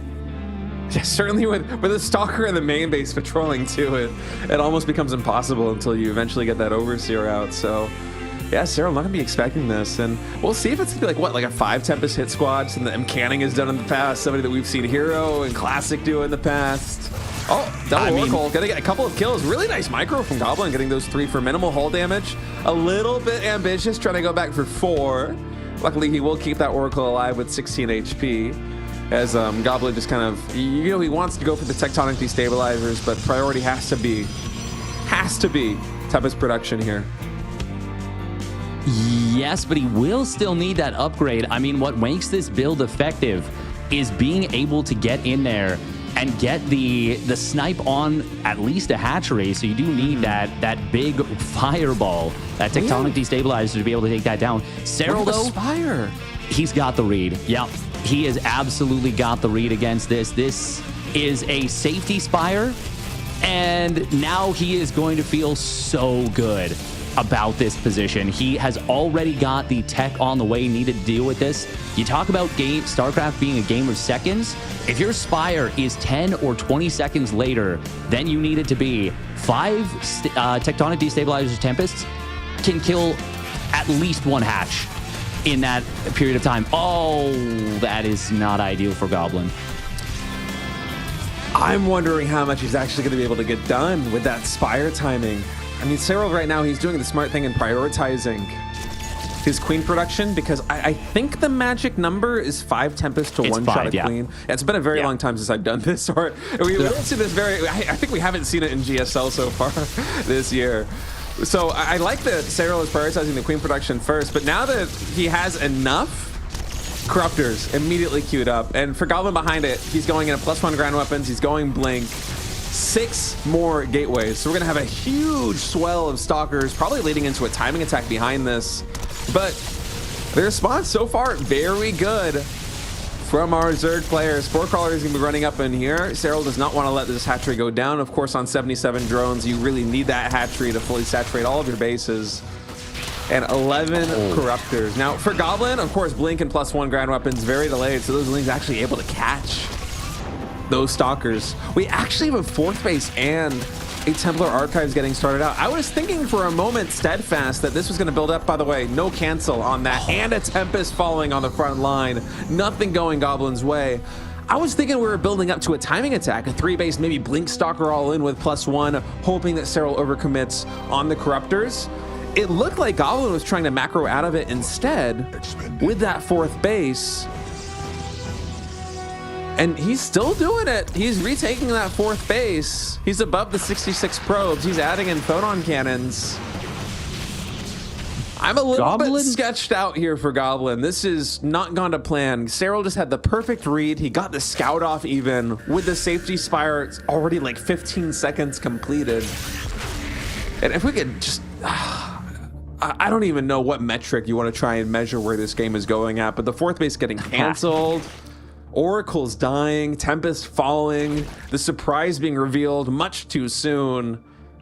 Serral's just firing on all cylinders right now, taking another base, filling out his tech tree, getting ready to go up into Hive, getting a Bailing Nest, +2 melee attack, +1 Carapace, air weapons. He is like I don't even know. It's like all of the Power Rangers of Zerg are forming right now into the ultimate machine, and Goblin is gonna have to try and find some way to take him down. But trust me, I have seen the cartoons. It's not gonna work. Oh man, this is I mean, you said it perfectly. This is just everything being done from Serral, checking all the boxes, not only getting the correct and great read, but confirming it, confirming 100%, because you can't fake 2 Stargate Tempest. If you're not going to be like, he scouted me, now I'll just cancel these 2 Tempests I'm building and hit a timing that will do something. Like, no, you're fully committed onto that tech. So Serral, crosses his T's, dotted his I's. gets the job done. And now, with that 2-1 upgrade, that Carapace on the way, it is going to be Ultras for Serral. I'm sorry to interrupt. Did I just see 46 Banelings in production? How many Banelings do we have on the field? 12 more are being so made. Many Banelings, tasteless. Banelings. Oh, man, we got to warp in Tastosis for that one. This is an insane timing attack. Baneling speed about to finish. Look at how this is timed up, too. +2 melee attack. Baneling speed, +1 Carapace, all about to finish right as Serral maxes, right as he postures for this timing attack. The upgrades are completing. The Zerg Swarm is coming in. Probes try as you might to escape. I mean, Serral doesn't even need to be cost efficient here. He just destroys that third base. Goblin re-expanding here in the top left, double expanding. I love that move, but we have an Ultraless Den about to be done. 60 more Lings just hatched. 13 more Banelings being made. The Greater Spire is complete. Literally every possible tech is being unlocked by Zerg. I mean, we have Burrow and Neural Parasite being researched. This is absurd. It is. It's absurd. It's obscene. We've got big storms coming in from Goblin. He's going to try and hold. It is against a very replaceable army for Serral. And Goblin ultimately will get the hold. But Serral immediately remaxes, adding on those Ultras, adding on those Lings. Chitinous plating is on the way. A couple of Roaches do get chased down a little bit awkwardly, but 21 more probes went down to another run by. This might look good. If you covered the supplies up, you'd say, wow, Serral's retreating. Goblin's got a nice Blink Stalker. Archon push, +2 weapons done. And he does chase down a few of these Corruptors. But Serral, that remax is very close to being ready to go. But I do like Goblin's decisiveness. If he has a chance, this is it. It isn't, but it isn't, because 7 Ultras are about to prop right now, Steadfast, and this is the hatchery going down. Very nice here for Goblin, but all right, here come the Lings. Chitinous plating about to complete. The Ultras, they are destroying the Archons, they're destroying the Stalkers, even the Surround coming in, adding insult to injury. A blink away does Goblin, but the economy behind this for Protoss is like a 2.5 base economy with only 52 drones, and Serral just continues to push. I gotta give props to Goblin for giving it such a fair effort. I mean, he's still standing strong, he still hasn't fallen, but actually he's able to push back these Ultras. I mean, he's doing the best out of a abysmal situation. Yeah. I will say, Goblin did a great job targeting down the Corruptors while he was being chased with those Blink Stalkers. It allowed the Tempest and Mothership to escape out. He is going to drop some Storms to retreat, unfortunately losing that last Oracle there, so this Revelation will be the last one unless Goblin replaces that. Good skirmishes for Goblin. He actually sniped one of Serral's bases and did manage to get out with the majority of his army. Honestly, that was outstanding out of Goblin for the situation. But this is still Serral in a very commanding position.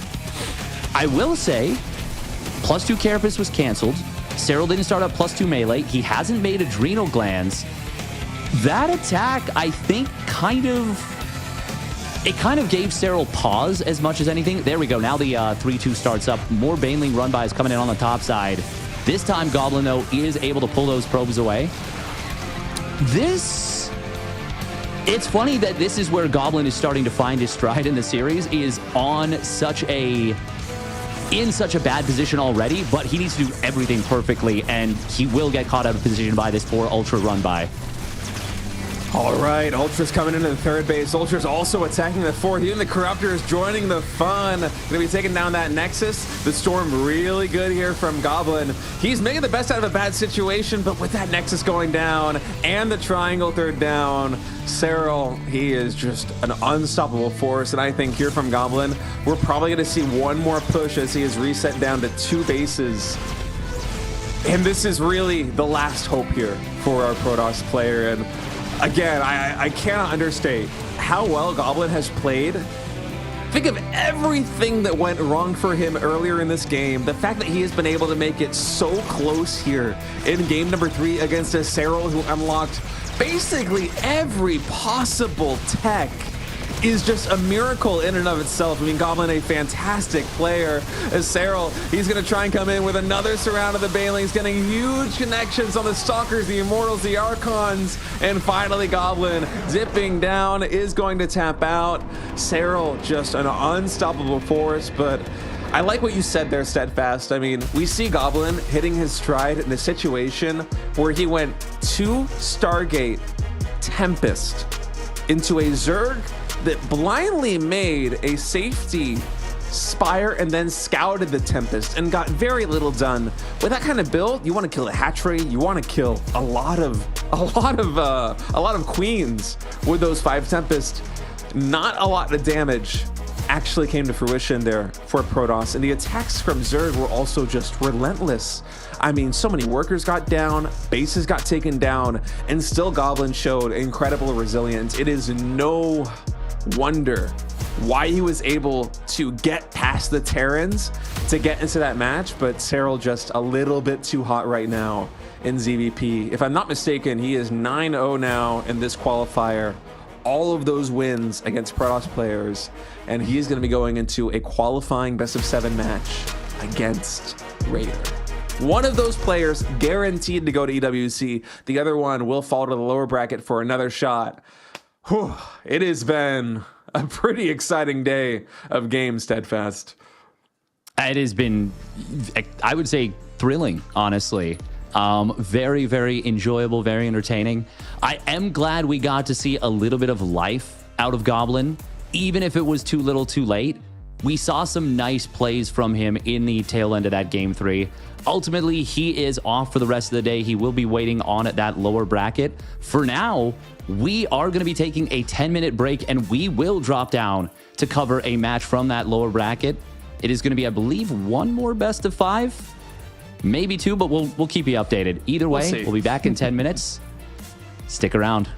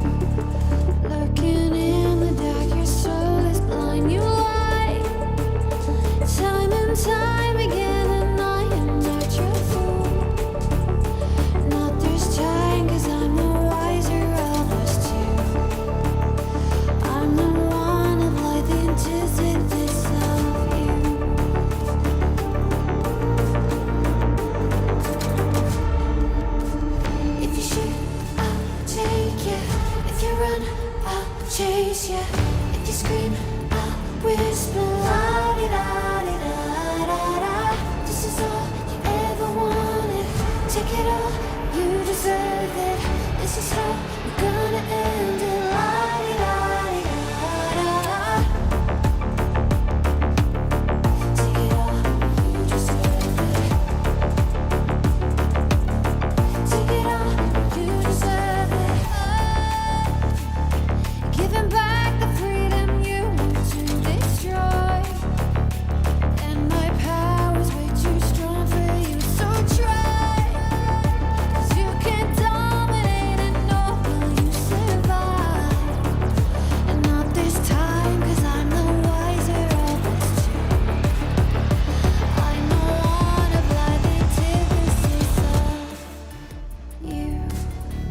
The fire in my heart will only grow. If you shut the gates, I'll burn them down. I am 1,000 steps ahead of you. You'll see soon.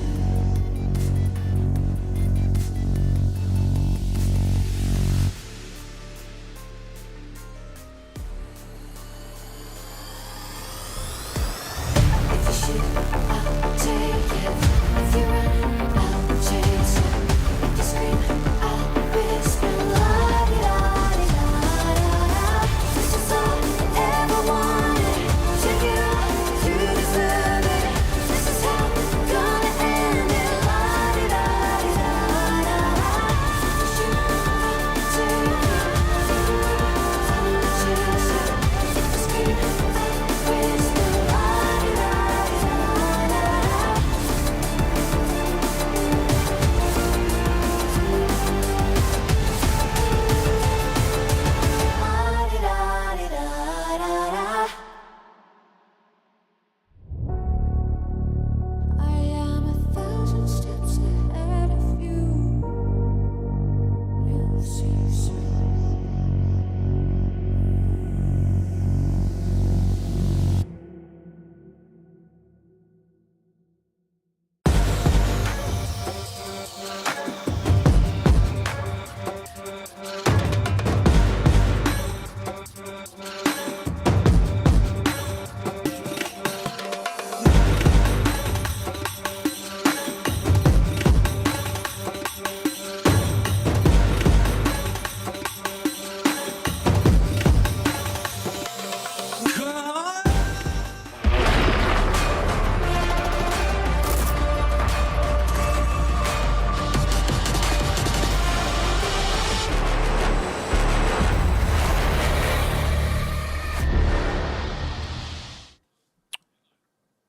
Welcome back, everyone. I have a confession to make.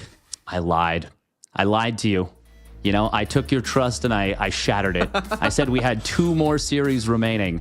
But what has actually happened in the lower bracket is that these players are hungry for StarCraft. They are just chomping at the bit, and most of the series have already concluded.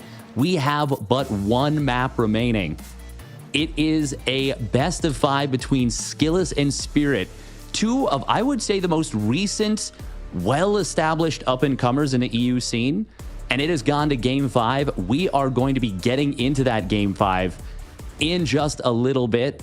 This is our first, actually, Terran that we're getting on the broadcast today. Oh, that's right. Unbelievably.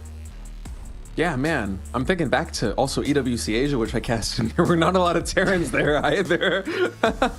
But yeah, it's kind of stunning how fast we were able to move through this bracket. In my opinion, I think this is, not my opinion, in my experience, I think this might be the fastest I have ever seen a bracket of best of 5s move. I was stunned when they told us that there's only 1 game left there in the lower bracket here. As we quickly look at the upper bracket Europe, Serral, of course, we just casted him, win 3-0 over Goblin. Serral and Reynor, that will be a qualifying match for EWC tomorrow, a best of 7. And down in the lower bracket, as Steadfast said, we have all but 1 game remaining between Skillous and Spirit, as Lambo, Hero Marine, Elazer, Showtime, and Goblin are all waiting down in the wings there in the lower bracket for that series to continue tomorrow. Lambo with a 3-1 win over Mana. Hero Marine 3-1 over Strange. You know, the funny thing about this too, Steadfast, is that these series were all really quick, but it's not like we had that many 3-0s. The only 3-0s were Gerald versus Spirit and Wayne versus Strange. So literally the gamers just went so fast, like no downtime through their series. And we're wrapping day one of Europe in almost record time with only one game remaining. Yeah, it is kind of wild, truth be told. Tomorrow's games are going to be very interesting because it will be a bloodbath in that lower bracket just for the right to basically make a run at either Serral or Reynor for that final qualifying spot. We know that one of Serral or Reynor will qualify to EWC. Basilisk is guaranteed to get one of their European Zergs into the main event. And obviously, quite a good chance of getting two. But knowing that you have to run that gauntlet and then we'll have to potentially face either Serral or Reynor. I mean, we're getting a little bit ahead of ourselves, but that is going to be a brutal day for the players tomorrow, and it's going to be exciting to watch. Yeah, man. I mean, these qualifiers for EWC are always just so breakneck. It's crazy. It doesn't matter what region you watch. I remember we cast the qualifiers last year as well for EWC. Exact same story. They are some of the most exciting and hype games that you're going to get all year because everybody wants to be at EWC. I mean, it's a $700,000 prize pool. It's one of the most prestigious tournaments we've ever had in StarCraft 2's history. And there are very few spots left available. You were talking about how at DreamHack Dallas, every one of those positions there, they didn't go to Serral, they didn't go to Reynor, they didn't go to any other of the stars of the European scene. They went to the Koreans. The Koreans just really shone at Dallas. And now for Europe, it's kind of a tumultuous moment where suddenly you're playing through this qualifier. And like you said, a lot of these guys that you might expect to make it all the way in, like Spirit, like Showtime, like Mana, like basically everybody else, you have to run the gauntlet. And then also at the end, get through now either Serral or Reynor. It's been a wild day. I am still really in shock at how quickly we have been able to move through this. I feel like we basically had no breaks, and the few times we do have breaks, we almost cut the timer short because the next game is ready to go. So I hope you guys have been enjoying the action. And in just a moment, we are going to be going into that game number 5. We're just getting that last map set up for you guys. Skillous and Spirit, 2-2, and oh man, speak of the devil, we are already here. Game 5 of this best of 5 in the lower bracket, spawning here in the bottom right on torches. It is Skillous. And his opponent spawning up in the top right. It is the Blue Terran player, Spirit. I think this might be the first time we got to cast torches today, no? I think it is. I was going to mention that as well. This is definitively the first time we're getting to cast torches. Look at this out of Spirit. He has gone for a barracks, no gas, and a very quick engineering bay block. This is quite a way to go about this. He cuts the gas initially in order to get that faster engineering bay down, and that makes it so that the normal scout timing for when you would want to deny this engineering bay block, well, it's kind of doesn't cut it. You see it too late to pull probes and get an effective cancel on that. So Skillous is going to be forced to take this base on the left side, but there's already the SCV coming over here to be a nuisance about that. Oh man, this SCV is the MVP of this game right now. Skillous mineral walking, he juked him, breaks the ankle of the SCV. Oh man, that is actually so important here for Skillous because if he was just delayed and throwing down that Nexus a couple more seconds, oh man, it might not seem like a lot, but trust me, it is a disaster because already Skillous is going to be in a very difficult position. Oh, he's trying to break the ankles on this Marine right now too. Look at this probe. Oh wait, there's a sweet spot. Look at this little dance. That would have been so cool if he'd gotten out with that. Oh man. Comedy hour early in this PVT. Oh man, how entertaining this has been. But the point that I was going back to is oftentimes when you see Protoss or when you see Terran players go for the engineering bay block like this, not always, but often, it leads to either a really deadly harassment option or a timing attack. This is the kind of move where you might see 4 Hellions in a medevac more often than not, or you might have a siege tank push coming in more often than not. But Spirit is actually doing the complete opposite Steadfast. We have a very quick third command center. I think this is going to be pretty unexpected for Skillous. It would certainly be unexpected for anyone looking at this. This is something I don't think I've ever seen before, actually. And I've seen a lot of engineering bay blocks out of Terrans. That 4 Hellion play so often, sometimes with starport, sometimes without. 3 racks pushes, tank pushes. I've even seen Cure do a 1 base Marine tank all in versus max packs. I don't think I've ever seen a super late gas into that gas cut. Yeah, we have into a fast CC. We have charge being researched by Skillous right now because this is the response to a super fast siege tank push. Exactly. And now the Hallucinate Phoenix coming in is going to see that command center. And at this point, it's a little bit too late to be canceling charge, but you're not feeling particularly good about your setup here as Skillous, and he just immediately throws down the third Nexus. Now, it isn't the end of the world here for Protoss. Of course, with that hallucinated Phoenix, he's able to figure this out relatively quickly.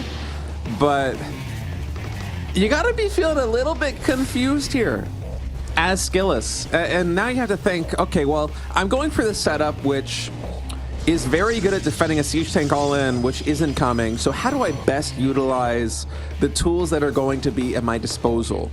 And I'm imagining what we're going to see out of this robotics facility is a warp prism and some zealots, because Hero is already popularized in Korea. Oh, wait, this factory. Uh-oh, wait. Oh, no. Huh?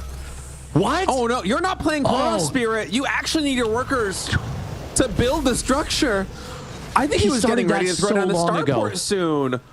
Whoa. You almost never see anything like this. Oh, man, that is... I'm at a loss for how that could even happen, because it's not a situation where we have like Adept coming into the main base and you run away the SCV. Like, you have to push a button. You can't just move command the SCV. You have to like push T or something. That is so bizarre. I mean, in any case, for how it happens, that factory getting delayed like this, not feeling good. And charge is done. These Zealots would love to get in. There is a little bit of a gap, but I think Skillous just doesn't want to test the waters a little bit too much. Just take the couple of free SCVs there on the front line. Spirit has not restarted that one high, I guess, construction supply depot. He could have gotten unblocked by now if he had restarted this one. Yeah, he just starts it now, but he actually ends up getting supply blocked at 69 for a decent amount of time, which that is not nice. That is a rough situation right there. Oof. I mean, for these guys in the lower bracket, you have to keep in mind that if you got knocked down there, especially like if it was in round number 1 that you got knocked down into the lower bracket, you have played a lot of games to get in this point. And let's also not forget that this is the last game of the broadcast. I was honestly expecting to have maybe a couple more hours here casting with you Steadfast, because there's so much StarCraft to be played, but these guys have been going game after game after game. And so for Spirit and Skillous in a situation like this one, it makes sense to have a little bit of fatigue potentially setting in here, and some mistakes like buildings perhaps not getting restarted right when they should be. And by the way, I love this from Skillous, coming right back in, identifies only 4 Marines, trying to thwart that warp prism. That is not enough, even before +1 ground weapons is done. Comes right back in, and I love this adjustment that he's made. He kind of set himself up to absorb the impact of a siege tank push, but with a poke and prod at the natural ramp of Spirit, and with a drop in the main base of his Terran opponent, he's been able to kill, I think, what, 4 SCVs, a handful of Marines? It has been a very good start for him. And oh, this probe, that is an unlucky path to go in. 5 Marines just wandering over there on the left side. I don't think Spirit even noticed. Well, something even bigger about that as well is he actually forced a couple of small stims out of the bio. And normally I would never even say like, oh, that's like who cares? He forced a couple of stims. It's like maybe he stimmed 10, 15 Marines. But that starport was very delayed, and we even saw a little bit of Viking production coming in. There's only 2 medevacs on the field right now. They are going into the main base for a drop. Stims could actually end up being very expensive. This drop will need to try and find some value. Gets a couple probes, a tiny bit of lost mining time, and does get out with without too many losses. And a situation like this one where your factory is late and therefore your starport production is late and you're going up against Colossus, I wonder if you just want to throw down a second starport pretty soon here as Spirit, as soon as you're able to stabilize against the first push, which by the looks of things, Skillous is getting ready to go for right now. He's posturing as if he's ready, but then you look at this, +2 ground weapons, second forge, disruptor production beginning. So this isn't really a push-focused game plan from Skillous just yet. In fact, he's actually going to be... oh, man. Skillous cares about his people. Just healing up the Zealot. But no, he's posturing for a later game. I really thought with that movement that we're going to be seeing him try to push the triangle third here on torches in this kind of unique quadrant of the map in the center right, which is one of my favorite features in all of the new maps that we have here in the current season. But it's going to be double Robo Disruptor and an additional base. Yeah, obviously you mentioned as well that Forge coming in, going to be looking for some very upgrade-heavy setups, whereas Spirit, he's just now about to complete his armory, which at this point, there is a very decent chance we could end up seeing a 2-1 versus a 1-1 timing. Little Depot top hat getting dropped out there. Vikings will find a kill on this Prism, and the Zealot run by is going to get dealt with without taking too much damage. Oh, look at this, the Medvac using the healing shrine. It was spotted by that observer earlier. Very cute little move from Spirit. He ends up losing a couple units, but just a clever little play. All right, Spirit now posturing right in front of Skillous' army. There is a high energy sentry that could be used for a force field right here. This is a relatively narrow choke point. 3 or 4 force fields are enough. Oh, walking into the Widow Mines is Skillous. I think he blinks away to absorb some of the impact there, but those Zealots do take damage. Both these players, by the way, fighting for their tournament lives right now, and so you can tell there's a little bit of hesitation before any of these big engagements actually come to fruition. Nobody really wants to take a fight unless they're certain it's going to go their way. Yeah, it is. When we're on that game 5, there's this weird sense that can happen sometimes when you're, down 2-0, 2-1, where you're like, okay, it's not real yet. Like, I still have to win another one. Cannon, by the way, doing some great work right there. Nice little Widowmine field to try and set up against this. Oh, Disruptor shots getting fired out from very far away. Will end up getting a bit of a connection on that Terran army. Oh, that's a really nice mine shot.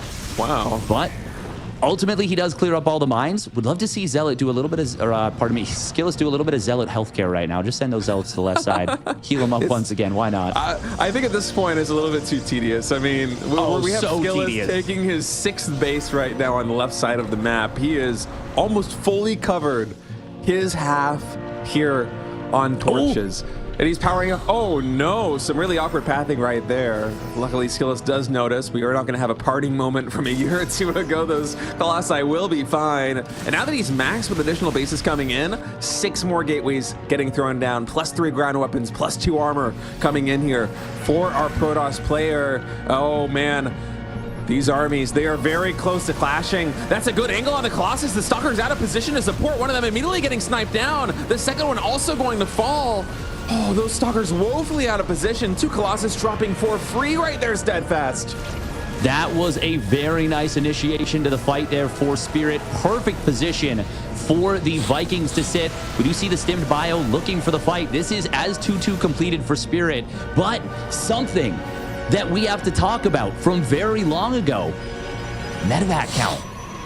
Look at the damage on this bio army right now. There are fresh medevacs hitting the field, and we're up to 7 medevacs now, but they will need to spend quite a bit of time healing this up, and Spirit says, crap, I need that Caduceus reactor. I need that medevac energy upgrade, and that will give Skillous a little bit of time to rebuild and reconsolidate. I do want to mention, though, he is on 30 Zealots, well, now 29. He needs to either take fights or he needs to get a little bit more meaningful splash damage in tech, I think, to be able to fight this Terran.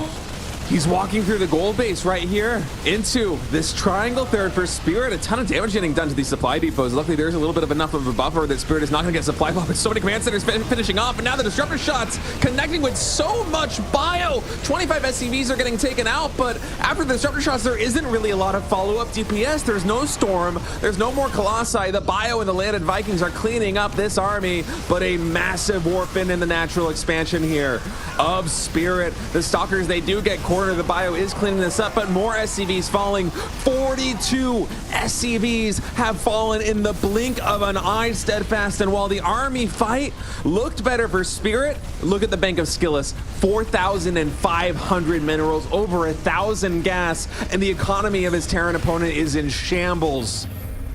He just basically doubled his army supply with one warp, and he's got 14 gateways on the field. 14 Stalkers warped in, and his army is already much closer to that of his opponent. Spirit needs to get across the map and get some damage done. But if he goes now, he's pushing to an upgrade disadvantage. If he waits for 3-3, Skillous will basically have already matched his army supply. Nice interception on a little bit of counter-harass Liberator with that Observer providing magnificent vision. This is looking so good for Skillous right now. I mean, Skillous is just in the driver's seat. He has such a big bank. He's expanding again into the center of the map. He might even be posturing to take some expansions over here in the top left corner. I mean, he is just in control, and Spirit is still sitting on only these 3 bases despite having a ton of extra command centers. He's trying to land one right now at the gold base. Big Zealot run by is going to be coming over here. Luckily, we do have a planetary fortress that landed next to the orbital. Spirit, right, realizing just how important it is that he anchors that position, and now 3-3 is done for the bio. Oh, the disruptor is very exposed. Spirit not able to catch them. Shots in a bit of a panic do get thrown out. And now Skillous is maxed with a 3K bank, and Spirit has just been slowly clawing his way out of an economic depression. He's back to almost 50 SCVs. His upgrades are fantastic. The standing army supply dead even for both the Terran and the Protoss, but the economic differential, it is absolutely massive. It cannot be understated because Skillous, he doesn't need to be very supply efficient or cost efficient in this next fight. He just needs to charge in and trade. Blinks forward, blocks the Zealots a little bit. Finally, now they are going to stream through. Disruptor shot's going to try and come in. Oh, actually has to dodge them. They were the Zealots. This has been a very good fight here for Spirit. It's about making the best out of a bad situation. Army supplies dropped 40 for Skillous. I know I just said that he doesn't need to be very cost efficient, but that was a coup in terms of value for Spirit. Just a beautiful spread, a beautiful concave. 3,000 more resources efficient has Terran been up until this point. And it's not just about the fact that that was an inefficient fight. Spirit secured a fifth base during all this and did not end up losing it. He loses a few SCVs, sure, but he has been very diligent about rebuilding these workers. He's, even with these last losses, he's back up to 60 SCVs. This is a very playable situation economically. There is a little gap in the wall there, and the natural will not get exposed. We do see an aggressive move up the ramp into these Liberators. Disruptors will push some of this army back, but once again, Skillous losing a lot, not able to break the position. Zealots in the natural are being quite a nuisance, are going to open up even more of an opportunity to get in there. But I would love to see Skillous add like Blink DTs or something. I feel like you want to add Storm here right now. The thing is that Spirit's economy has been so deep in the red for so long, and also because he's, at least up until this point, been solo on bases, the gas income just isn't there. He's adding in Liberators right now. Frankly, if Spirit wanted to go into Ghosts, he would have a very hard time affording very many of them. I mean, it would be hard to get EMPs on a sizable number of Templar, and Skillous, he's playing this very low gas style as Zealots again run in.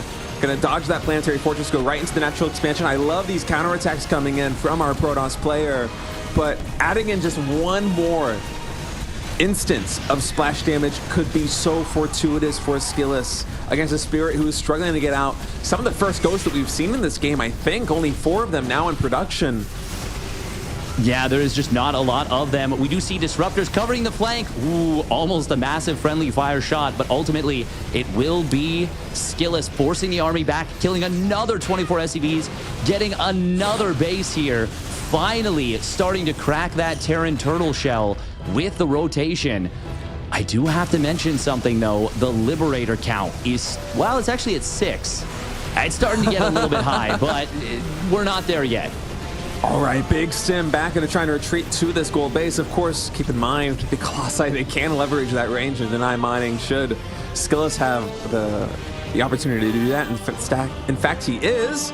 Now moving forward, and those Liberators going to try and deny the mining, but I mean, look at the mini-map. We have so many expansions taken. That pylon just barely not glimpsing these Liberators, but part of the issue here for Spirit is that the expansions he's taken here on the top right side, actually, hold that thought, Skillet. He's posturing again. He's diving in right on this planetary. The defensive planetary gets the full surround. Spirit's going to trade one expansion for another, but Skillous has so many more bases, I think he hardly cares. He's just going to continue moving in. Now for Skillous, you have a decision to make. Do you go to the natural expansion of Terran? Do you go for a pseudo base trade?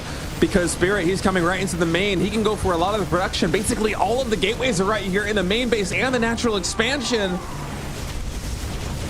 I think Skillous is making the right call. He is going to go for that base trade. Now, one thing he's missing is, and something we don't see often these days, Drilling Claws is done.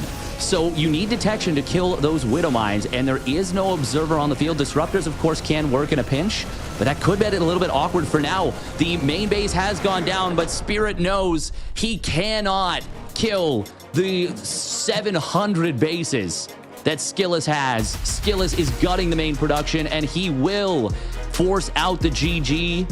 It's a 3-2 victory for Skillous.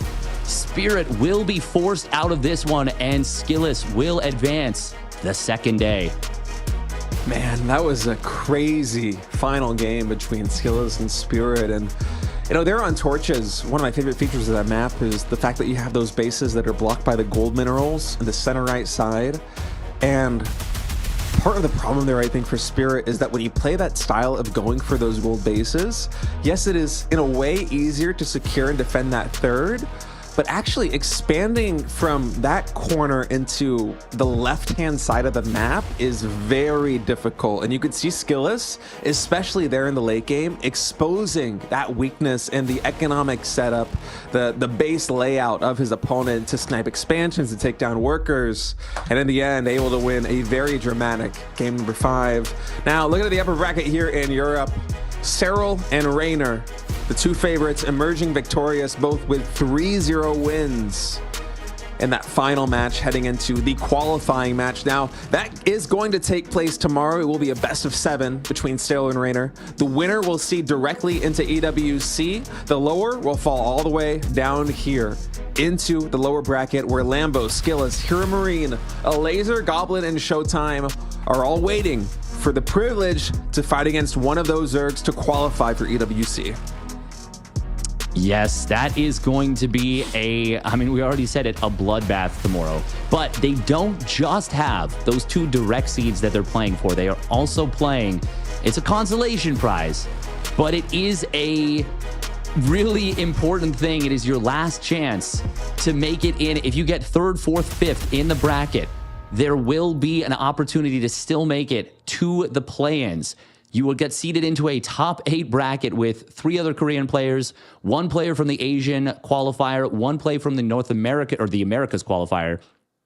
That'll get whittled down to 4 players. Then there'll be a play-in at Riyadh. It's a little bit convoluted. Don't want to get too much into it. But at minimum, these players are looking for a top 5 berth, which is going to mean Skillous Lambo and the Elazer Hero Marine series they are going to be a knife fight for your last opportunity to make it through. Winners will have a chance still to make it in. Losers will go home.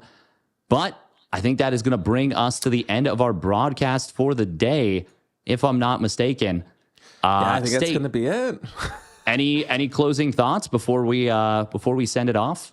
I mean, I got to say, Steadfast, these have been some really fun games here for day number 1 of the European qualifier, but there's one more day left. And like you said, the stakes are only going to get higher. So thank you guys so much for tuning in. We'll be back at the exact same time tomorrow. Hope to see you there. We love you. We'll see you again soon. Bye-bye.